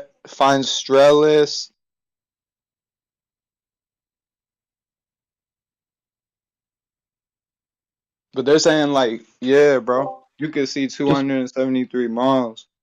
And then this other one is you could see 900 miles away. Have you got? Is that a link or is it an image? Yeah, it's an image. Oh, if you want to, you can DM me that if you want, and I can post it for you. Is it the one I posted in BC? Wait, who's talking? Who said that I could send it to him? T-Wad. Oh, alright.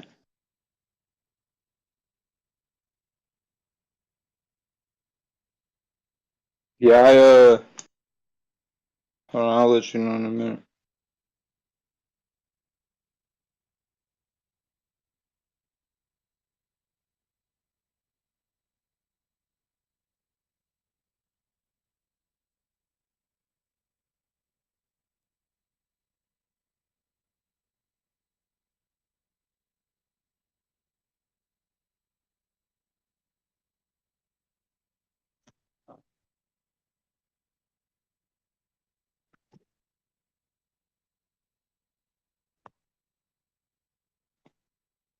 Yeah, I sent them.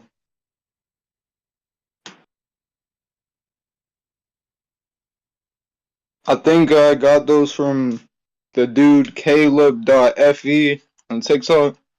That's why I think I got them, Jones. I don't know if y'all know who that is.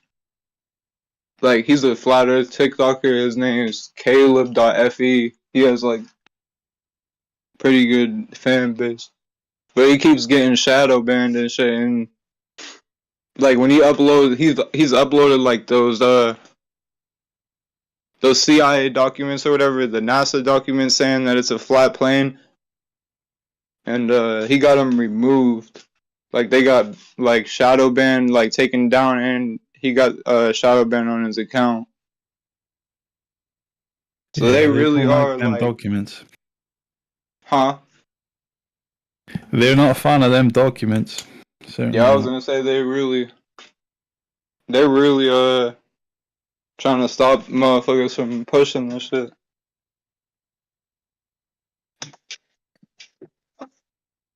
Like if we just talk about it, we're good, but the people that like post like those documents like you said and shit, like they're mad as shit because that truth isn't out there. I can't even find the CIA document saying it's a flat stationary plane anymore. But like I seen the NASA one, and on that it was a TikTok video. It was a NASA document saying it and a CIA document, but I can't find the CIA document no more. But like I looked it up around the time I looked up the NASA one, and I found both of them. Now I can only find the NASA one. Like the CIA document saying it's a flat stationary plane, it's not on there no more. Or it's deep in the web hidden. I think there's like 20 odd design documents that are saying it. They're compiled somewhere here. You can find the one that says it's a simulation and shit, but yeah, I don't see the one anymore that says it's a flat stationary plane. But the NASA one is still up there, and I think there's a U.S. Army one. I don't know if it's the U.S. Army, but there's an Army document of them saying it's a stationary flat plane too. I don't know if it's U.S. Army though, but it's an Army document for sure. Because there's like other countries that have armies too.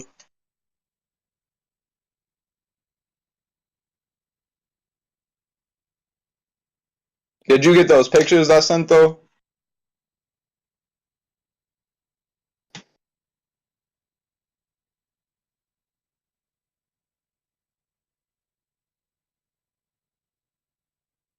Still here, T-Wad?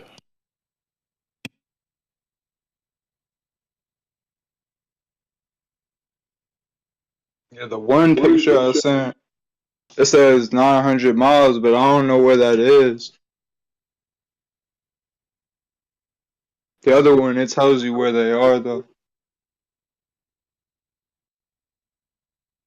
I think that 900 miles is in like Japan or something. If I remember, I'm not sure though.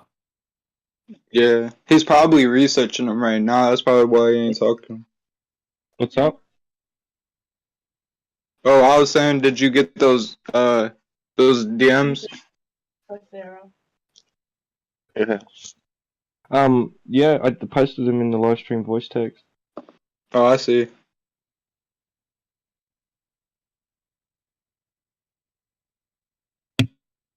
I gotta take my dog out and get to sleep for work. Nice All right, talk. man. See ya. I'm probably gonna head out soon too. Have a good one. Peace. Peace, bro. But yeah.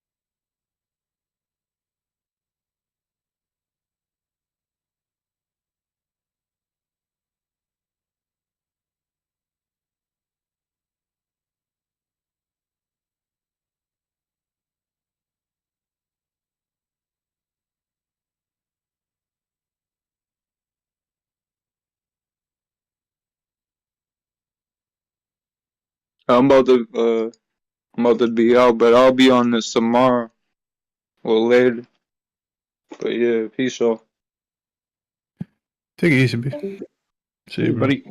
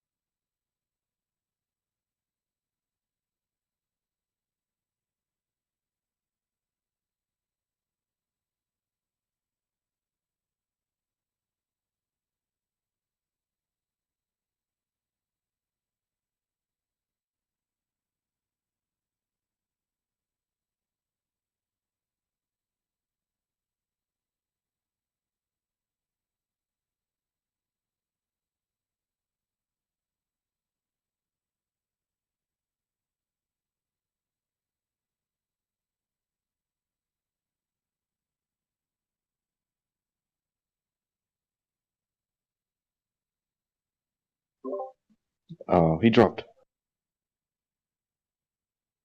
We had David Attenborough in here for a minute. I mean, Danny Faulkner.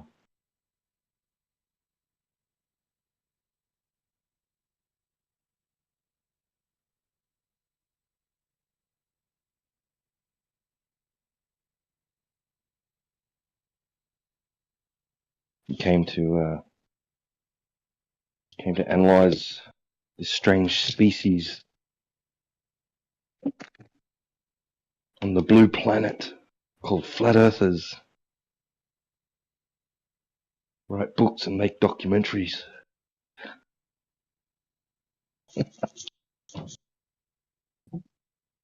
I'm sure they'll be very accurate.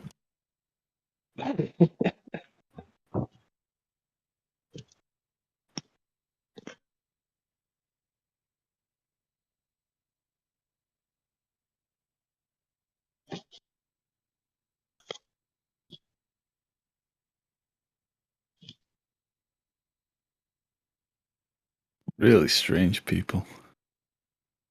Yes, very primitive. Yeah.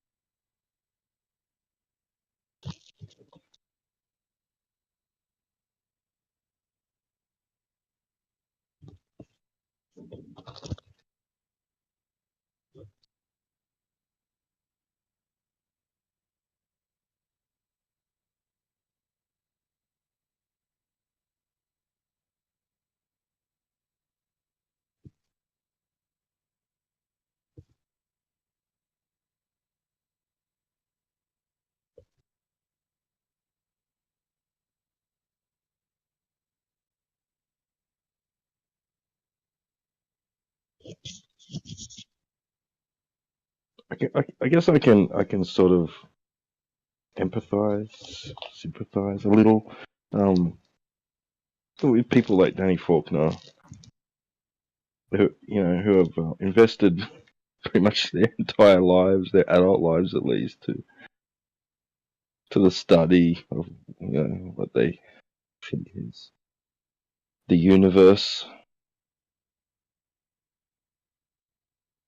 I don't want to be wrong.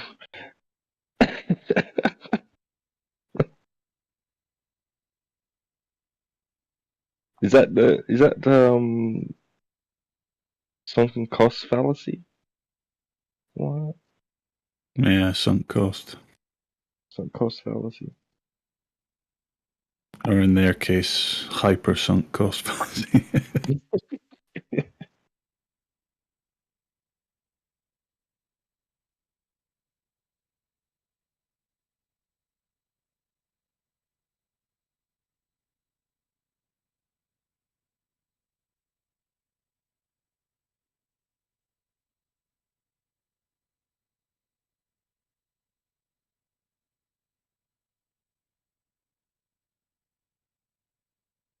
I mean, we all get why they do it and what they're up to, but I just don't know how they can continually lie to themselves.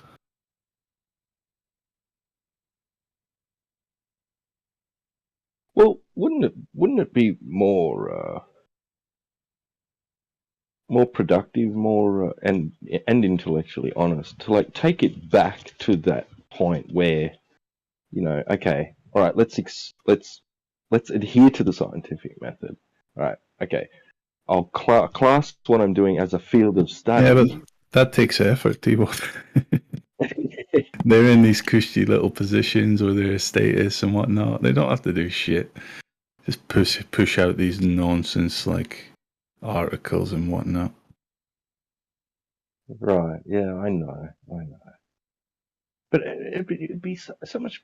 It'd be great if they could do that, like, you know, and take it back and go, okay, we're at this point. Right? We don't know what that shit up there is. You know, I'm going to class this as a field of study. If we can employ the scientific method, we will. If we make an observation and we can't get beyond that step, then we're just going to have to scrap that. Let's go back to the drawing board. Let's keep doing this. It's an interesting. It could be an interesting field of study. Like it is for everybody. Like anybody that's like wants to be honest about it. Or you can do what they do and just look up at the sky and make up stories. But like, it doesn't mean that you couldn't still like try and figure stuff out to some degree, anyway. You know, like there may be that impasse, but you know, let's find out what we can. You know, baseless speculation is so much easier. You're right. It is.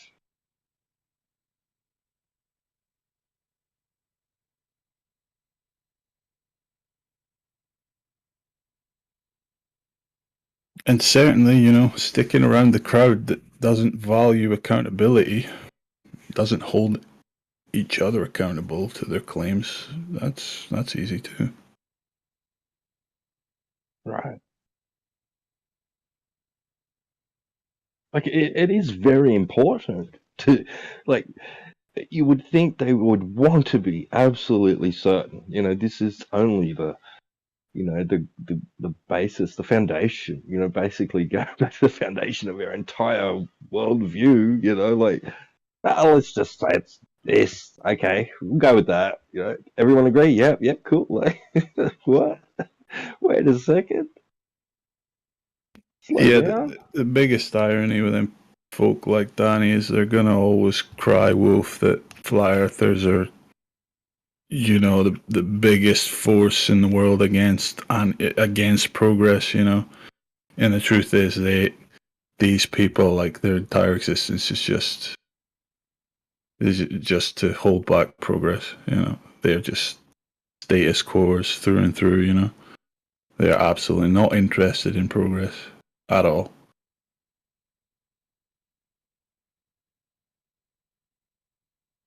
Right.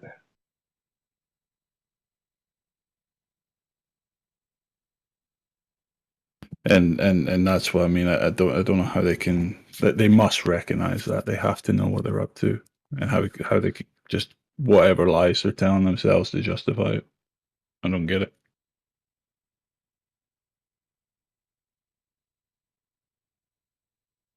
Well, even within their like group, they will, you know, they'll ridicule or at least, you know, demean counter explanations, theories, you know, that are presented within their own paradigm, within their narrative. You know, if it doesn't fit, if it means too much, you know, going back to the drawing board for them, they will just dismiss it. They like Charles Hapgood, he proposed an alternative theory to what was it, tectonic plates, or you know how they think all that's working on the globe, right? And he was, you know, he presented a different kind of theory, but based on the globe, right? Yeah. Crust displacement, I think he called it,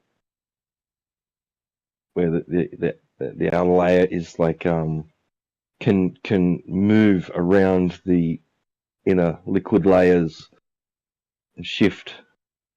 Yeah, that whole movie 2012 was based on his theory, basically. Yeah. But he was scoffed at, scorned, ridiculed, even though his book that he wrote on it, the foreword was by Einstein. He endorsed it, you know, like.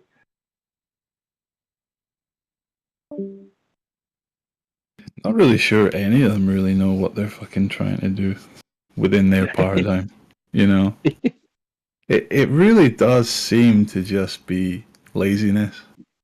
at its core, like, as you said, like their criteria for whether they'll kind of, entertain a new theory is just the question: how much do we potentially have to go back and rethink if we take this on? We're going to change this thing, then we're going to change this other thing, and then oh man, no, just screw that. Stick with what we got. It's just fucking just laziness. Ain't nobody got time for that. That's pretty much their mall,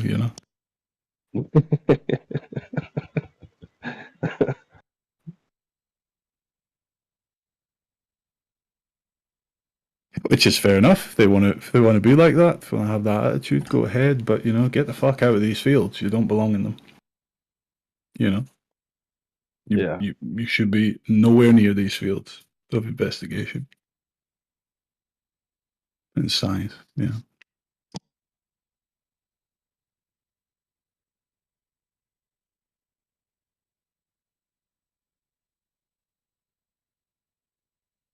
Yeah, I mean that's a big kind of misconception in the public, regarding scientific fields. They think these people are kind of like superhuman in their motivation and enthusiasm for investigation and really, making sure everything's exact. But truth is, the majority of them are just like any other worker, just same as like somebody that's a waiter, just doing the minimum to get through their shift and get their paycheck. And that's it. And generally the ones that are like kind of savant about it and they're obsessive and they are trying to nail down everything and make sure it's accurate and right and not flawed in some way, they're the ones on the fringe that are getting, shunned by the majority of the community. Right. Yeah, they try and point out the smallest flaw, and yeah, they won't get peer reviewed. It won't get published.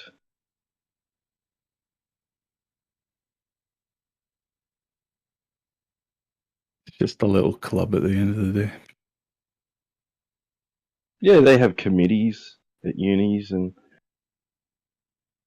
all that, and all the the so-called theses and things get presented in front of like a board. And it either gets the stamp of approval or not.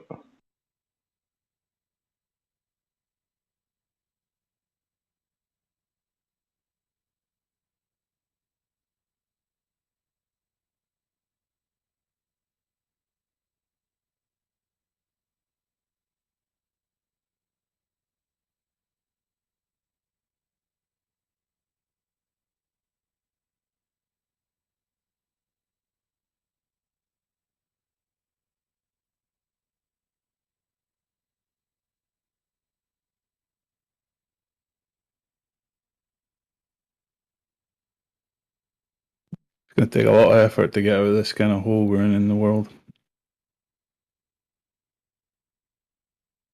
Sorry, say again?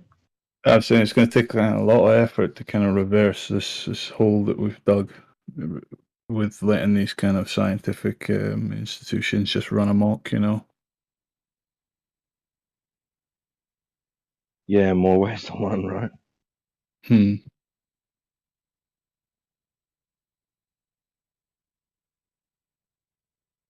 It's like, as far as like what major scientific narrative of the mainstream is accurate at this point. It's not just all pseudoscientific garbage at the bottom of it.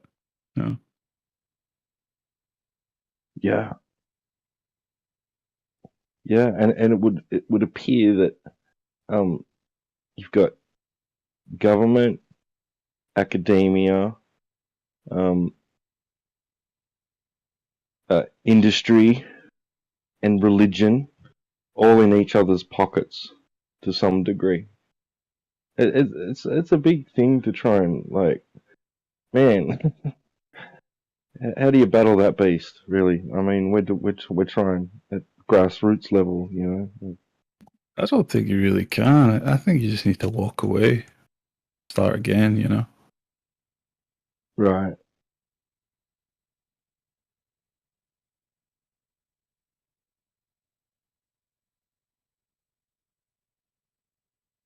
Yeah, I think you're course, right. they'll never do it. Get out of her, right?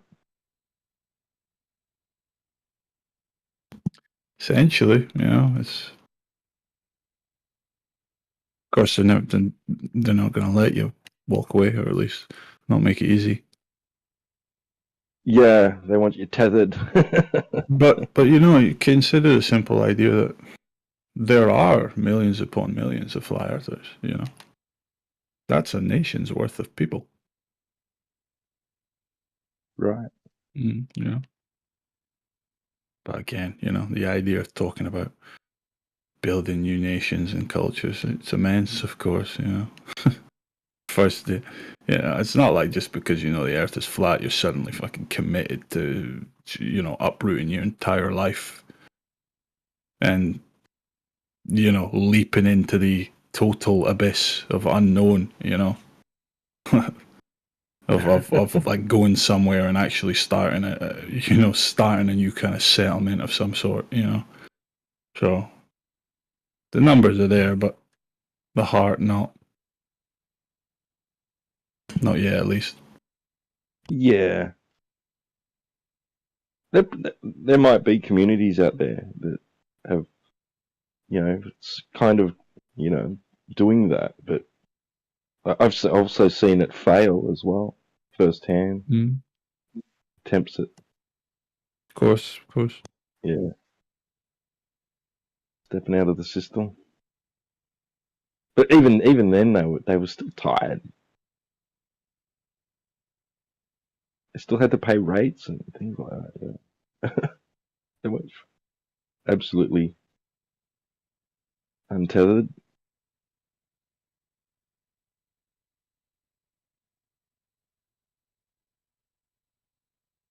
I kind of flip flop between it, because like when I study into law and that, and you start to understand that you have like immense power as far as recourse when you're dealing with these things that you think are just unavoidable in life, taxes and all this nonsense. You start to realize, oh, okay, wait, the system is actually, if we actually understood how to use it, how to engage within it, it's actually quite, what's the word? I forget the word, but it's versatile, for us. And so it's like, nah, fuck them. Fuck abandoning this system, it's our ancestors that built it. It's ours, They've just corrupted it. We just need to get rid of them, instead of walking away from it all. But then sometimes, of course, I think, fuck it, it's beyond hope, Especially when you get a stream of the new generation coming in here and trying to engage with them mentally, it's like, oh, fuck, Right. Yeah, I guess if we're gonna have large, extremely large communities, cities, then there has to be some kind of structure and order and policing and all that. I mean, the root of the issue is we got just a shit ton of uneducated people running around the place,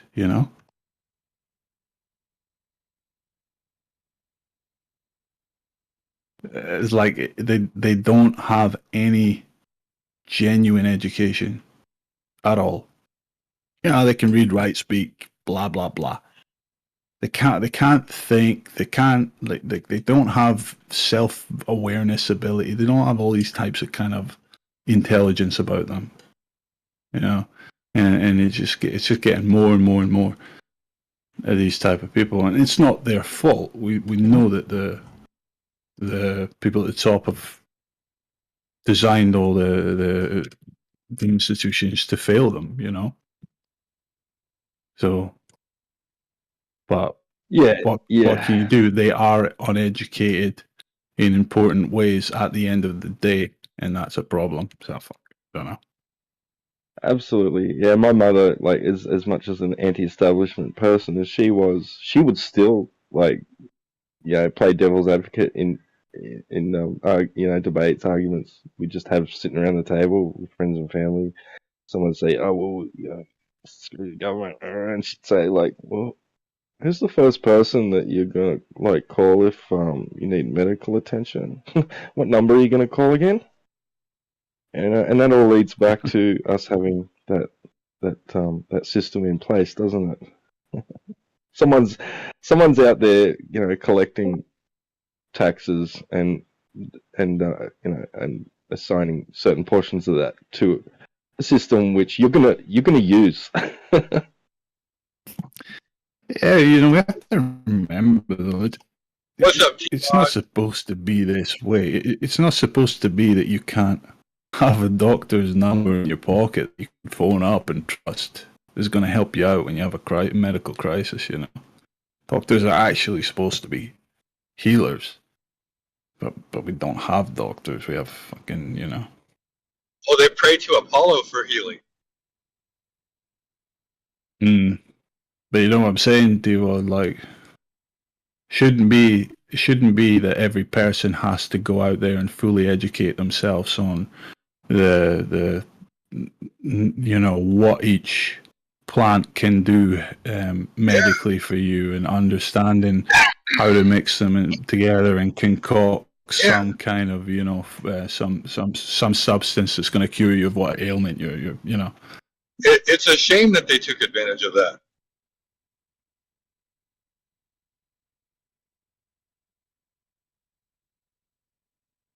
It is a shame. It's completely co-opted it, so it's a mess now. Like, you're right. Like, every person should have their own part in society, and doctors shouldn't be taking advantage of our health in society.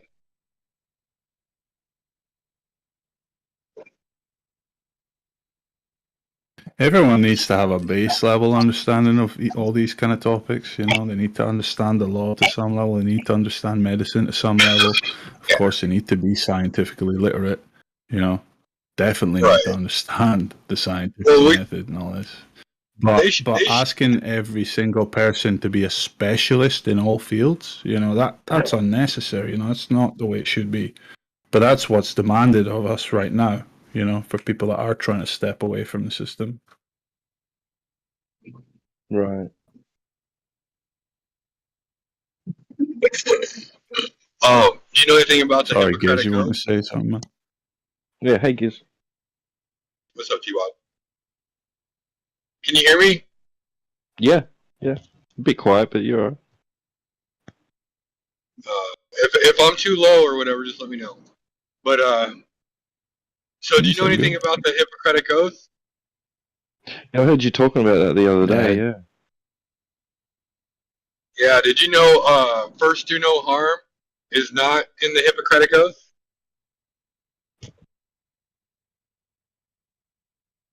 It's inferred though, isn't it? It's hinted though, isn't it? In the wording, it's like. So Hippocrates wrote the Hippocratic Oath, and he wrote a book called I think it's Epidemics. So first do no harm is not in the Hippocratic Oath. First do no harm is in the book called Epidemics.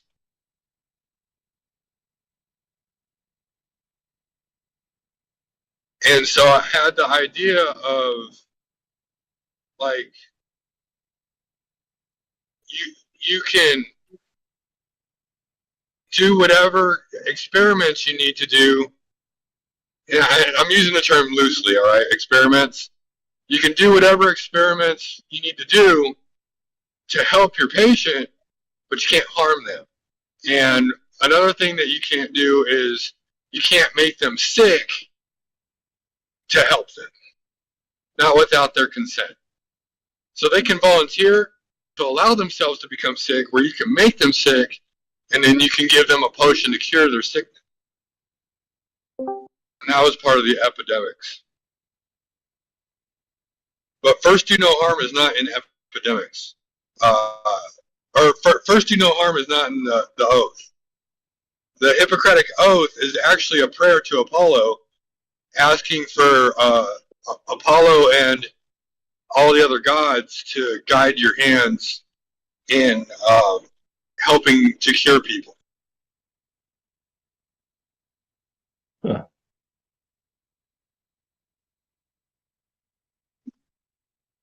Now I need to jump off, boys. I'll be listening on stream. Have a good day. Get out of here. I got to jump off in a minute too. We gotta cook some dinner soon. Everybody's leaving me. I'm driving, so I got no no one you to can talk. keep going on, kids. I'll be listening on stream, man. Just got to get going somewhere. So. Yeah, no problem, no problem.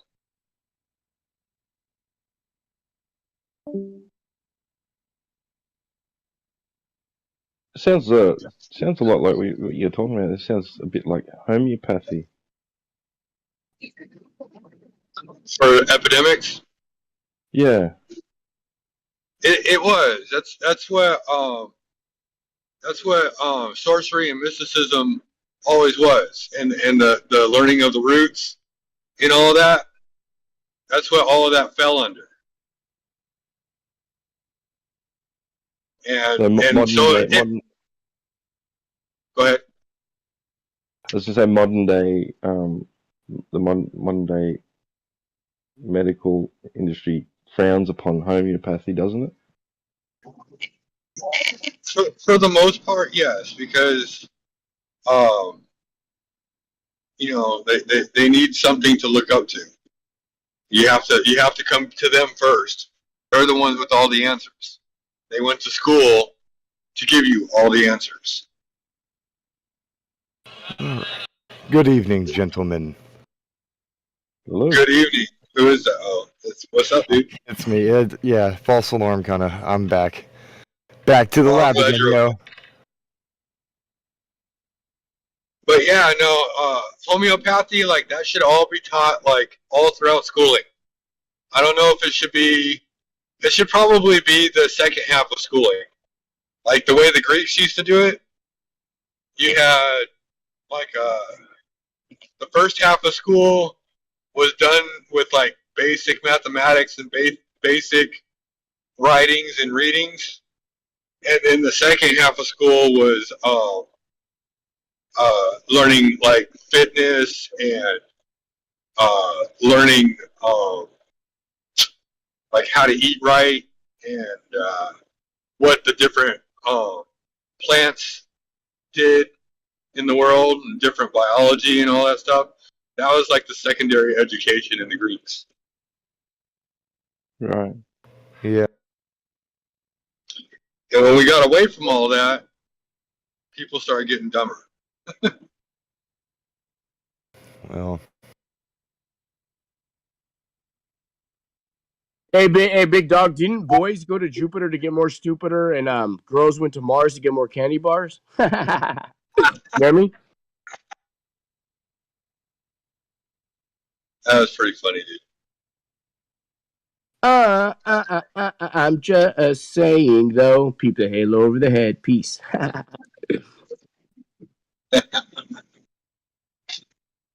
Who is that? You guys That's like Saturday? the meme I'm rocking? Yeah, I mean, I'm flat out of Compton, homie. Where you from? Hey, do I sound better, though? What do you mean, do you sound better? Do I sound better than when I'm always on my phone? I'm on the iPad. Is this Saturday? Yeah, hence the fucking icon, dude. I thought it was you, but then I saw the screen name and I'm like, wait a minute. Who's Jackie May? That's Jackie Mayday Saints, bro. That's my girl that left she's been gone for like 5 days now. But it's worth it because I have the iPad and the pen tool. She's gone. Where did she go? To some Helios house.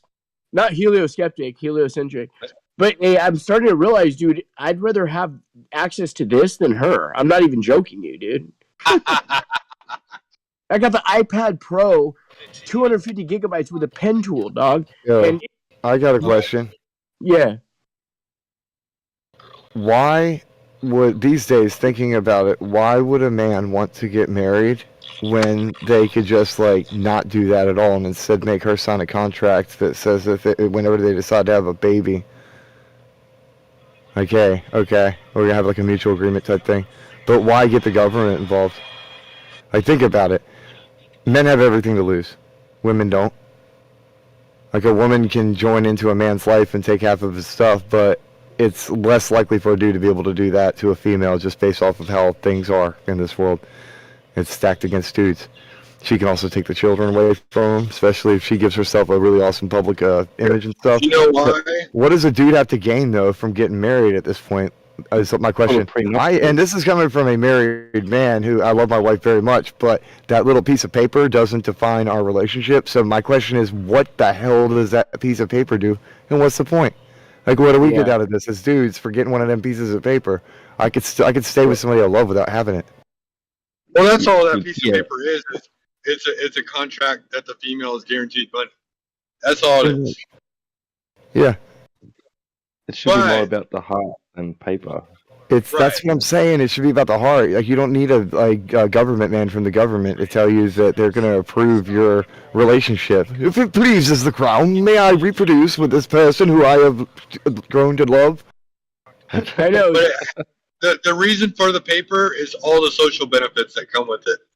Like, you can put your entire family under your insurance if you do healthcare insurance. That's idealistically how it should work, and I agree, but these days, like after the world that happened with this, like, it doesn't even give a spouse benefits to be able to go see their mate in certain conditions. Is my point. Like, what benefit is there, even for the women? What benefit is there for her to get it?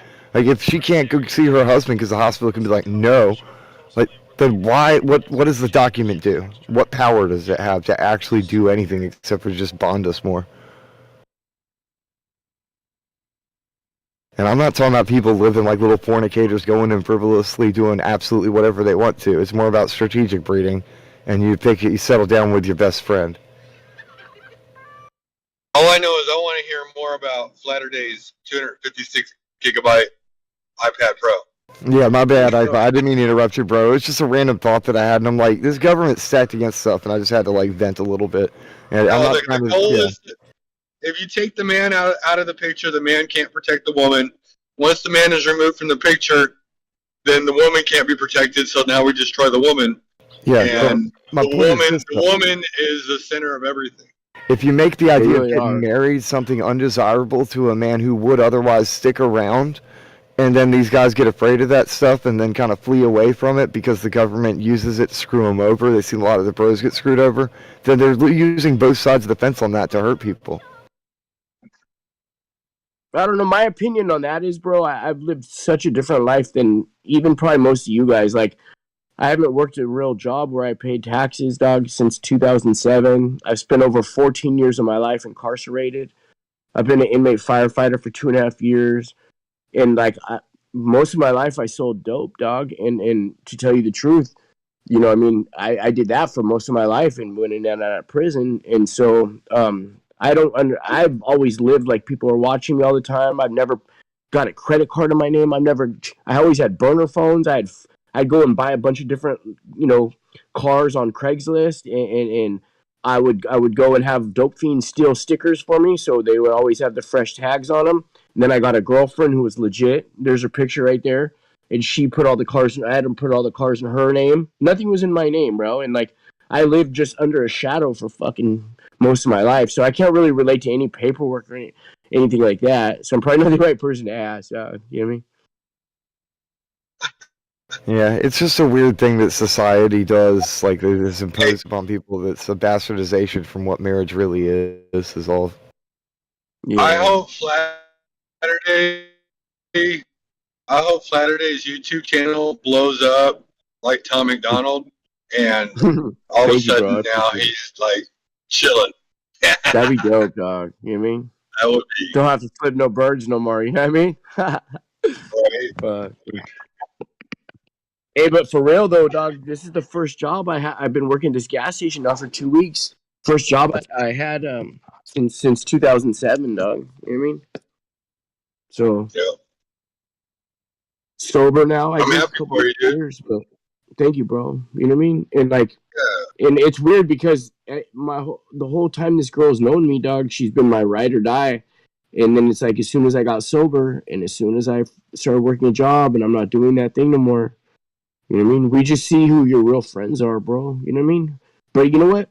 I was talking to Boston Ray earlier, and he goes, well, you know, she has a substance abuse problem. You know what I mean? And so she's gonna go wherever that is.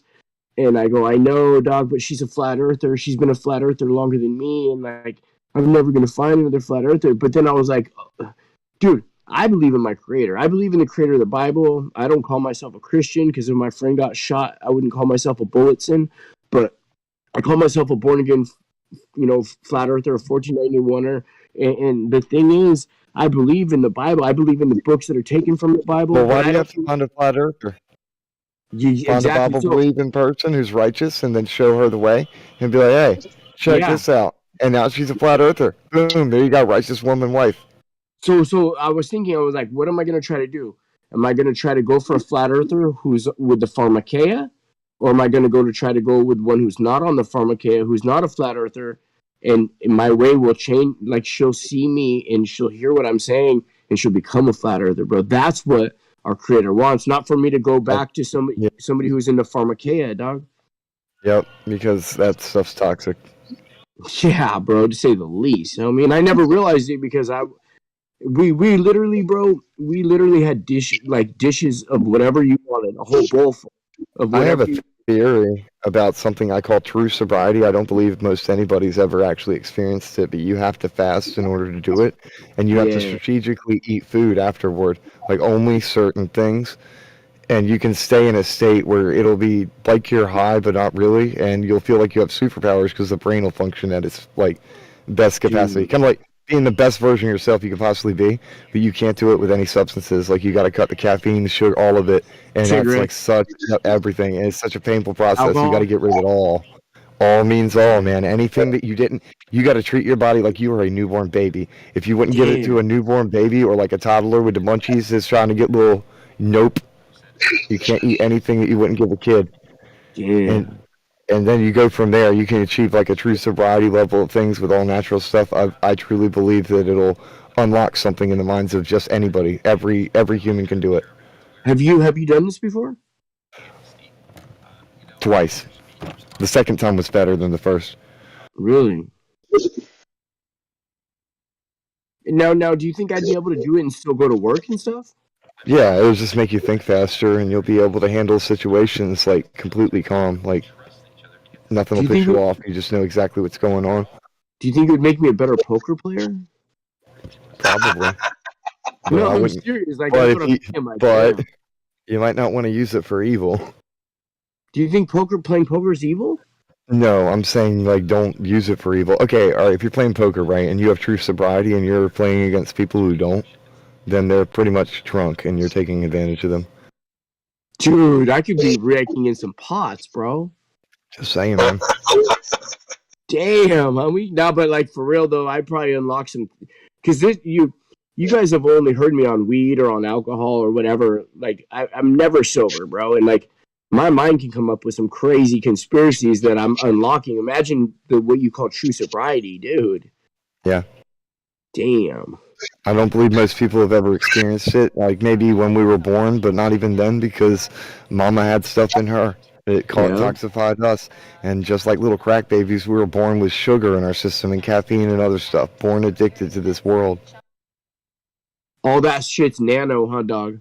Yeah, man, it's like kind of a nature versus nurture thing. Well, you're already naturally born into it, and then they nurture you into it too. If I hear have some candy, it just keeps going. Get a shot after you get some candy, or vice versa. Get some candy. They give you a sucker after they stick you with a drug. Fuck, dude. And then you get shots later in a bar, and then they give you popcorn or peanuts. Yeah, they act like the shot. Yeah, you take a shot in a bar. I'm gonna drink my medicine. What up, Giz? I'll give you some of D's nuts. D's nuts for president, 2024. Hey, so do you guys know how I normally sound when I talk, right? You know that was a joke of like a real actual thing, like a dude named himself D's Nuts and ran for president, right? Like that was all over. Yeah, it was all over the internet. It was funny as hell. He actually did the paperwork and stuff, and it got and the news articles. No, I'm not even gonna share it, but look it up on YouTube. D's Nuts for president. DEEZ. Actually, I'll share it so that it's not, you don't find anything weird. I want you to find what I'm talking about.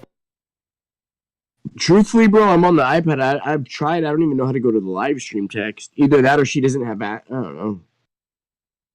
All I see is like big pictures of everybody. I've never even seen Gizmo's picture up close. I didn't know he had a flaming arrow because I always look at everything on my phone. Hey, tell me this. You don't get those things wet or feed them after midnight. I know. Hey, tell me this, bro. You've heard me talk like the past couple nights, right? Does the microphone on this sound a lot better than it does normally, or does it sound the same? Way better. Way better. Okay, so I've been sounding like shit for a long time. I don't know if it's noticeable, but I am also on a new mic. My wife found the actual mic that goes to my headset, and so I'm using a slightly different mic this time. Were you saying don't feed me after midnight? Were you talking about don't feed me after midnight? Yeah, well, you know, like Gremlins Gizmo, where he tells them don't feed them after midnight and don't get them wet. Yeah, yes, we were talking about you. Hey, Gizmo, do you think I sound different than I normally do? I mean, like, so you got those people, those sound engineer people out there that want to sit there. I can't even understand you now.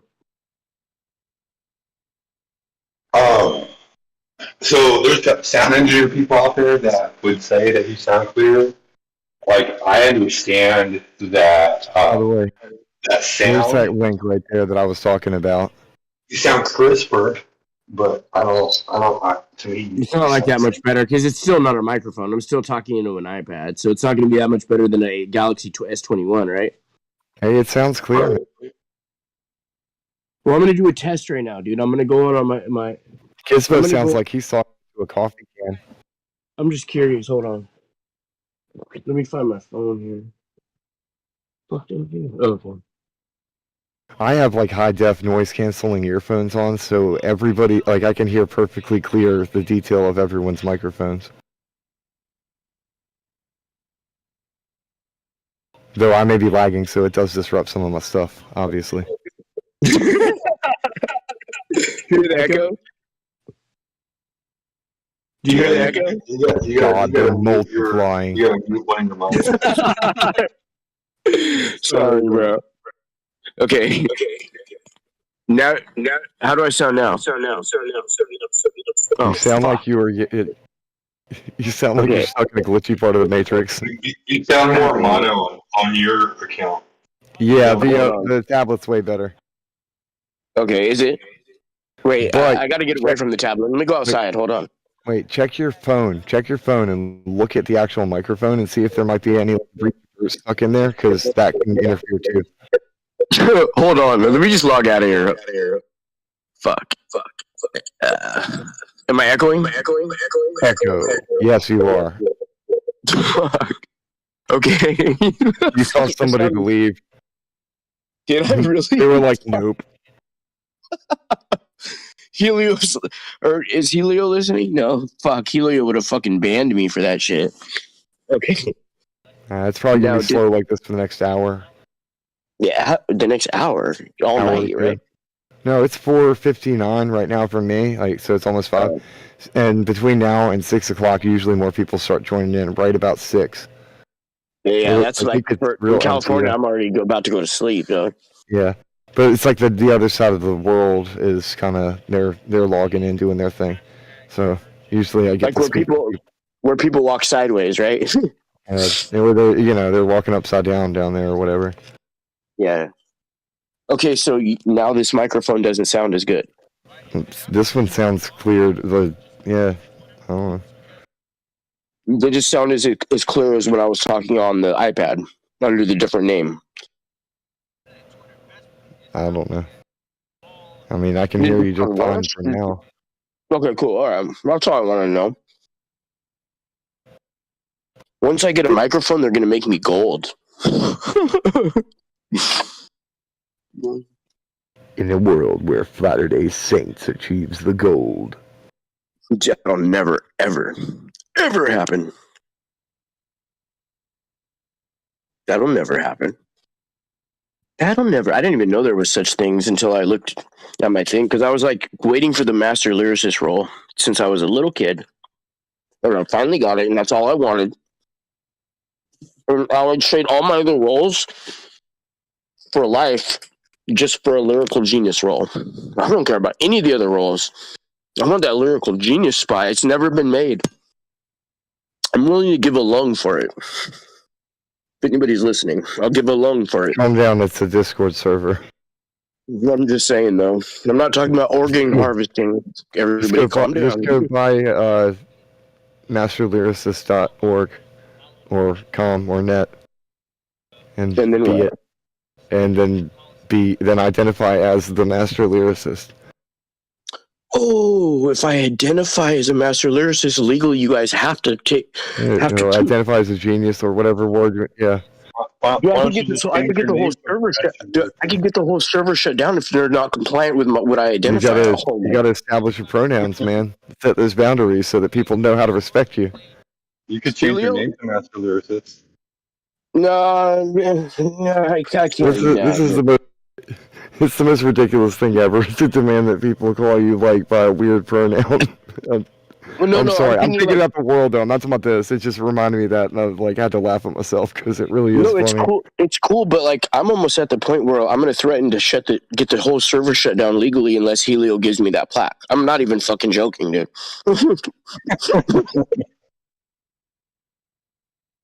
Helio's pushed me to that point, bro. You know what I mean? I'm on the edge. You know what I mean? I'm cliffhanging right now, bro. I'm about to jump and take everyone with me. Ask Lou or Gemsy. All right. All he wanted was the master lyricist role. Now 27 people in an office building are dead. You know? I am the righteous hand of God. I am the devil. All he ever wanted to be was a master lyricist. No, I'm sorry, lyrical genius. I already got the master lyricist role, and that wasn't good enough. I want lyrical genius. In the background, my weird ADHD brain started playing "Hell's Coming with Me" by Poor Man's Poison. While I'm imagining what you're talking about, and that's why I was like, "I am the righteous." Right. My brain's an automated meme generator. Right, mine too, bro.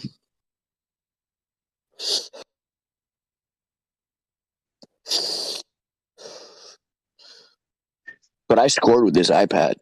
As soon as she comes back, she's gonna take it with her, though. Fuck. It sucks, dude. Just change the image on it so that it's not an apple. Like, make it a pear instead. She'll never know. Nobody's gonna know. Yeah, I know, right? She needs her iPad because she's studying to be a paralegal, dude. She's gonna be a lawyer one day. You should take a feminine pad and draw an eyeball on it. Sure. If they have a paralegal and you have paraplegics, then is there and you have quadriplegics, is there quadrilegal? I don't know, but if you guys drink coffee, shots out to paraplegic coffee. Oh, fuck. I like the way you think, though. I like the way you think. I guarantee it.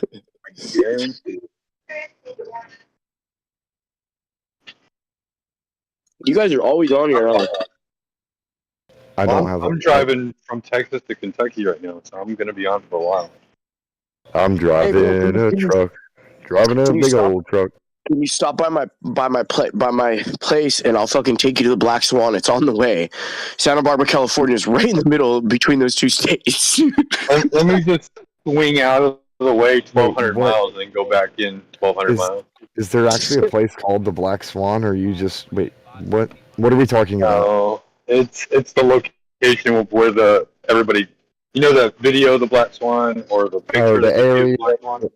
Yeah, I have actually no idea what that. He lives right by the exit. Yeah, I live like 15 minutes from the exit, dog. To be honest, the whole Black Swan conversation is relatively a recent thing for me. I just heard y'all talking about it, but didn't care enough to even ask. It's pretty real. Like all the older flat earthers know what the black swan is. It's like one of the most brought up not experiments. I'm sorry. Oh, you're talking about that thing about like if swans are white, but if you found one black swan, you can't say all swans are white. Okay, I thought you were talking about a literal actual black swan. I'm like, what the fuck are these people? Wait.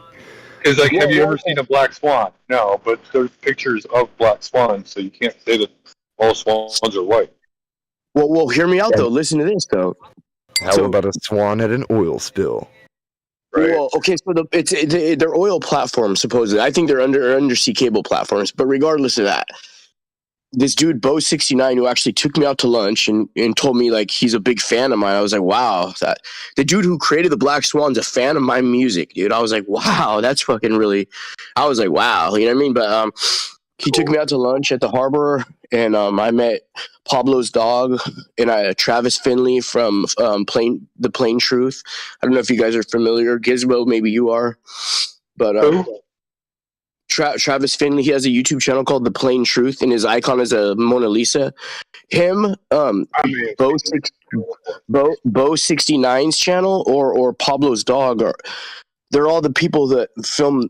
Bo69 is the one who found the Black Swan and came up with the whole thing, the observation and what made it famous. But Pablo's dog and Travis Finley have thousands of videos on their channel, their YouTube channel, with long range observation right here at the Black Swan and in the Catalina Islands and the Santa Cruz Islands and all that shit. So yeah, he took me out to lunch, but okay. Cool. I almost forgot. What was I even talking about, dude? I just lost my train of thought, bro. You chased that rabbit really far. And why it's the black swan. Okay. So this is the weird thing. Right after he made the observation and it became famous, about a dozen black swans were found in the ocean right there where he did the photography, bro. And they made a little thing about it on the news, but it was really bizarre. I'll post the newspaper headline right now. Really interesting. That was a little wink from God, like, hey. Either that or it was like maybe the elite put him there. Yeah, you know could have been an elite show-offy thing, doing some things. Because the Black Swan exit, I'm gonna post a picture of the Black Swan exit. Right, it is less than half a mile from Oprah Winfrey, Ellen DeGeneres, and what was Queen Elizabeth's son who moved to Montecito, California's name, and he's with Margan Mankel or whatever her name is. Prince, not Henry. I don't know. Prince Peter. I don't know. King James. I don't know what his name was. Prince. You know what I'm talking about, though, right? Margan Mankel. Anyways, they all live right there by the Black Swan, bro. And the dude who created the Church of Set, Michael Aquinos, was consecrated right there on Santa Claus Lane in the summer of '78, bro. So have you ever heard of the Church of Set? The Church of Set, Michael Aquinos was the main man right next to Antoine LaVey, dog, back in the 60s and 70s. He branched out and created his own thing called the Church of Set, and because he wanted a more militant organization. And this dude was the head of the NSA. This dude worked for the Army base, MacArthur Army base in the 80s, where all those kids brought those allegations and brought the satanic panic.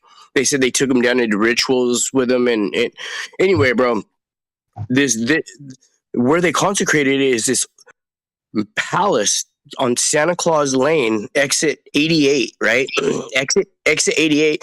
And if you go to the edge of the palace, the rocks jut out into the water and it makes a point. And if you stand at that point, you're exactly right between the 4 oil platforms on the right and the 4 on the left, right? But it's exit 88. And right before you get to exit 88, it says 88 miles to Los Angeles, bro. It's so weird, bro. Anyways, I'm going to post a picture of the exit. So the Black Swan, it's so esoteric. And what's weird is it's in Santa Barbara. So SB, and then you got BS for Black Swan. I don't think this dude planned it all to be like that, but sometimes things just be like that, dog. You know what I mean? Well, here's the thing. I think those people probably live in that area knowing that they can look out every single day and see the truth, even though the world is being deceived. Yeah, for sure they do, dog. They look out there and it means something to them, even though everybody's fucking asleep to what it really is going on. Yeah. Yeah, for sure. Whoops, I posted the wrong Oh, picture. well, you've got your truth, and I've got my truth, and everybody can believe whatever they want, as though there isn't an actual, like, solid state, real world truth that we're all trying to perceive, even though we're all wrong about much of everything, no matter what. No matter how right we are, we're still going to be wrong. There's so much. There's too much to know. Oh yeah, Your brain can't even contain all the information there is. Like, it's humanly impossible to fit it in there. It's impossible. Yeah. No, but here's the thing. There's certain things that you only need to know in order to achieve the things that are necessary in life. People and the fact that they're gatekeeping all that, it pisses me off. Yeah. People are so used to collecting useless information. That's one of the reasons why they're apathetic about real world information that actually matters, and they don't care because there's no room in the hard drive in their organic computer inside of their head to fit anything else. They have to delete some of the shit that's not worth anything in order to be able to keep valuable information. Oh yeah, I could tell you ever since I learned Kelly Bundy. Ever since I learned the truth about Earth, dude, like I've forgotten a lot of useless information. I probably have forgotten a lot of important information too.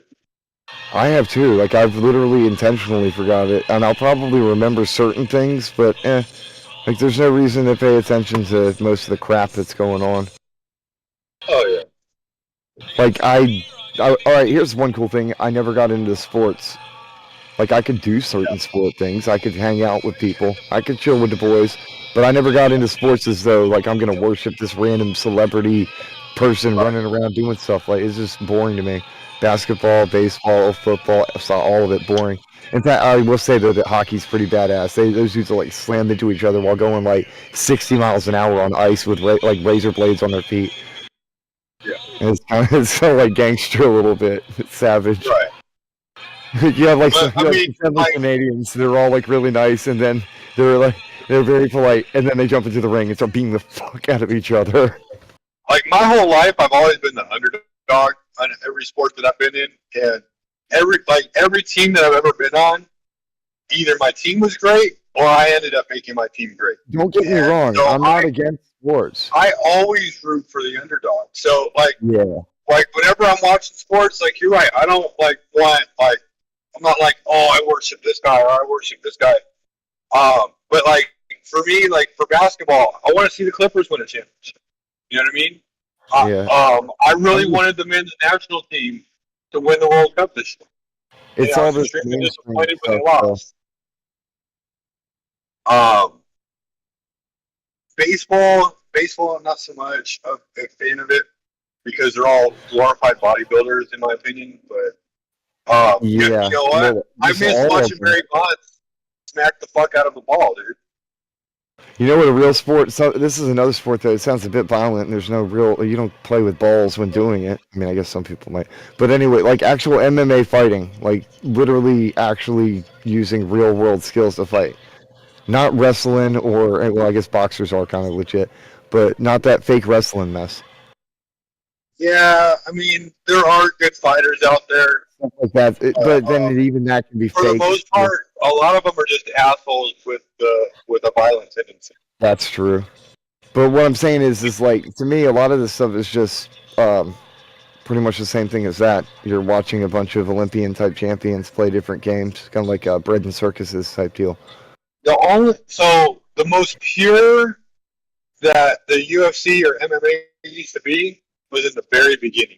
Yeah, see, that's what I was before there were mixed martial artists.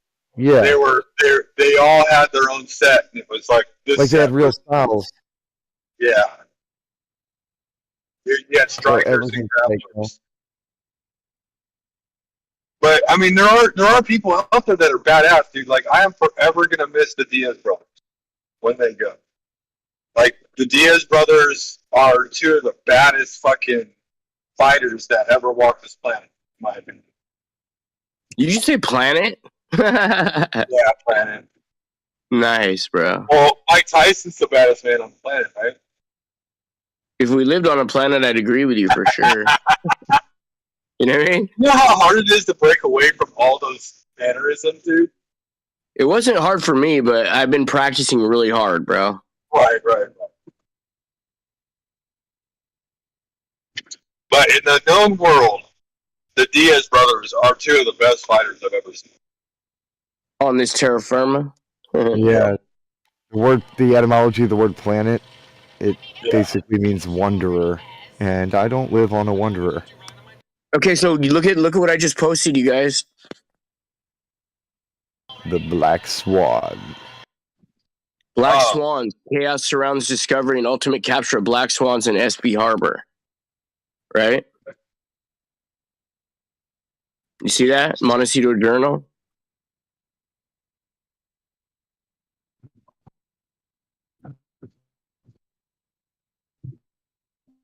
Interesting, huh? Yeah.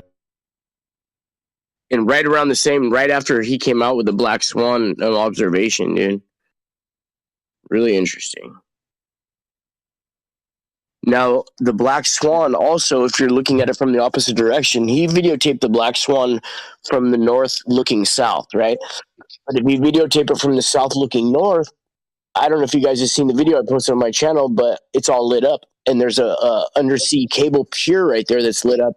And as you're driving north, you see the Black Swan, the 3 oil derricks that are bigger and they're lit up. And then you see the 4 on the right that look all the same and they're lower and they're more spread out. And it looks like Santa Claus on a sleigh. And as you're driving, it looks like it's moving to the right over the ground, which is lit up with dots, which is the pier.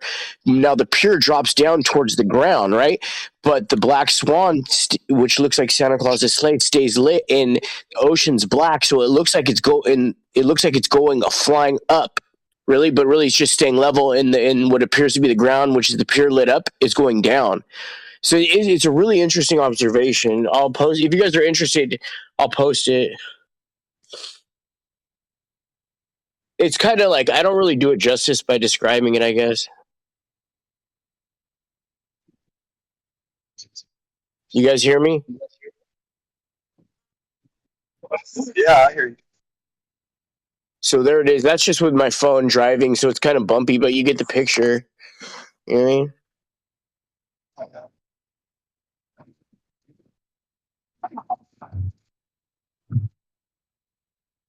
And what's weird is it vanishes in where I told you, exit 88, Santa Claus Lane. So this whole area I live in is so Illuminati esoteric. It's like an hour north of Hollywood. Super, super, super duper Illuminati. Hey, if you ever want to hear a funny ass story, you gotta look up Joe Riggs versus Nick Diaz hospital story. Fucking Joe Riggs tells the story about how Joe Riggs and Nick Diaz, after their fight, they both went to the hospital because they were pretty fucking beat up. And while they're at the hospital, Nick Diaz wasn't done fighting, so he came into Joe Riggs' room and started fighting him in the hospital. No shit. Yeah. Check out the live stream. Chat room.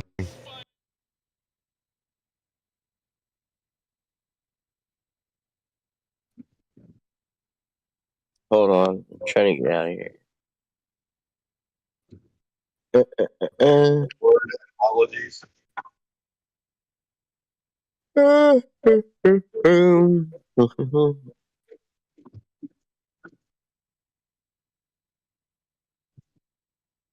there you go. A black singer. Or ink singer. Right. Or ink swanas.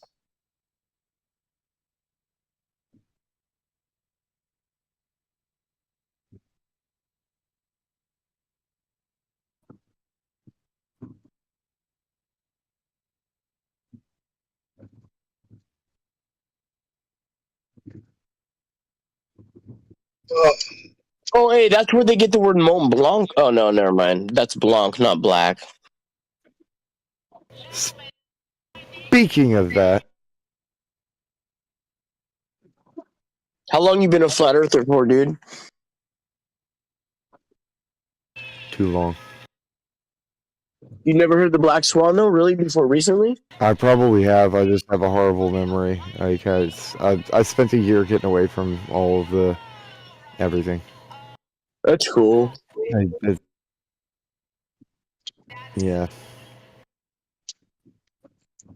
No, it's only been like a little bit less than a decade, I guess, something like that. Really?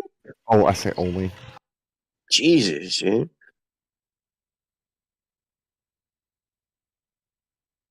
A little bit less, but head in that direction. Like really though, a lot of it was more like I didn't actually start investigating much of anything until I got heavy into Discord type stuff, because that's where everything really came from. Yeah, I met a bunch of people here who showed a bunch of evidence for stuff. Before that, it was more like I already knew that NASA was full of crap, and I didn't trust anything that was coming from them because they faked the moon landing, and that there was a bunch of pretty obvious fakery going on. But I didn't think to go beyond that, like that I could prove anything or do anything about it. Like all these powerful, smart people doing all this stuff. I'm just a dumbass. I don't know shit, but I just know something funky's going on here. And then I ended up the 24/7 mostly level. I joined that server and ended up befriending a lot of people there, which there's a lot of people from there who are here now, like that are on this server, or at least they were on that server too. Okay. That's cool. I got invited to this server. Somebody saw my YouTube channel. Another flat earther seen it, and they're like, "Hey, you should go on Discord server." And I was like, "What is that?" I was like, "That sounds like Dungeons and Dragons or something." And I was like, "Fuck that!" But then, like, when I finally went on it, I overestimated. It's closer to 6 years, like 5-6 years. Oh, that's cool. Yeah, it's but maybe a little bit longer. I don't know, but it's not. It wasn't not a decade. Not quite yet. starting next year will be 5 years for me. So I'm almost at 5 years. I've been a flat earther. But I mean, I jumped head first into it. Like by the first day I found out, I went from nah, fuck that to like my jaw dropping. And within 5 minutes, I started doing research. And by that night, I was telling everybody I knew about flat Earth. You know what I mean? Here's the weird thing about flat Earth, dude. Like once you start finding the faults, and you're like, well, what's the answer to this question then? And you Google it, and it doesn't have a fucking answer. Dude, it's fucking doublespeak like a motherfucker, ain't it? I remember asking the question as to why, like, they didn't go back to the moon like a long time ago, far before all this. And they show you articles of like when they went to the moon.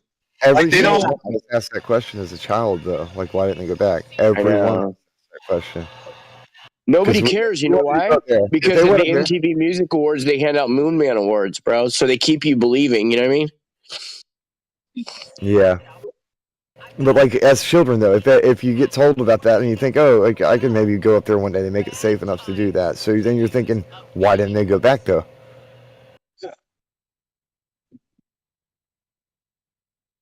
Now they're trying to they're trying to make people believe that they did go back, but it was secret because of aliens. So that's going to be the deception.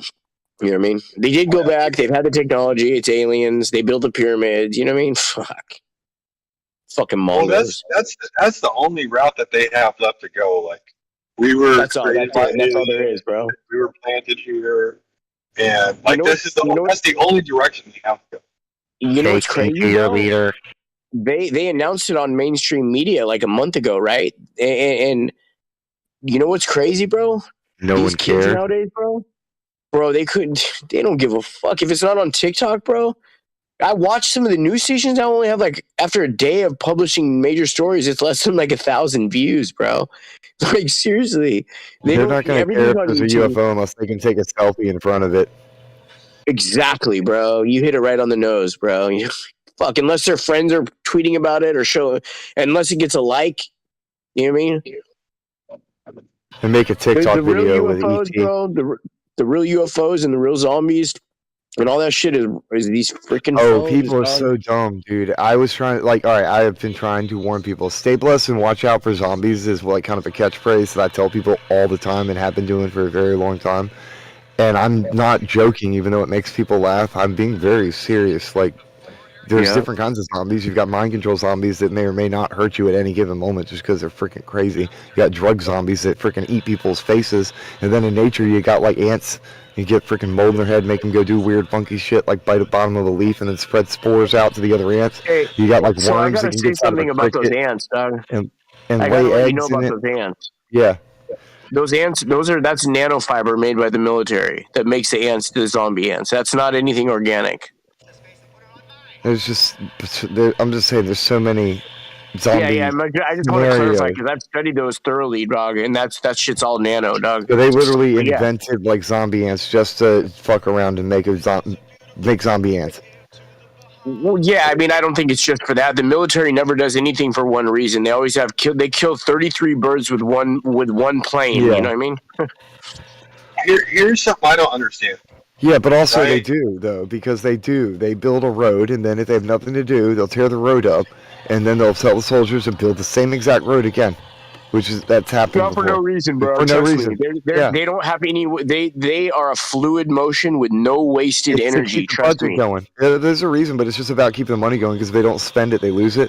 It's like use it or No, lose that's it. not true. None of that's true. Don't believe any of that shit, bro. It is true. If they can't justify the reason for the budget, they don't get the same budget. And they want to keep all that money. They want to keep it coming, keep it flowing.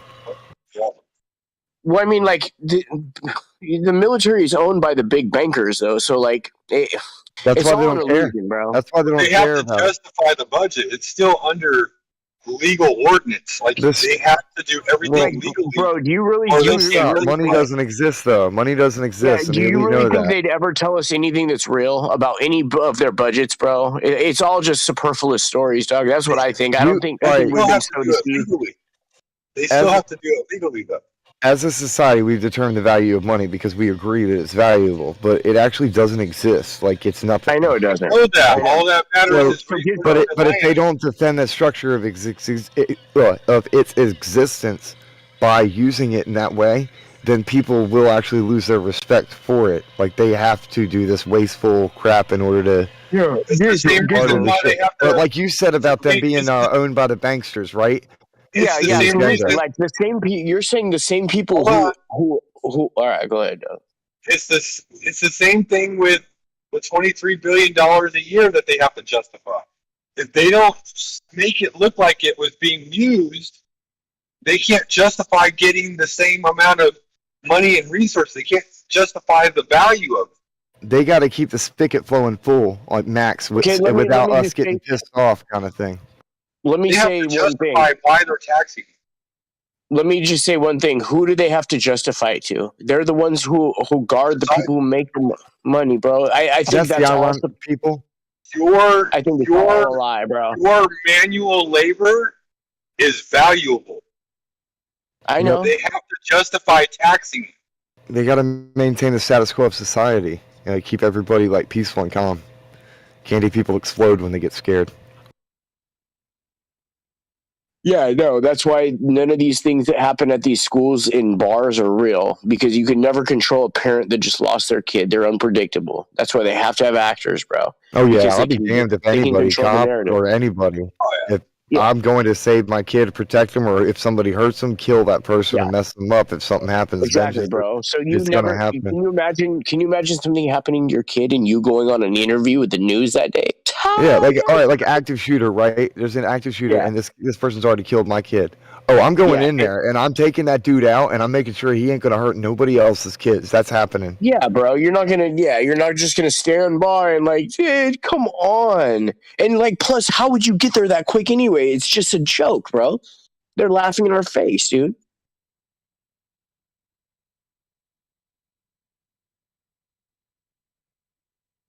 Did I cut out or did y'all cut out?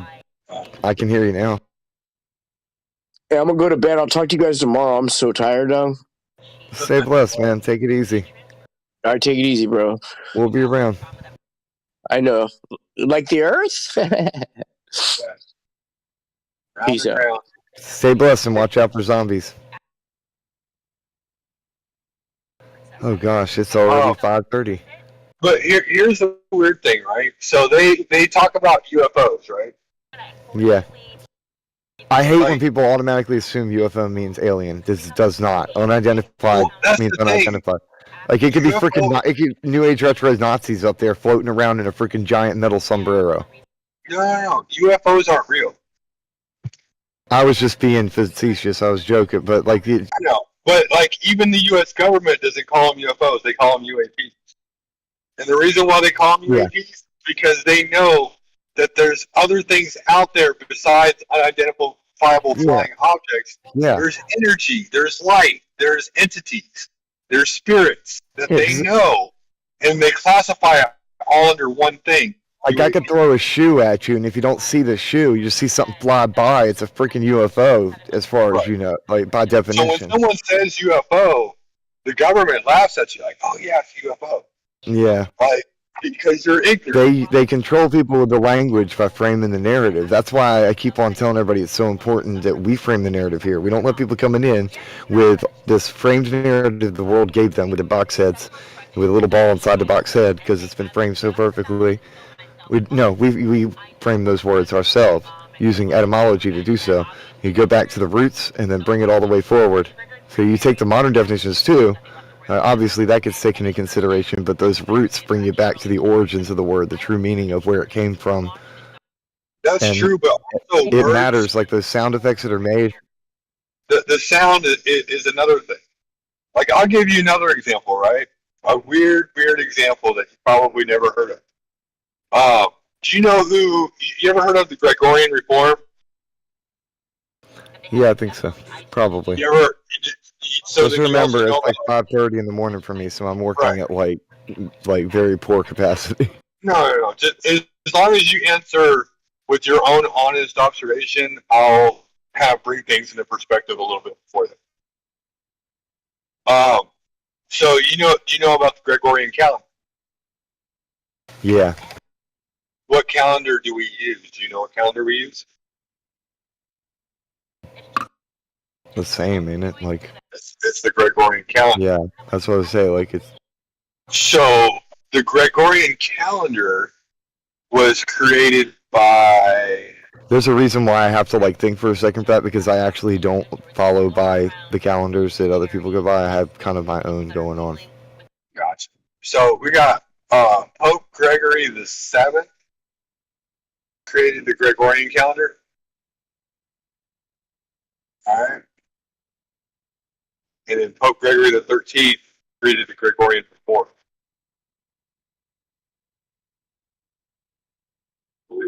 Hopefully that's the order. Gregory, right? There's a special name behind Gregory. We always say Gregory with the way the E is spelled, like Greg. And then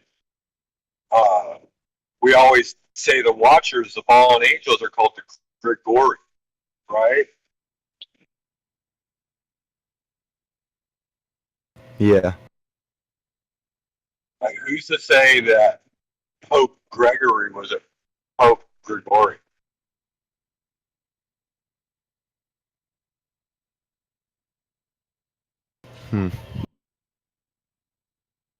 Who's to say that this being didn't create the calendar and then put the church at a level that we can't say anything against? I don't know, just something I noticed on a play on words. The sounds mean a lot. That's funny. The look at the live stream voice text.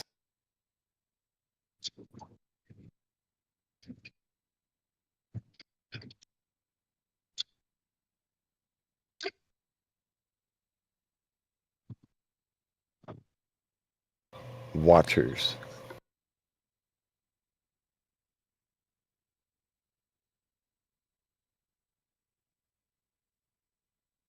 Yep. The watchful and alert calendar.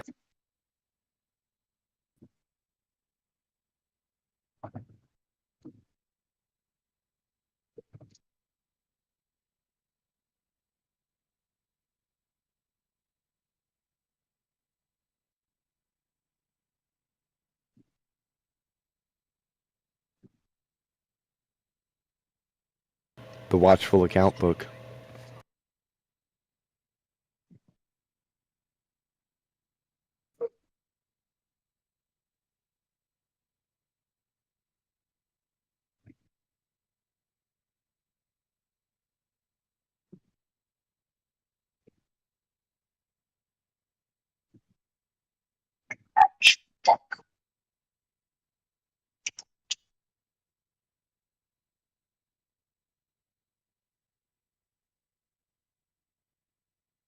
What's up, man?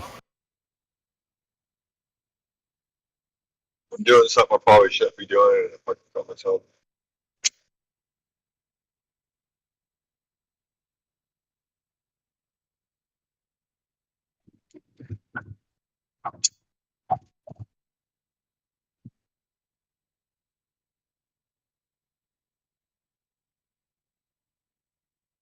Well,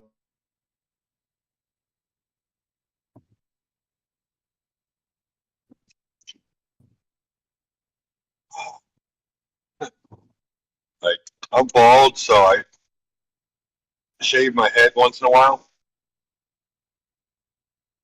I miss a spot on my head.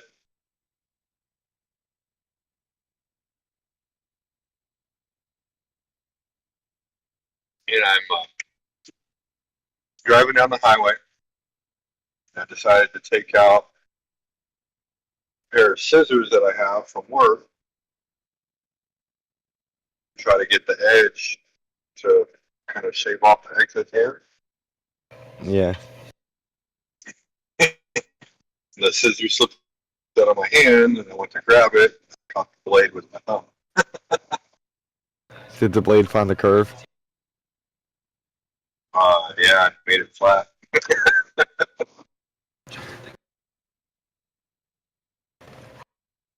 Made it mostly level.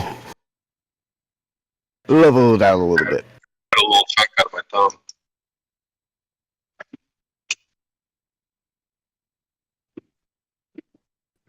Gotta be careful. Wait, why would you even do that while driving?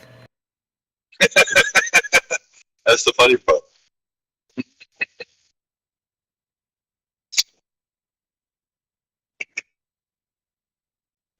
If you sat with me in a car while I was driving, you'd be like, what the fuck is wrong with this guy? But I'm like so much in control of everything going on around me. You're like, yeah, this dude's actually a really good driver.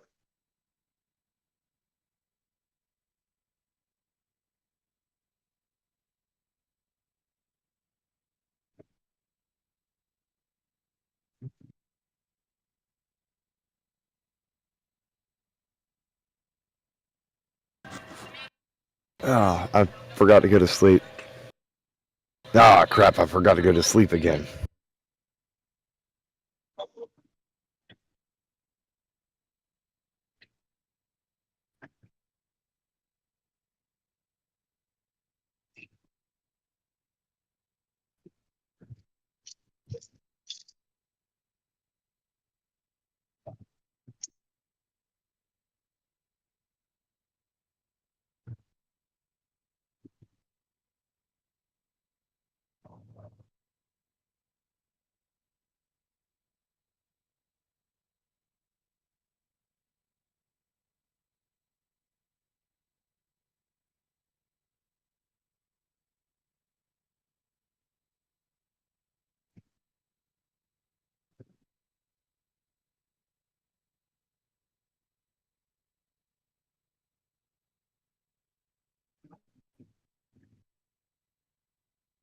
A person is just a character, an actor's mask or a character in a play.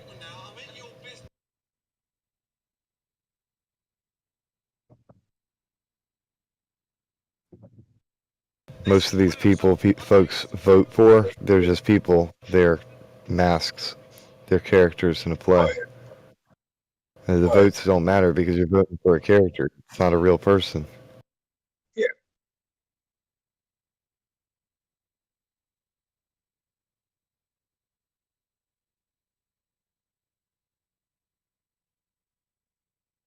There's a lot of people who are kind of pissed and whining about the election being stolen from them.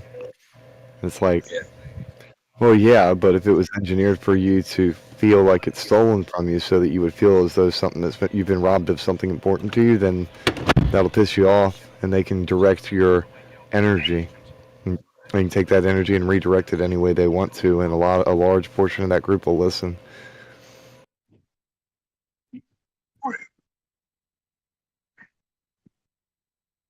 That's what Well, it's they're like the trying whole to thing. do. That's the idea, anyway, is to try and orchestrate people's reactions, like they did with the Black Lives Matter stuff and had the Summer of Love, where everything was getting all burnt down on the West Coast.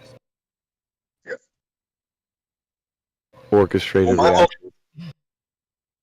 my whole thing with Trump was he was the test. He was basically saying like, no, give them what they want, and they'll still let you do whatever they do. Like that was the whole thing with Trump. He was like, oh yeah, we'll give them whatever they want. We'll give them a wall. We'll give them this. We'll give them that, and we'll still get to do all the things we want. And he was right. They still got to do everything they wanted to do.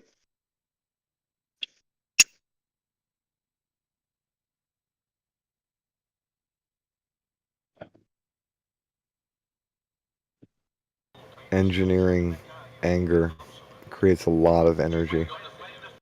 Orchestrate that junk up.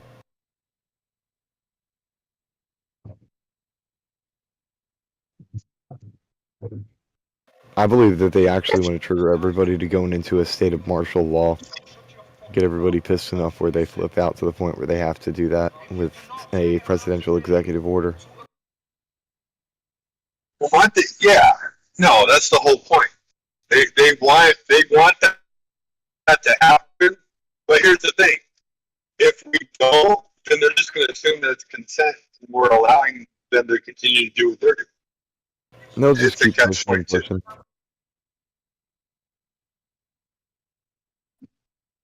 They've The been goal doing is to this take for a the long guns. time. That's the biggest thing. They want the guns. And once the guns are gone, you realize 1% of the world, Americans, all Americans, 1% of the world owns 50% of the guns. So we could arm the entire world and just destroy the Illuminati if everybody would actually work together. No, the other 99% of the world owns the other half. No, I'm saying, like, if they join forces with all the Americans that have, like, a bunch of guns, too, then the other 99% of the world would have a lot of guns. Like, let's work together. Kill them all and let God sort them out, but only the villains. No, I'm just kidding.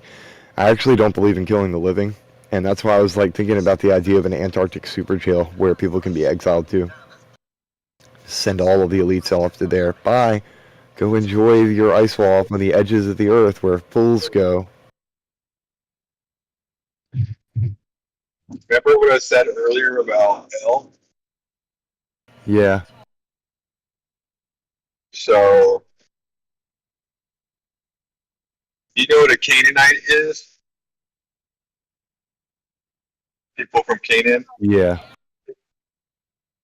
right? Israelite, people from Israel. Yeah. Right? So Here, oh, by the way, here's that verse I was referencing. you ever say keep saying elites? What if they're L-ites? People of L.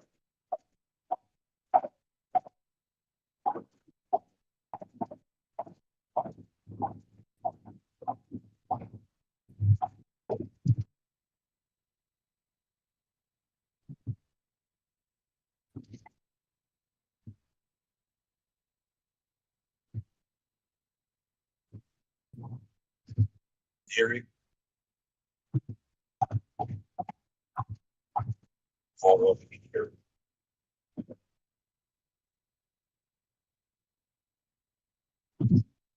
Hello?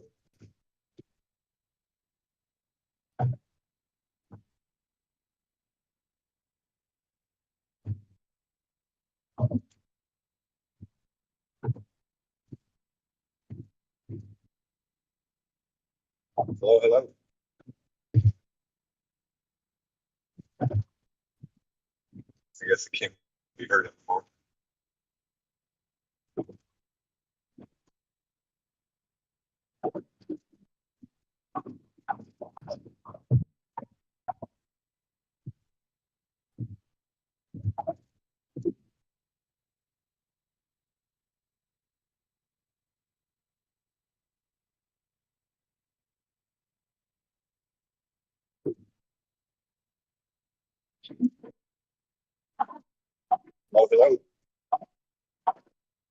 I'm here. I'm just scrolling through trying to find something. Yeah, no. I was just saying how funny it is that you said elites, and I looked at the word one day and I was like, that's not, the word isn't pronounced elites, it's pronounced L-types.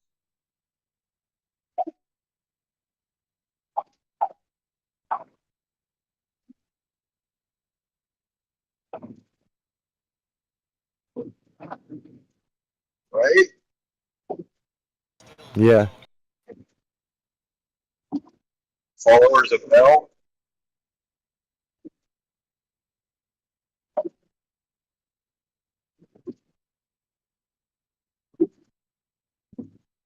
Yeah, with Tribe of the Gods was what that would translate to. Actually, kind of like the Tribe of God, kind of.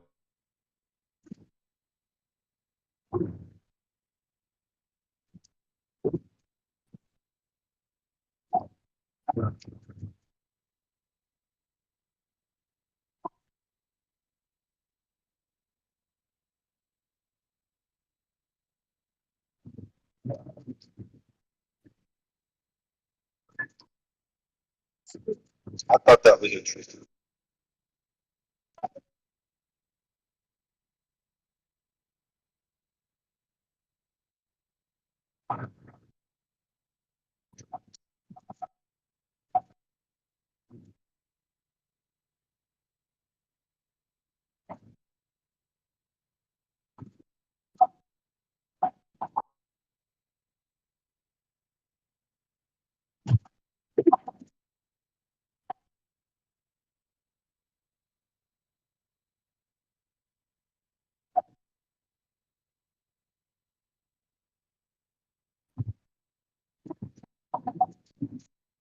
Dang.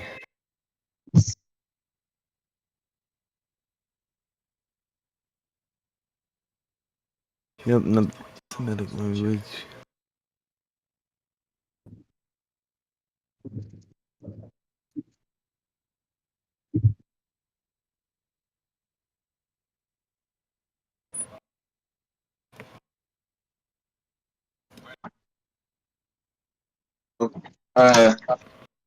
Did y'all ever hear of the theory that the firmament could possibly be made out of diamond? Like that's a broad claim, but like, did y'all ever hear that? I've never.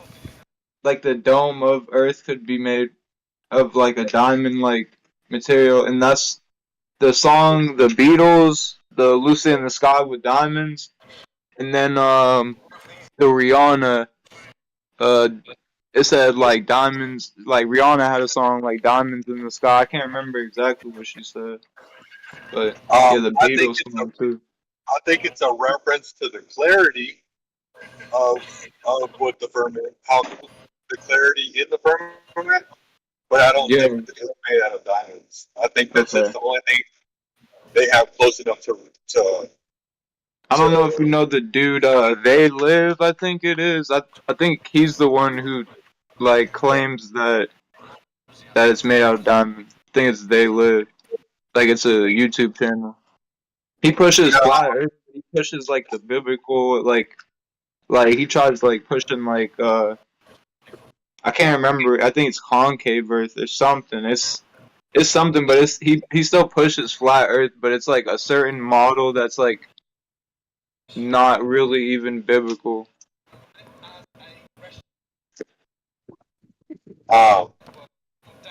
So like, you ever seen the video on this guy who he's reading the testimony of another person that emailed him about their experience in Antarctica when they were with the U.S. military? No, I didn't see that. How they would drill into the firmament, and it would grow back. Yeah.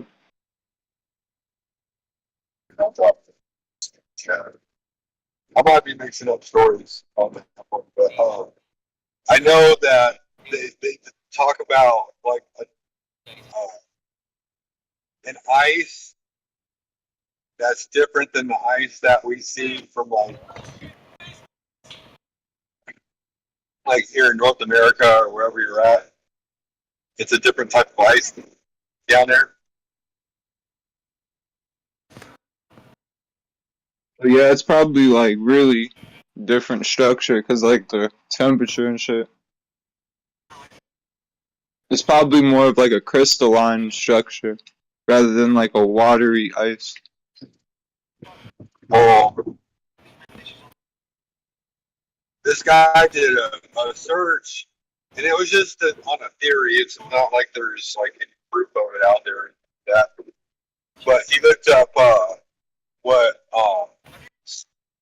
like we know oxygen as a gas, dioxygen, O2. We know that as a gas, and then the rockets say that they use it in a liquid form. Well, what does it look like in a solid form? Now we go back to the live stream voice text because I was just about to post something about that. What if stars are just diamonds underwater though? Like, cause it on that Rihanna song, I remember now. She said there were like diamonds in the sky. Hey, check out sonoluminescence, bro. And the way like the stars shine, it's almost like a light was put up to a diamond underwater.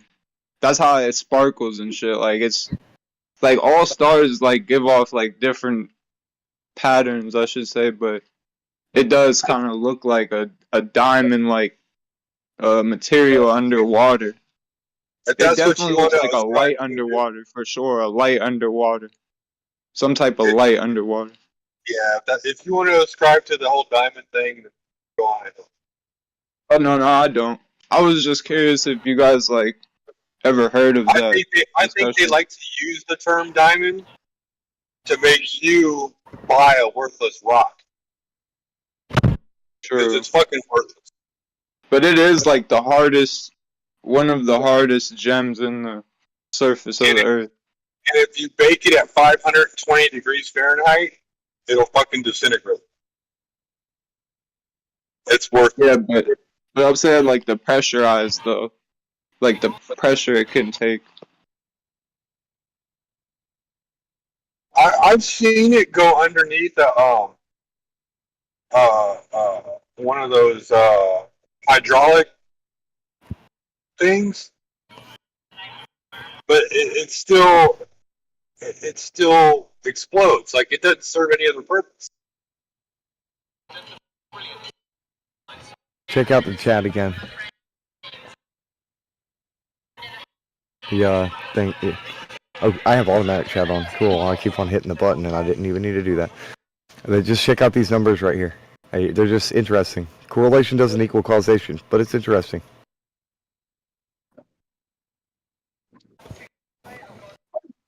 So yeah, it was saying like it's measured in MOHS, like the strength of a cubic zirconia is 8.5, and the strength of a diamond is 10. Like even like emeralds and shit are like 9 too, I think. Like I'm pretty sure there's like some type of gem or crystal that we didn't discover that's harder than a diamond, but like as far as we can see, that the diamond is like one of the strongest gems.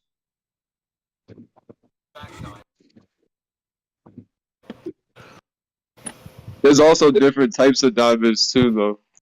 Like there's blue diamonds, yellow diamonds, pink diamonds, and there's different clarities. Those are imperfect. Yeah, it probably matters about the clarity and the strength of it too. Like they're dirty diamonds. Yeah. There's rough diamonds too and shit. Like a rough diamond doesn't even shine like a diamond you would see at a jewelry store.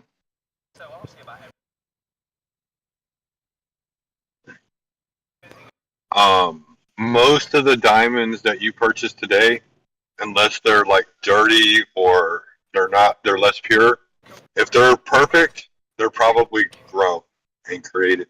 Yeah, a lot of diamonds are lab made, or there's Moissanite being passed off as diamonds, because a lot of the diamond testers nowadays will pass, like Moissanite will pass a lot of those diamond testers nowadays. So people sell Moissanite as real diamond, and it's literally it's some type of rock. They claim it's from meteors, but I'm like, yo, like I don't really subscribe to the meteor shit because I've never seen one. What temperature does oxygen go solid? I don't what's know, the man. average temperature of open outer space? I don't think there is an outer space. I'm like, oh, No, I'm talking about what they claim. Like they claim that the average temperature of open outer space. And I'm not even saying there's a dome or anything. I'm just saying that it's interesting those numbers line up. Another correlation that doesn't have to equal causation is sonoluminescence. If you collapse a bubble inside of a vacuum with a sound wave, it will produce light, and the light is measurably the same temperature as the surface of the sun. I feel like meteors, what they claim are meteors, are just like those satelloons crashing down and burning up shit. Like, you know those, like the satelloons, like the balloons with the satellites attached to them? Like, that's probably what the meteors are. When they're like, oh, it's a meteor falling. Like, that shit's probably like one of those satelloons. Just crashing. Radioactive space mummies from the war in the heavens. Yeah, or it's something spiritual. Like when it's a meteor. No. I mean, like they originally had bodies, and like, yeah, there could maybe. I don't know. Or a fallen. It could be a fallen angel. If y'all subscribe to that. Like a meteor might not be like an actual meteor. It might just be a fallen angel. I'm talking like it's biblical, but also the Titans. Like these things are that big, that far up. You know, that whole asteroid belt crap, whatever they think of it. Nope. That's like radioactive space mummies from the war. Well, in the no, heavens. my honest opinion, every But star it's just a theory. is probably a window. What? So what does Moissanite come from? If like, do they like get like lava, molten rock, or something from? Is that how Moissanite's made? Because they claim it's from meteors, but like we don't really subscribe to meteors. So would it be like a volcano rock or something? That's the best like comparison I can make with it. Because like a lava rock, that's what a meteor is. So I actually fiery ball. It would probably like Moissanite's probably made from something from a volcano for real. It's probably an element found on Earth. It has to be an element no different found than on gold or aluminum or Unless if silver that shit or is helium busting through the dome.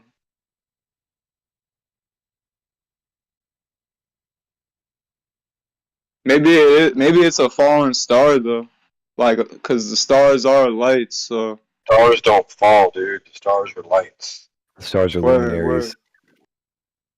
Sonoluminescent luminaries. That is my belief, anyway. Watch that video I put in the live stream called Sonoluminescence, Star in a Jar. Yeah, man.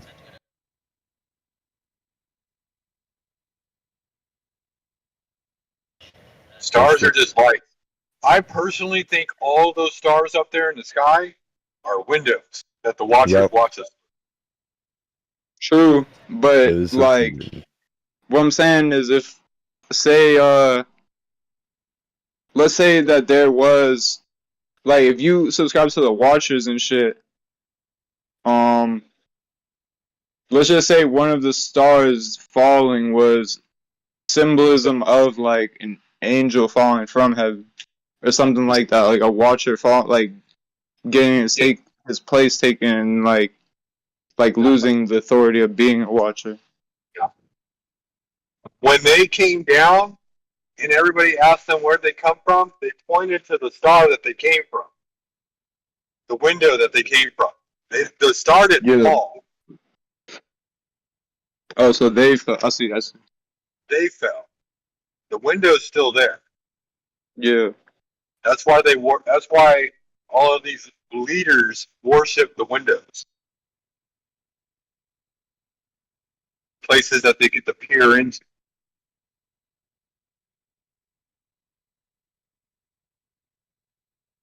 Yeah, that makes sense because if there was falling stars, how come we have the same stars everywhere and none of them are missing? Gemsy's real knowledgeable on like the star section and everything like that. I don't know if you ever heard him talk. Does he talk about like the Book of Enoch and stuff? Well, he talks about the meteor showers and stuff like that that you see in the sky, and all the lights that you see in meteor shower, meteors shooting across the sky and everything. There's 6 locations in the sky that they all come from. That people have, that the majority of them come from. Almost kind of like if you had like an electrical outlet and there was an opening there and something was arcing out of it.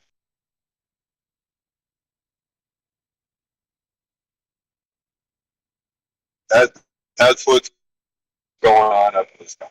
So when you see a meteor shower, it's coming from the same location every time. See, I've never seen a meteor shower, but hey, check out I've seen things that look like shooting stars. Not necessarily like a falling star, but it'll be going sideways and it'll just disappear out of nowhere. Like before my vision is done even like perceiving it, it just disappears.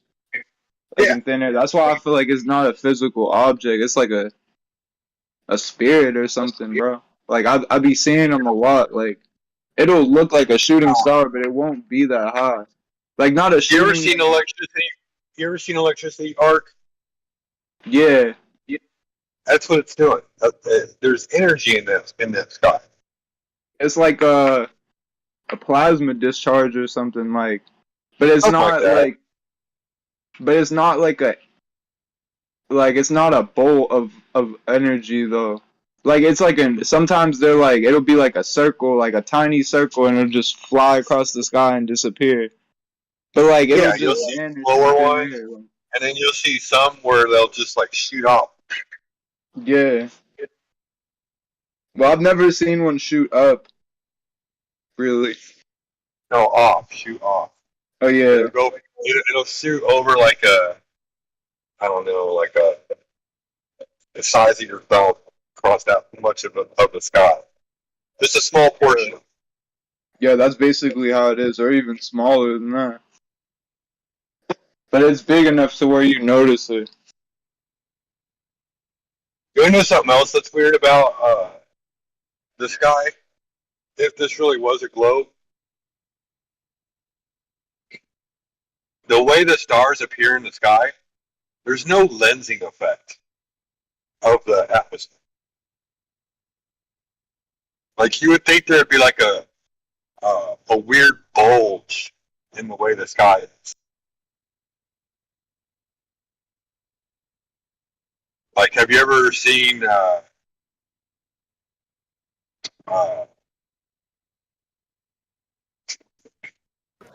think I'm gonna head out for a little bit. Got underwater? I'll be back in a little while, y'all. You guys take it easy. Take it easy. Stay blessed and watch out for zombies.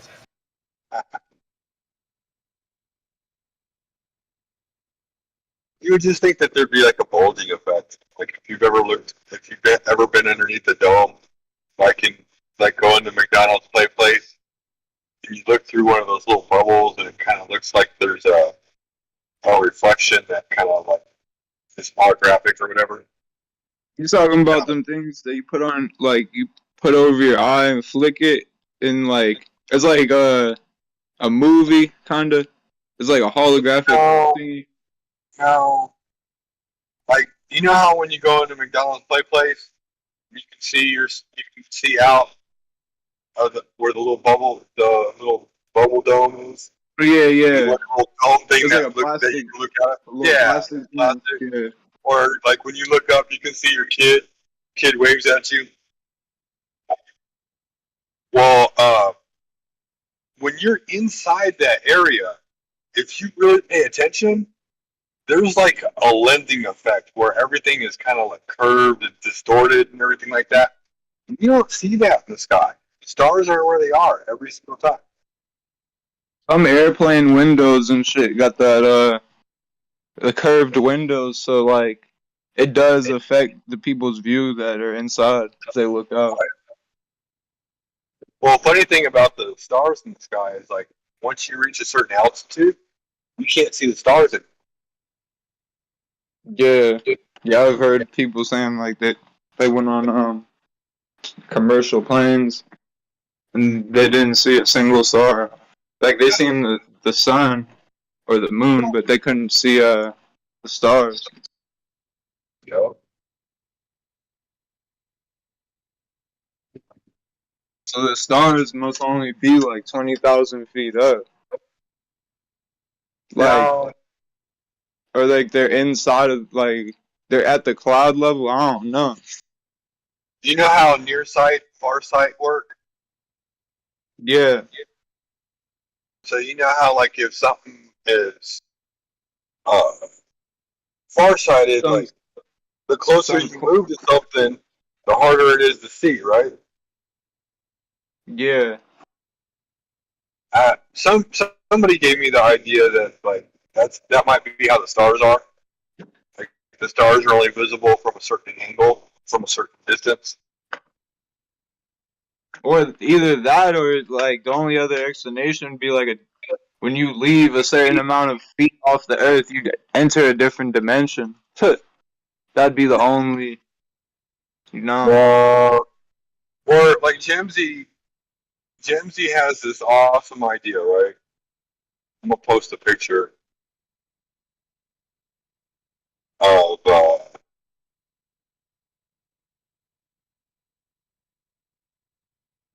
that shit really doesn't make any sense though if you really think about it. And I've noticed in the wintertime, like when it's snowing a lot and heavy, it'll be like white as shit outside. Like it'll damn near look like midday, like daytime, like evening. And like the sky will be super clear, like not a single cloud, but you can't see any stars. It's like when it's really white out, like there's snow everywhere and it looks like daytime, but it's night. Like you can't, the moon isn't even out, but it's so bright, and there's no clouds, but there's no stars out. Like I don't understand that either, for real. all right, so this picture that I just put in the chat, right? Hold on, let me see. Yeah, I see it. All right, so this is what somebody put as a description of like the North Star and how the stars work and everything like that.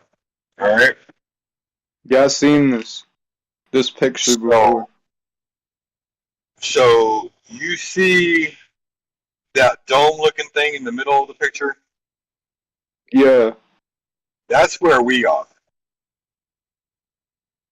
And then there's the dome, and right at the top of the dome is where we see Polaris. But that's not where Polaris is. You're in water, and then right above that you got that inverted cone. That's a lens too. And then right above that is another lens. And then right above that is the real Polaris.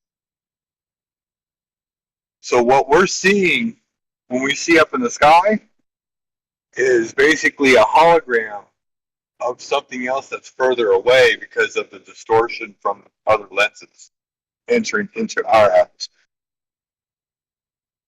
And believe it or not, you see how, so you see where we are, right? The dome Earth? Yeah. And then you see above that the inverted cone? Yeah. That's how our vision works. So it's like different dimensions, like I was saying then. Basically. Well, we don't know what's in that stuff. Well, like, yeah, we don't know what it is, but it's not that's the closest thing I can say to it. people have different ideas for what dimensions are. Yeah. Like it's the same plane, but it's hard to explain. I've been doing a little bit of research on. It's like a different round. It's like the same plane, but a different round. Like, if that makes sense. So those lenses that you see in that picture, that's how a camera lens look. That's how we take pictures. Dude. That's how our eyeballs work. That's how. Yeah, I was gonna say that's pretty much our eyes. Yeah.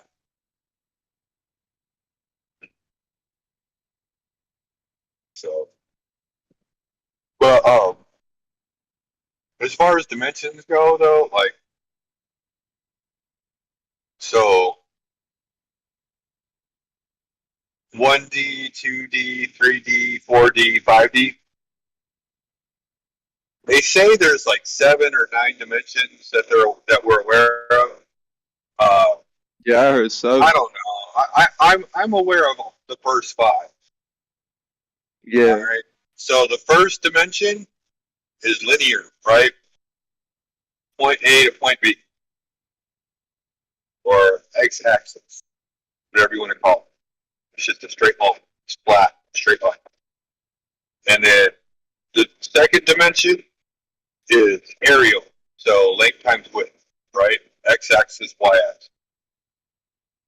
And then the third dimension is voluminous, volume. So you got length times width times height. Or you got X, Y, and Z axis. And then the fourth dimension is consciousness. It's abstract. It's the ability to be outside of the other 3 dimensions, but still be in them. So it's like an inward awareness. So if X, Y, and Z are infinite in all directions, then the fourth dimension is infinitely inward. Since you're infinitely conscious of yourself. And then the fifth dimension is energy. It's the understanding and manipulation of your senses. I don't know if any of that makes sense. No, it makes sense. I feel like the So when 6 you and say other 7, dimensions, I'm not sure I understand what the other dimensions are. Maybe other planes, but not other dimensions. yeah. Well, I mean, there's like you said, it's like it's different definitions of dimensions, I guess, or different ways of looking at what it is.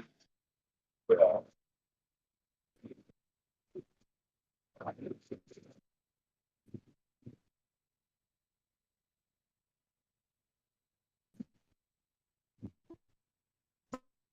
yeah, like everybody tries to say the fourth dimension is time. It's not time. Time's an illusion. You explained it how I look at it. Like it's something like abstract that it's like it's connecting with something outside of the earth, well, outside of this realm, but still being within this realm. Like that's the best way I can explain that. Like the fourth dimension. So,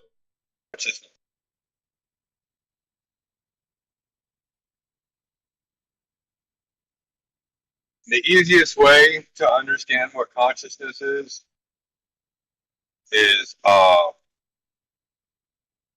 like if you have 3 dimensions, then you have a box, and you're always thinking inside the box or outside the box.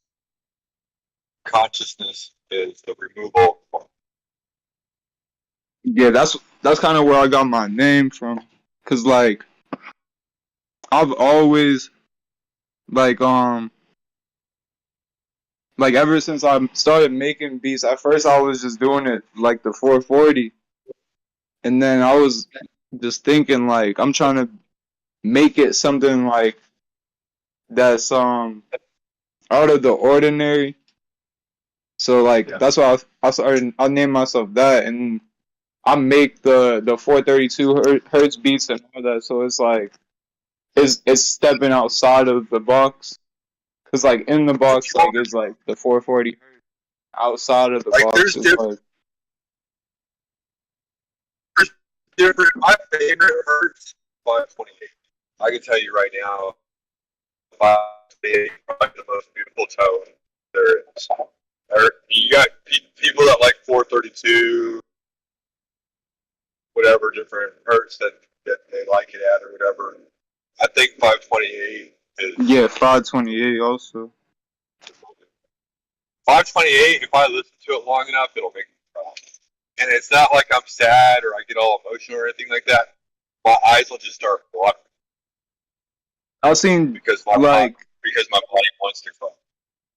Yeah, I've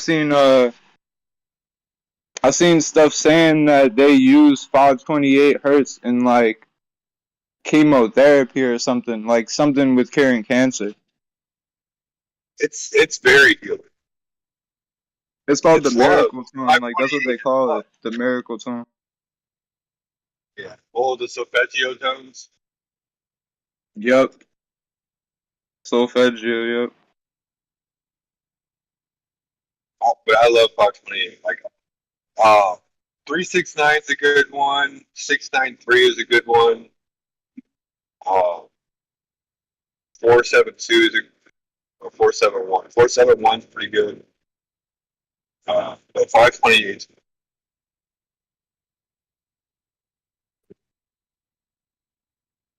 I was reading something. It was saying John the Baptist was using the solfeggios, like he was using those frequencies.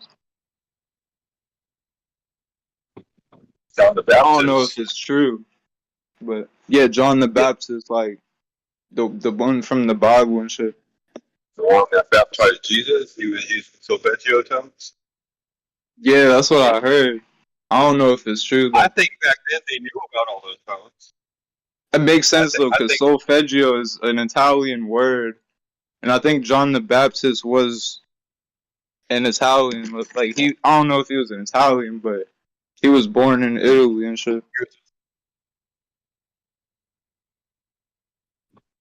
He was a Jew born in Israel.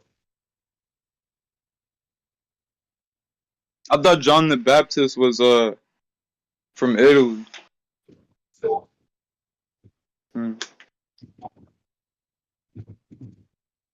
The one that was beheaded? I don't remember if he was beheaded, but it was the one that baptized Jesus or whatever. Yeah. Italy didn't exist back then. Huh?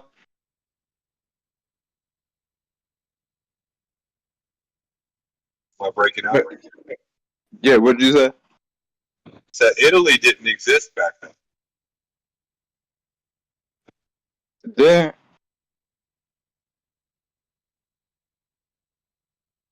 I didn't know that.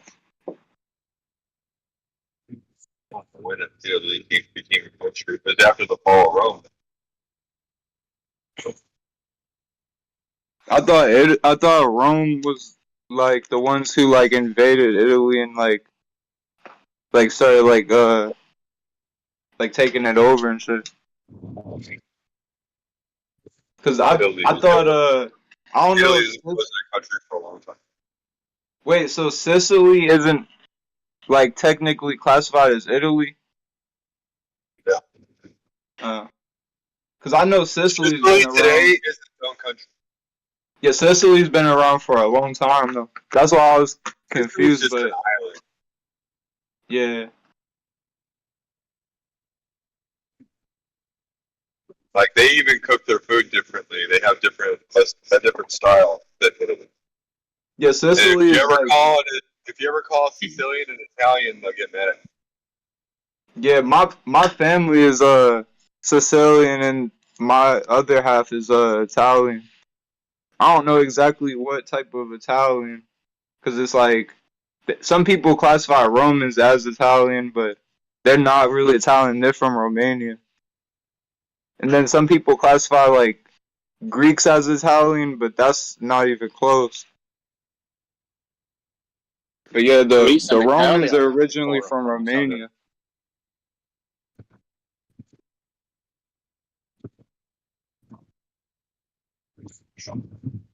So the Greek people and the Greek Empire are two different things. Yeah, and then there was multiple the types of Greeks. And the Roman Empire are two different entities. Yeah. The Roman Empire extended all through most of Europe. It was some Greek. It was some Greeks that were Israelites for real. Like I can't remember which ones it was. It was the Paleo Greeks. Like they spoke Paleo Hebrew, but they were Jews. Like they were speaking. They weren't really Greeks. I wouldn't say, but they were writing in Greek. Like if you look at Paleo Hebrew, it looks really similar to the Greek writing. And the Greeks were like all the writing came from the same thing. Yeah, the Greeks were they were like in contact with the Jews a lot. Like the Jews actually went to the Greeks and like taught them a lot of No. That's a lie. No, for real, because the Israelites went to the Greeks and gave them the shit so they could like they translated it for The them. Greeks gave the Jews information. I mean, they might have gave them information, but The I'm saying Greeks were taught the Israelites. It's the opposite of what we're saying. The Israelites taught most of the world. The Israelites, the fallen angels came down and taught certain people in Israel, the original Israel, how to read and write, and the meaning of language. That was one of the things that they were taught when they fell, when that group of angels fell. If that was the case, they went out and taught the rest of the world and conquered the rest of the world as the rest of the world. Like they man, I don't want to say this without like getting it really what time is it? 5:30 in the morning. I'm just gonna say it real quick, man. Like fucking Kanye was right. But that's all I'm gonna leave it at with that. Like you can't talk about the Jesuits. You can't. End of story. The Jesuits are the problem.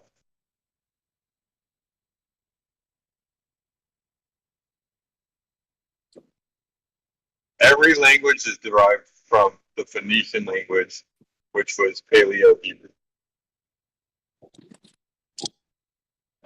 Paleo Hebrew is similar to Phoenician Hebrew, but it's different. I know, like it all comes from the same location. And before that, there was hieroglyphic Hebrew and pictographic Hebrew. Well, pictographic Hebrew is hieroglyphic here. I'm tripping. But if the Greeks gave the Israelites the knowledge, then why would they did? The Israelites gave Greeks. Yeah. That's what I was confused, but because I was gonna say the Septuagint came after the Old Testament. Like the Torah was written in Hebrew first, and then it got translated to Greek. The Septuagint. Well, there's a lot of faults in all of that too, because like as much as I love my scripture, which I know a lot of it's true, it was also written with human hearts and human minds. Yeah, I mean it's big corruption, yeah, for sure. Well, it was corrupted from the moment it was written. It was corrupted to keep certain people in power. That was the whole purpose of why Jesus came. He came to destroy all of that. That's why he was born inside their their guild, their group, and he fucking destroyed it.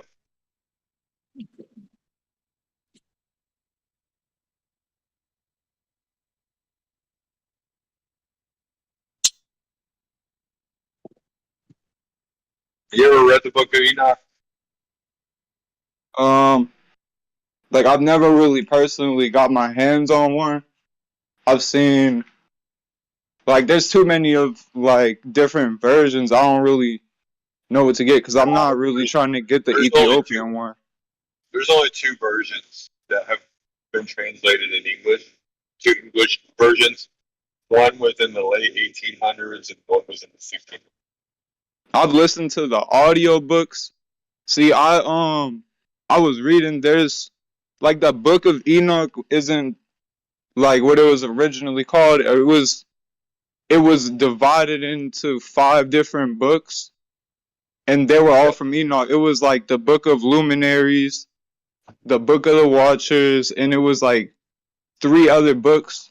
So like yeah, when they first were written, it wasn't like called the Book of Enoch, even though it was technically the books of Enoch. But yeah, I've listened to the audiobooks and shit. So you know that some of it hasn't been translated all the way through, right? yeah, I was almost sure. Like there's some chapters, some verses that are omitted. But yeah, because I think the Ethiopians got a hold and found the Hebrew scriptures, and they only knew how to translate so much.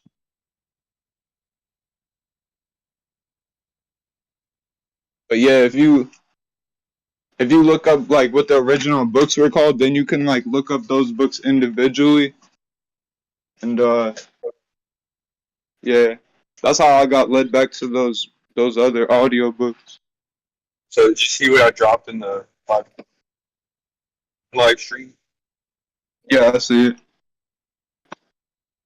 So do you see the picture behind the words? Yeah.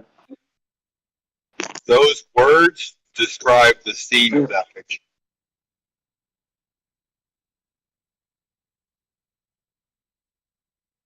So like, which is this one though? Like, what version of it? Cause I'm trying to figure out which one to get. I don't know. I downloaded it from the iTunes store. For sure. So it's just called Book of Enoch.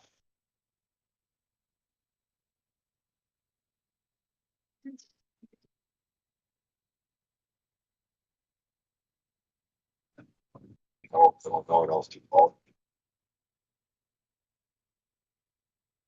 So like, what I was getting from reading the Book of Enoch is, like, Enoch is the Watcher, like one of the Watchers. No, he's one of the lineage of. I know he's Noah's grandpa or something like, but wasn't he an angel technically? Noah's great uncle. No, okay. He wasn't.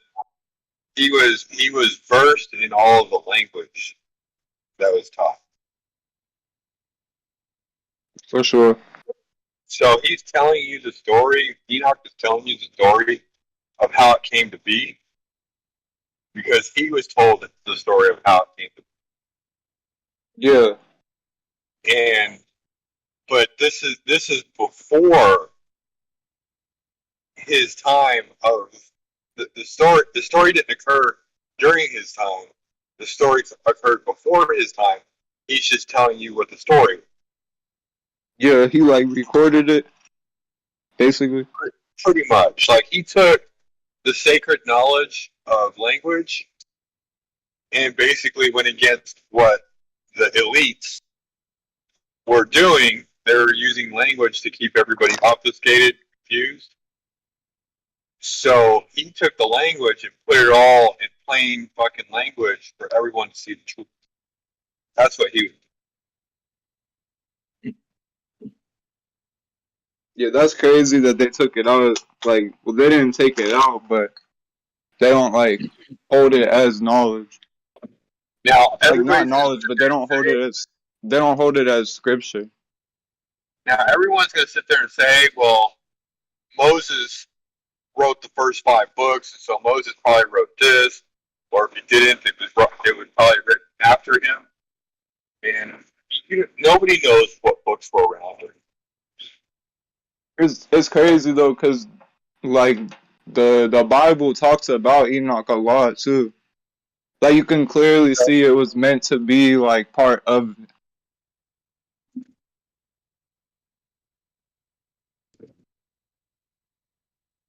I think they took like 64 books out of the Bible. Like the book of Enoch wasn't really in the Bible, but it was a part of it. Like it was more than that. Just in the first meeting, they took out 150 books. Yeah, the 1611 King James version has the Apocrypha in it still. Like if you get the 1611 King James, it has the Apocrypha in it. But all of those words were all changed. All the language was all changed, so you can't trust that. Yeah. Well, I'm just saying, like, they even had the Apocrypha back then. In the Council of Trent, I think it was the Council of Trent, which was in 279 AD. That was the first meeting. They took out 175 books. 150, 175 books. The Council of Nicaea, I can't remember, but when it was all said and done, they took out over 300 books.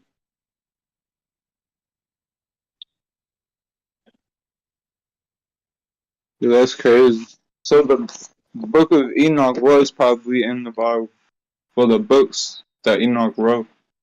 Well, they took that like many the out. Bible just means, the word Bible just means the book. Yeah. So it's a book of books.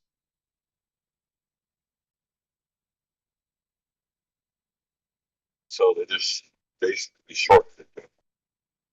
Bunch of stuff out. Yeah, because back then it was like you couldn't go read a Bible. You had to get every book separately and then put them together. Have you ever read the story of Ragnarok? Yeah, the Viking. Yes, Like, I I've read never it. read the story, but I've played like video games and stuff, like the God of War game and shit. That's based off Ragnarok. Yeah, That's good. That's a good religion. Huh? The Vikings, paganism. That's him. I'm a pagan. Oh, you're a pagan?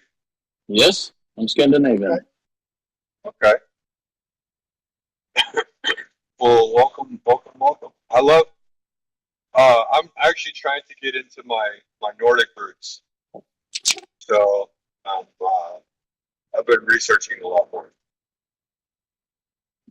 Oden, Thor, Balder, Freja, Loke, Heimdall. Yeah. But Ragnarok, I was gonna say about Ragnarok, you can probably confirm this, Calvin, was like the story goes that it was prophesied against the gods at that time that there would be a great war, and then that anybody who was not human in like a pure blood sense would be killed in this giant flood that was to come, and the gods, the ones that could survive, would be bound up in chains underneath the ocean. That's pretty much how it went. And then all the humans, the pure blood humans that weren't they weren't corrupted by the blood of the fallen angels and of the science of the tongue, they would be able to escape underground and survive until the flood's seeded. I think that's how the story goes, right? A little bit. I mean, But for a lack of no for a lack of angels. better understanding, that's kind of like a basic understanding, a very, very crude basic understanding.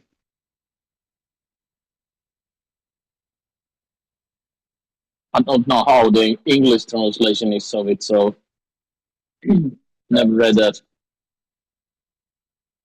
That's not how Ragnarok read in your language. Not all, a little bit of what saying, but not all. I'm sure the story reads differently in your language. But like the whole thing about the angels being bound up in the ocean with chains, I find that odd. That's a story that the Bible confirms. I don't know if you knew that.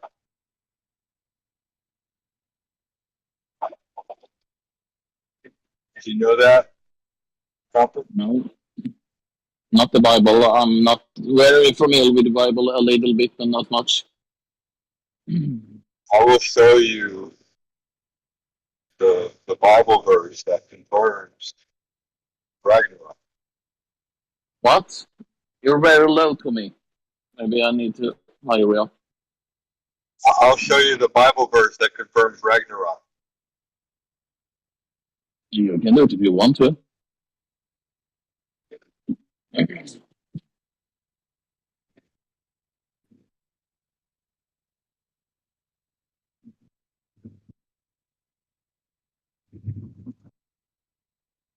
Well, I can't read it right now. I'm driving.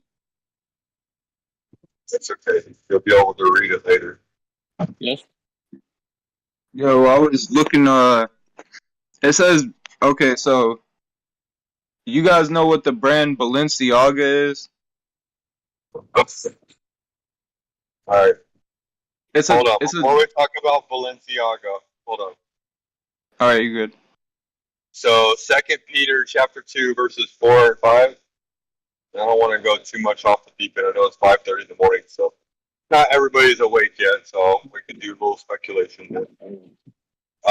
For if God did not spare the angels who sinned, but cast them down to hell and delivered them into chains of darkness to be reserved for judgment, and did not spare the ancient world, but saved Noah, one of 8 people, a preacher of righteousness, bringing in the flood on the world of the ungodly. I mean, that pretty much describes what Ragnarok was right before the Great Deluge. The Great Deluge.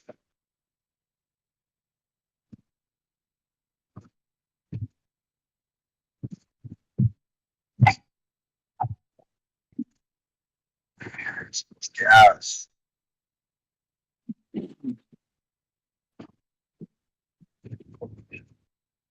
Anyway, I guess we could talk about Balenciaga, but be careful about what you're going to say, because we all know about all of that bull crap that's going on. And, no, it's a translation actually I found. So instead of okay, so it's Balenciaga, but then you add an extra A in front of the B, so it'd be 2A. It'd be BAAL Balenciaga, and it's you space it out BAAL space ENCI space AGA. If you translate that from Latin to English, it means Baal. It translates to Baal is king. Baal is the king. That's what Balenciaga means. Like, if you space it from BAAL space ENCI space AGA, it's literally Baal is the king. Like, I don't know if, like, I had to add an extra A, but, like, I don't know. It's still ain't no well, coincidence. even if it's BAEL, like Baal. What is BAAL? I know, but Baal is it's all in pronunciation. It has nothing to do with spelling. Don't focus on the spelling. It's Baphomet for real. I think isn't Baal Baphomet? Baal is one of the El deities. I was talking to somebody here. So of the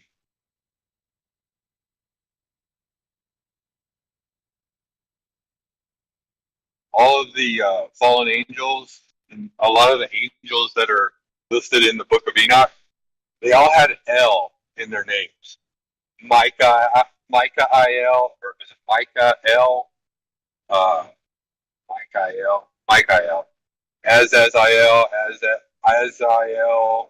Baal, Raphael, Daniel. All those angels had El in their names. Yeah. So that's why I think they all Michael, were there. Gabriel. I know what you mean. Yeah.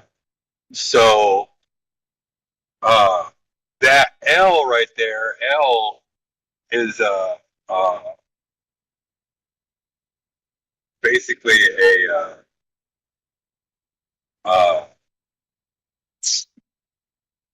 like a paleo word for God.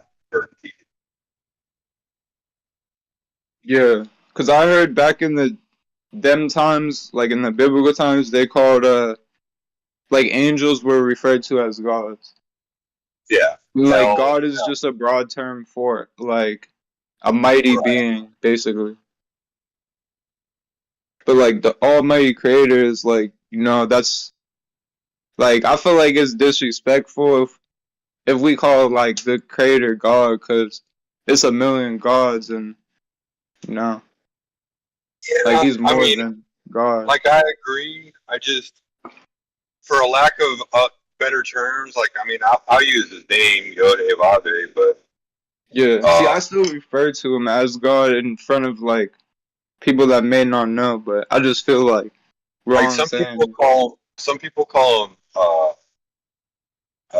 Yah, like like we all have shortened names, right? Like my name is Alan, so some people try to call me Al, but I get upset because it's like that's not my name. My name's Alan, but some people go by short names like Chris and Christopher, stuff like that.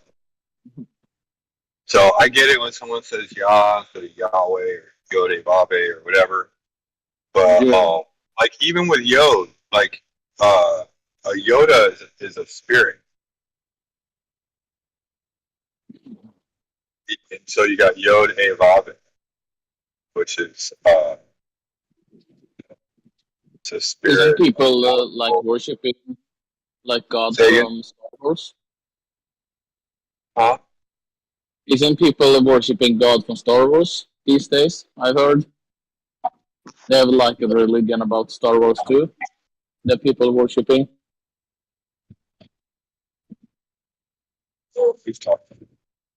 I watched a video of a Jewish rabbi, and he was talking about how like the word, well, the letters Yah are in our DNA and shit. Yeah, like just like the tetragram. It was either just Yah or the tetragrammaton YHWH. Pretty sure it was YHWH. Like it's the way the sequence works. So using the Hebrew gematria. The gematria is separation. Like the Kabbalah's knowledge and stuff. That's where he was getting it. So no. So like even God speaks with gematria when he says, if you want to know what the name or who Satan is, he's 666. It's 6 times 3 or whatever it's called. Yeah. The actual literal translation of the word. But he's like, let him calculate the name, and it's 666 or 6 times 3, or some say 616. But he's using gematria, telling basically telling all those Pharisees and Sadducees to go fuck off. That's what he's doing. Do you did you ever read the Kabbalah or anything like that? Like the Sefer? I still reading it, but like whenever I go into those kind of books, I have to guard my heart before I read it. Exactly. Yeah, I was gonna say there's knowledge in it. Like there's sacred knowledge in it for sure, but just like the churches did with like the Bible and all that, they did the same thing with the Kabbalah. It's like there's knowledge in it, but it's corrupted at the same time. Well, so like you ever heard of the Greater Keys of Solomon and Lesser Keys of Solomon? Yeah. You know who wrote those books? No. Aleister Crowley. Damn. So that's not Even good. Now, even those books have knowledge. Like to understand what the Keys of Solomon were and why Solomon was he was the greatest king that ever lived. And there's a reason why he was the greatest king that ever lived. I heard of the book, The Keys of Enoch, but not the Keys. Well, I've heard of the Keys of Solomon, but I've never read it. But I checked out the Keys of Enoch. It's the book of knowledge, the Keys of Enoch. So like, it's kind of gonna be like, I don't know how to explain it. The symbols that it's gonna be controlled because it's a book of knowledge, and those are like made by the elites and shit. The sigils that Solomon had on his clothing and on his jewelry and things like that. Wasn't it the Star of David? Oh, it was more than that. There was 72 of them. He discovered the symbols that would allow him to control 72 very powerful angels. Yeah. A bunch of those sigils, S-I-G-I-L, are worshipped in Hinduism. Are worshipped in Hinduism to this very day. Matter of fact, there's a temple in Hindu culture that all of the doors have been opened except the 12th door, and they won't let anybody open it except. Is it not Hinduism? Maybe it's Buddhism. Maybe it's Buddhism. They won't let anyone open this door except for somebody of that faith, because they believe the prophecy comes from a person of that faith, and so they won't let anybody near that door to open it. But there's no light in there or anything like that, so you have to know where you're going when you go through there. Only God could show them the answer when they're going through them. But all of those symbols were discovered by Solomon. Solomon discovered those symbols. I'm trying to find this one picture I found.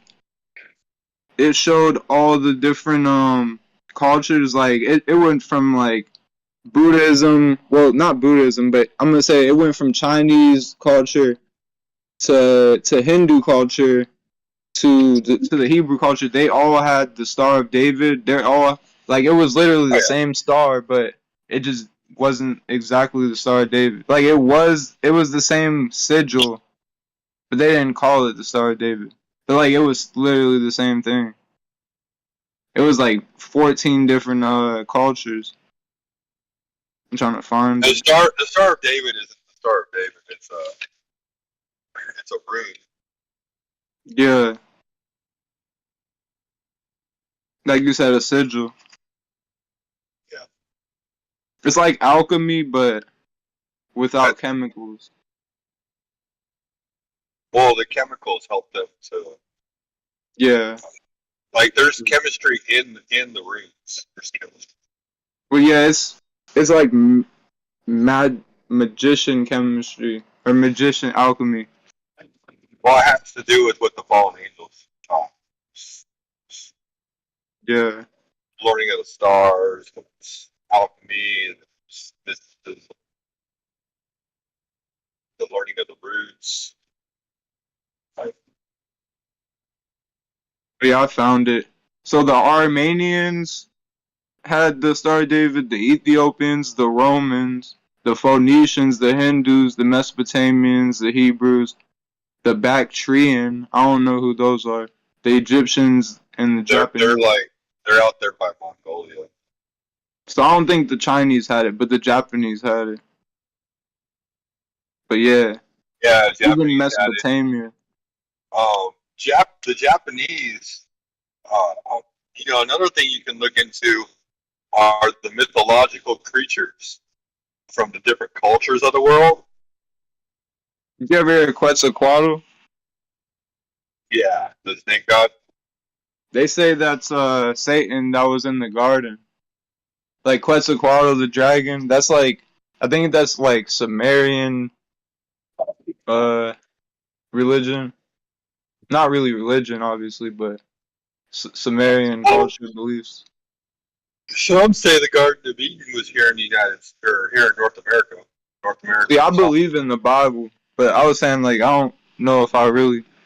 I'm not saying that the Sumerians were lying, but I'm not about to worship that god.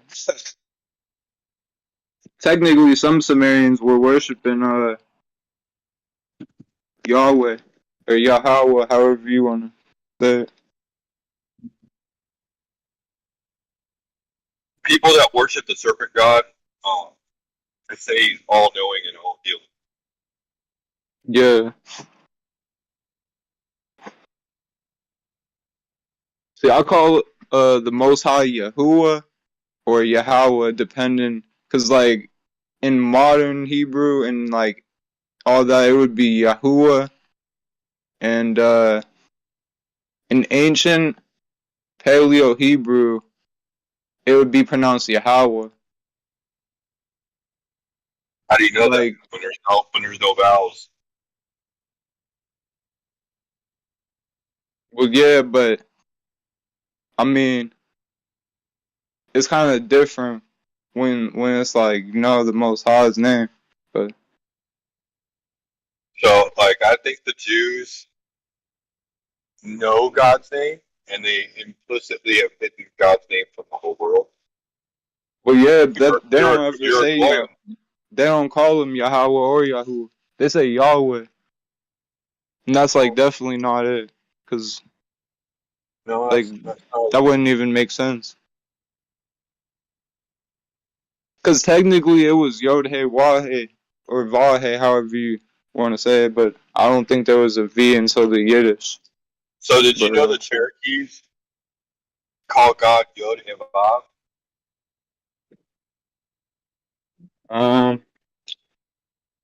Creator's name is Yod He Vav. I wouldn't say no, but no, I didn't know that. But maybe I know that some of the natives are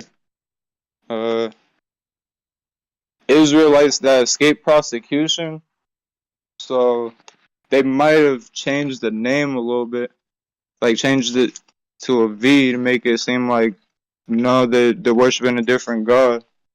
Because it wasn't just, they didn't say Yod He Vah He, they said it was Yod something Vah and then some other thing, because it wasn't exactly the same. So like, you know it that would make sense that they changed it up a little bit to. in the letter H of Hebrew, it's pronounced A, not Hey. No, I didn't know. It's E, not He. It's E. Yod He Vav He.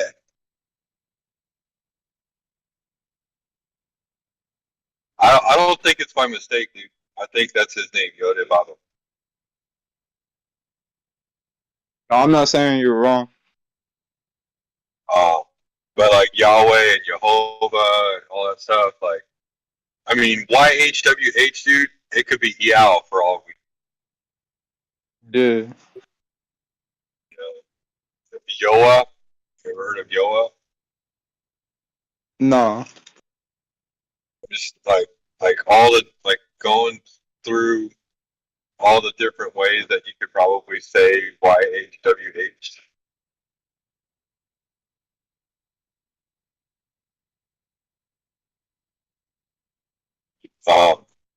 But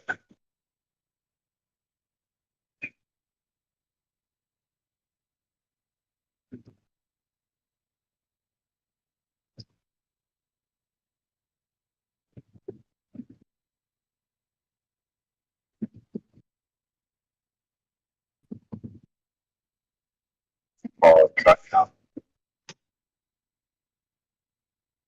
But no, I mean, like I'm not gonna sit there and say that, you know, like I may disagree on what you and I may disagree on what his name is, and that's fine. But I'm not gonna put you down for thinking his name is different. Yeah, I don't think anybody knows his name.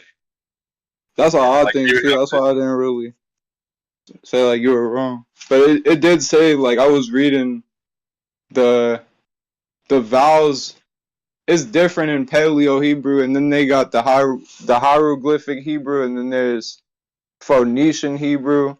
So like I know they said like the modern Hebrew is like only like it's no vowels really, but I was reading some of them were using like they gradually started using the vowels like over time. Like I don't know how exactly, but yeah. Like they can be interchanged like and made into vowels like one letter will be equal to like 3 or 4 letters just for one letter. Like that's where they probably get the vowels from. I don't know. Well, I know. So like I know the pictogram tells the story, and then the letters of the words tell the story, and then the sentence of the words tell the story. See, So I'm not gonna say I know stories. There could be 3 stories going on in one story. Yeah, exactly. That's why I said I don't really know the exact name, but like I know how it's spelled. And in my room, like I just have a picture of the Paleo Hebrew name Yahweh, like however you want to pronounce it. But yeah, I got the Paleo Hebrew like text and the name of the son too. No. Sure. I don't know how you would pronounce that.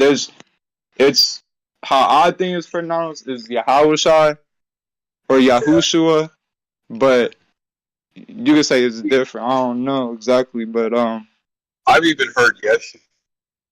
Yeah, it looks in the Paleo the name of the Hamashiach. It's like it starts off the same as how like the Most High's name is, except there's like a W and a O at the end. Like in the Paleo Hebrew, it looks like a W, and then there's a O at the end. So I don't know if it'd be like Yehoshua or something. I don't know. It's confusing, but yeah. And that's when in the Bible it said like there's a verse where the son he said and Moses wrote of me too. Like that's where the Paleo writing of the Hamashiach came from. Yeah.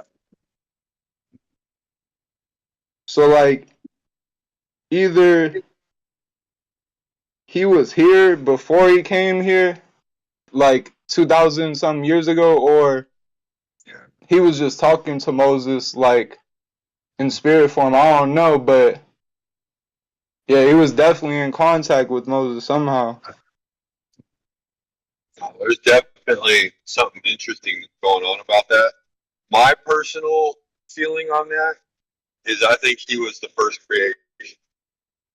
That's how I feel too. Like, not exactly the first. Like, I look at it as when the Holy Spirit was created. When the Holy Spirit was created, that's when the Son was created. Like, we weren't even like humans weren't even Earth I mean, was I can't say we weren't thought of, but we like the Messiah and stuff. He was created before we were. Is like, yeah, that's how I think. right. He I saw it wouldn't all say being the first creation. He may be the first creation, but I just know that he was created way before he came here. Have you ever read into the Zoroastrian um, how the world was created? You said the what? The Zoroastrians. Have you ever heard of the The Zoroastrians? Zohar? I believe so. Isn't that like I the believe they have. Kabbalah, but like the original form of the Kabbalah?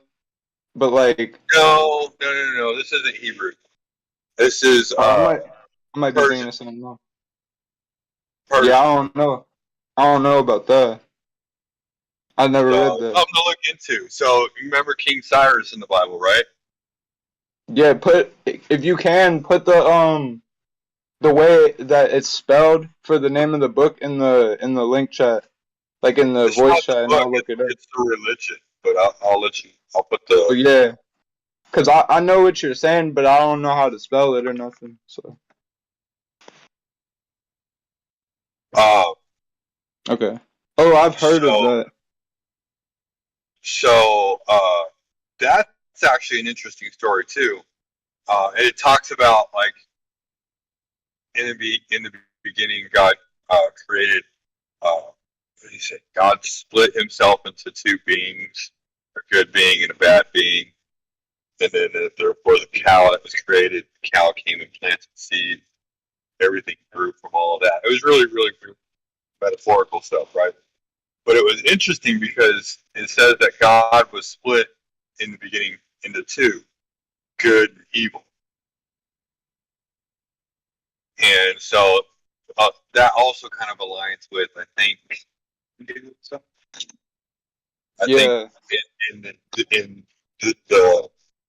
the original God in the very, very beginning split himself into a good God and a bad God.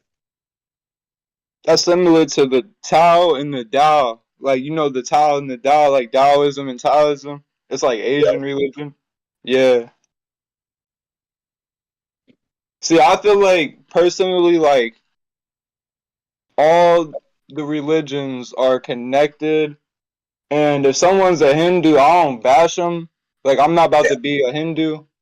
But, like, I don't look at it as they're doing nothing. Like, yeah, they should, like, get into the truth, but, like, that's their life. But, like, it's still connected. The only bad thing with that is, like there's only one creator. And, like, they're just, like, worshiping, like, angels or, like, fallen angels. Like, those Hindu gods aren't even, like, the creator. So, like,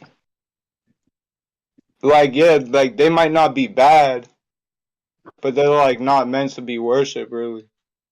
Like, I feel like the Hindu so-called gods came here to, like, give people information and knowledge. And, like, people started, like, just worshiping them when they weren't even, like, telling them to do that. I can't even understand why they would worship Krishna when Krishna's the destroyer. Yeah.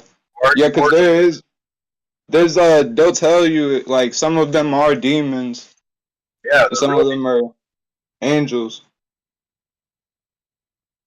Well, they don't say angels, they call them gods, but the ones that aren't gods, they call them demons, so, like, yeah. There's angels and demons, for real. Yeah, I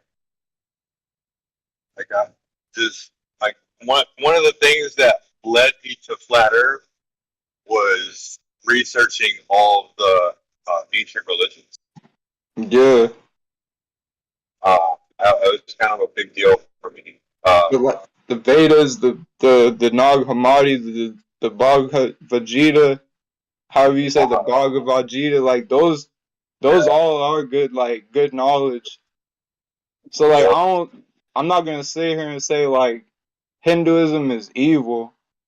It's not for real. It's just like it's not really like it's connected to ours. So like it's hard to explain, but you know what I'm saying. Their book is the most spiritual book out there. Like, you're never going to find a better story representation of spirituality. Yeah. The Most High's name is in the Vedas, actually.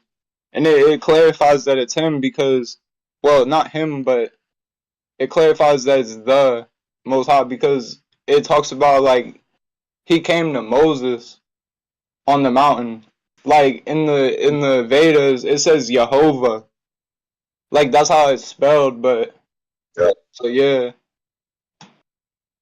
But the Bible, like not the Bible, but the actual Torah came a little bit before the Vedas. Like the Vedas was written while the Torah was probably being written. But I know they said that the Torah is like older than the Vedas.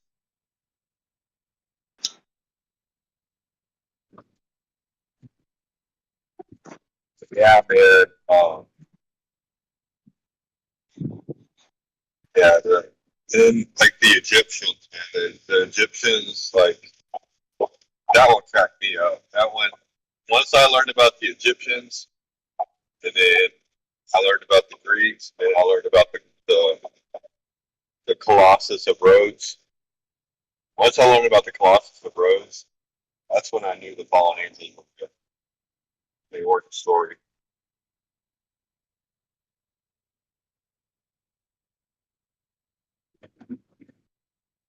And I'm pretty sure there's a cave there. We just don't know about it. We're not allowed to go to it. The only thing that trips me out is about Hinduism is why does Nern with a C in the beginning, why did they have Shiva in the front of it doing the death dance? Yeah, do you have a picture of it?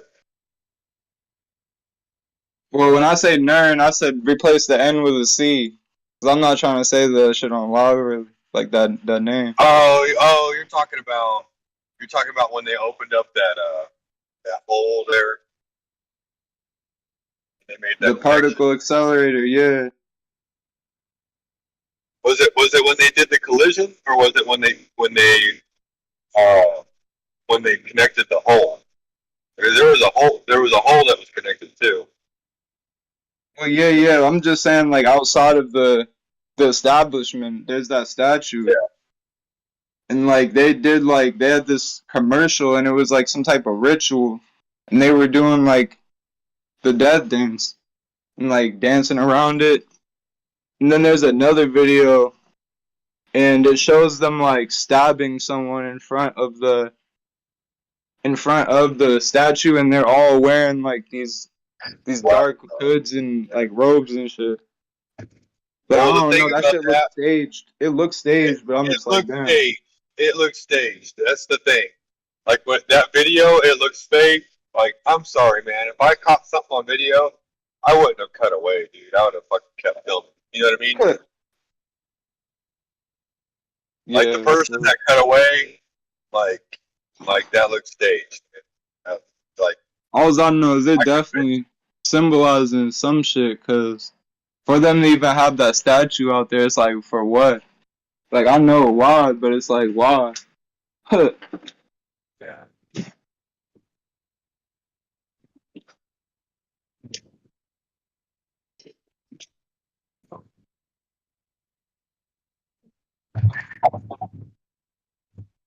So like, do you subscribe to like the Mandela effect and shit or no? I think the Mandela effect is their way of casting a spell on you to make you believe something other than what they want you to believe. Like everybody knows that Sinbad did that movie Shazam. Everybody everybody fucking knows that. If they were old enough to be a kid during that time, they fucking know that of that movie. I feel like it's deeper than that, for real. Well, so by him saying that movie was never made, like you understand like the amount of spell casting that is required to make you believe that what you think was actually just an illusion. No, I feel you on that. But like, if it was like one person thinking it, it would be like, yeah, they just got a spell cast them. But when it's like half the population remembers something some way that it wasn't, like it's a little bit seem like it's deeper than just a spell. It's like my personal opinion is they using fallen angel technology, like to. I wouldn't say like they're casting spells for sure, but it's like they might be like altering the reality a little bit in a way. It's just casting illusion, just no different than if you've ever seen like those America's Got Talent videos where the magicians will go on there and they'll change their eye colors right before your eyes. It's all just demonic spell casting and illusion casting. But bro, I promise you, the Monopoly dude had a monocle when I was a kid. I know he did. That don't mean that they can't change the. That doesn't mean that they can't change the symbol later. Yeah, but just like that's not a problem. Like, how many people own the original Monopoly? Shit, I do, but I went like my grandma has it, and I went there and I looked at it, and there's no monocle. But like that was the one from when I was a kid. That's why I'm like I was confused. Like what the hell? But I mean, like, also, what do we remember about that? Like, we remember the man with the top hat and the cane, right? What other symbolic thing out there has a top hat and a cane and has a monocle?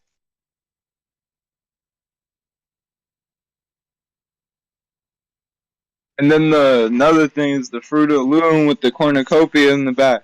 Like I remember seeing that on the T-shirt.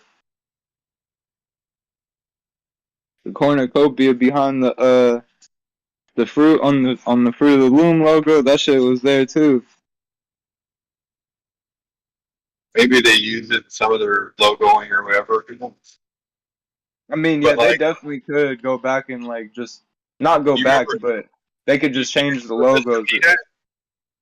Mr. Peanut had a top hat and a cane and a monocle. So some people might be confusing Mr. Peanut with Monopoly. True. And then there's the whole the lion will lay with the lamb.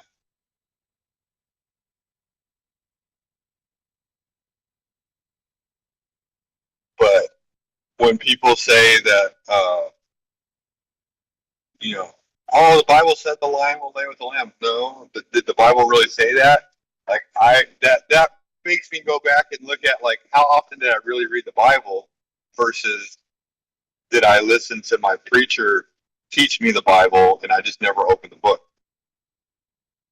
Yeah, that's crazy. Cause you know what I mean? I grew up like Catholic, so I was told the lion will lay with the lamb in the end of days over and over and over again.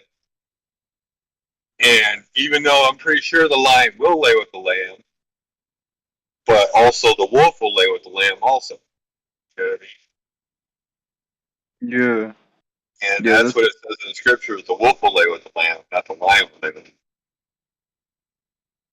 Or like sometimes the lion will lay with the lamb because like I always saw these sayings on T-shirts and on signs and in coloring books. The lion will lay with the lamb, or a picture of a lion laying with the lamb, and that's indoctrination, dude.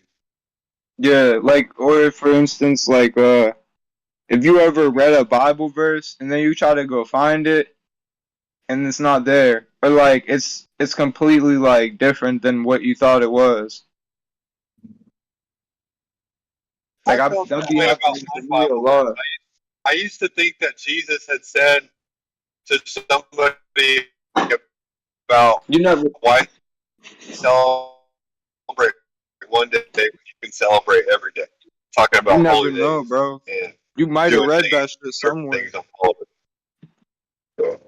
okay, it's still a good saying to have. Why celebrate one day when you can celebrate every day? I mean, it's 30 different English translation versions of the Bible, so one of them might have said that, and that's why we're just getting confused because there's so many different versions. Because there's the King James, and there's the New King James, 1611 King James, and there's the NEV, the fucking CVV or whatever. There's too many. They all were saying the same thing, but just a little switchery, and the switch in the wording might make you think it's something completely different. Now, I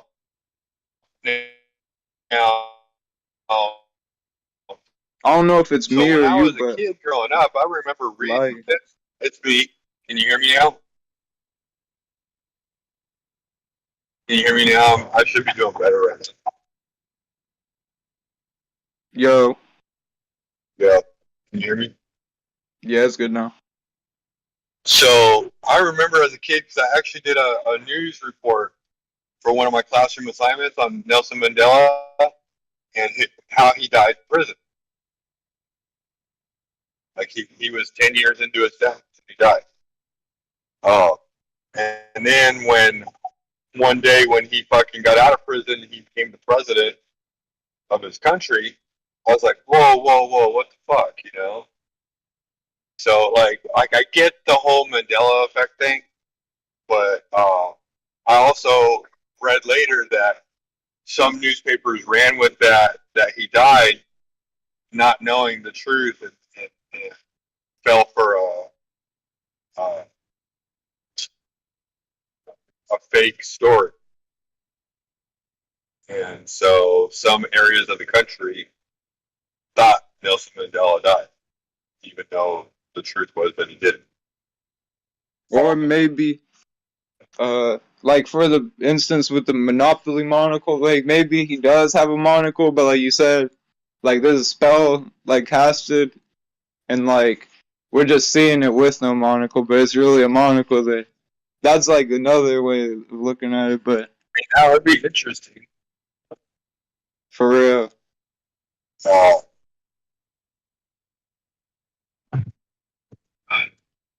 I don't know if it's that. Like, I think you have to believe it in order for something like that to happen. If you choose to go against it, you should be able to see it for what it is. Just like flat Earth, you know what I mean? Like we believed it was a globe for so long, man. And then like for that to be undone, that's kind of a big deal. Yeah, I just find it a big deal that, like, the Mandela effect, that people say, like, we're bouncing different dimensions. Cause, like, then not, like, why wouldn't any of your like, the people you're, like, hang out with and shit, like, they don't got any slight difference in look. Like, if we're bouncing dimensions and shit, like, I'm pretty sure, like, somebody would look different out of the ordinary. I don't know if we're bouncing across planes or whatever. I'd like to see what's beyond Antarctica. I'd like to know what's out there. For real. They got like I was looking on Google Images, and you can pull it up on it's something, it's like Dome A, there's Dome B. Like it's just a little like 1x1 shack, but like it looks like it goes underground. Like I was wondering, like, what the hell is that shit? Like they don't have any names; they're just domes. Like it's just called Dome A, Dome B, but they don't even look like a dome. it's probably the entrance to an underground tunnel. I was gonna say like maybe it's an underground dome or something like. No, like I mean, not to go too deep on the story, but like if you look at like how Epstein Island was, it has these little shacks up top, and then it goes down deep underground, and it has all these different unwindings and everything, similar to deep underground military base. You know what I mean? Like you'll have like a simple entrance that's covered up, and all you need to do, like look at a storm shelter, right? You can have it super all has a system opening it up top. Like it has to be something underground because like if you look at it like this, like why the hell would they put a small ass shack far as shit on like the ice wall? You feel me? Like why wouldn't they just put all the shacks in one area so they can just walk over here, get this from this shack? It's not. I feel like it's not a shack. Like this shit looks like a coffin standing up. It's weird. I'm gonna try to find it. Oh. Yeah, there's Dome A, Dome B, Dome C. But one thing that I found really, really weird, right, was that Tyson fight. That person had the iPhone recording the fight. That one was fucking cool, dude. Can you post stuff like pictures to the link to the text chat? Now? Yeah. I think someone else posted it for you though. Cuddy, I think you found it and posted it for you. Yeah. Wait, the dome stuff? Whatever it is. Oh yeah, yeah. Well, I seen something different though, is what I'm saying. Like the stuff I found, it looks different.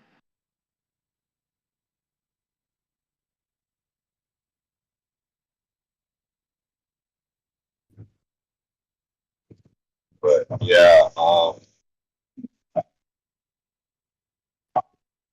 did you ever see that video? I'm sure you did. Since you probably talked about the Mandela effect with the Tyson fight when that guy had the iPhone and he was recording the fight from the audience. No, I don't think I've seen that. And it was like 10 years before iPhone was ever even invented.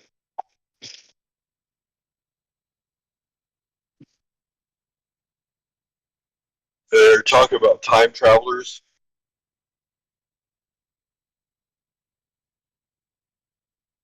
No. Are you talking about the dude from Torred or whatever? The man from Torred or something, like the time traveler that he came here and he had an ID for like a country that didn't exist. No, that was a story. That was a story.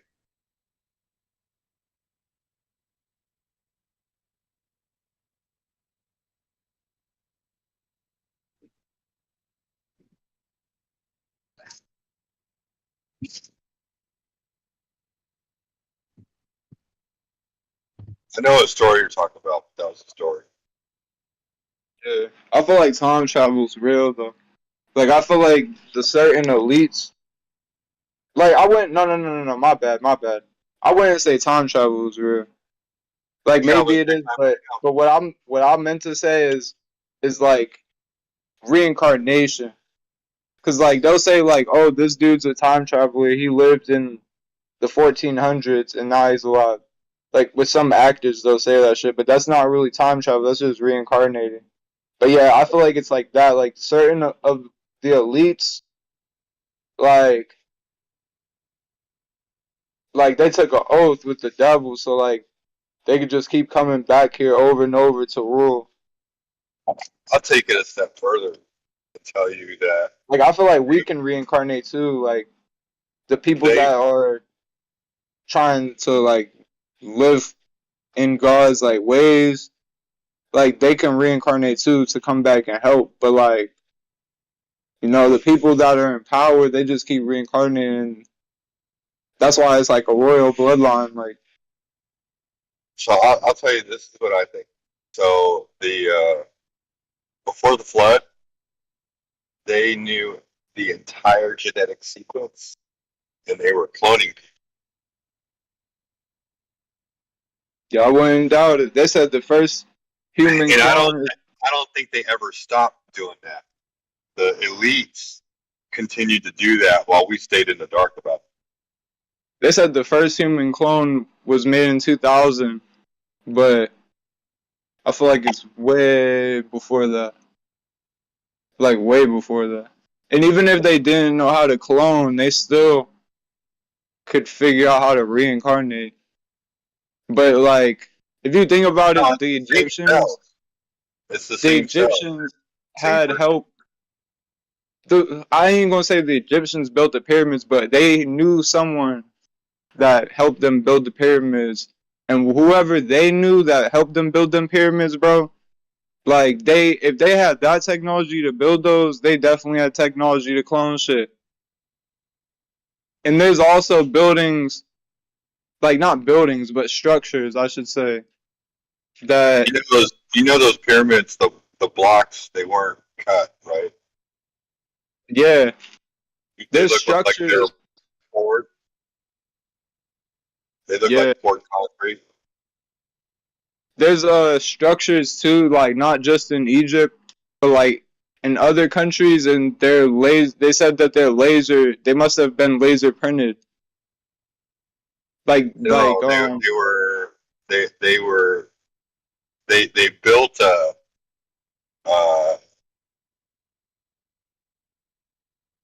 like I wouldn't say laser printed, but that's like the best way to explain. Like, have you ever seen somebody pour concrete for like a sidewalk? Yeah. So, like, you can do that with almost anything. And once it starts to harden and everything like that, then like you can remove the object from the middle of it, and it will maintain the shape. Does that make sense? Yeah, kinda.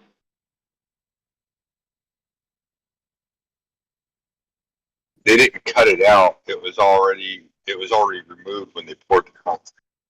They had an object in its place, and then So you think that they built them? Once the concrete hardened, they pulled the piece out so that way it would maintain its shape. Do you think Kind of like the a mold. humans built them, or they had help from some other type of? No. No, I think the humans built them. They just poured concrete.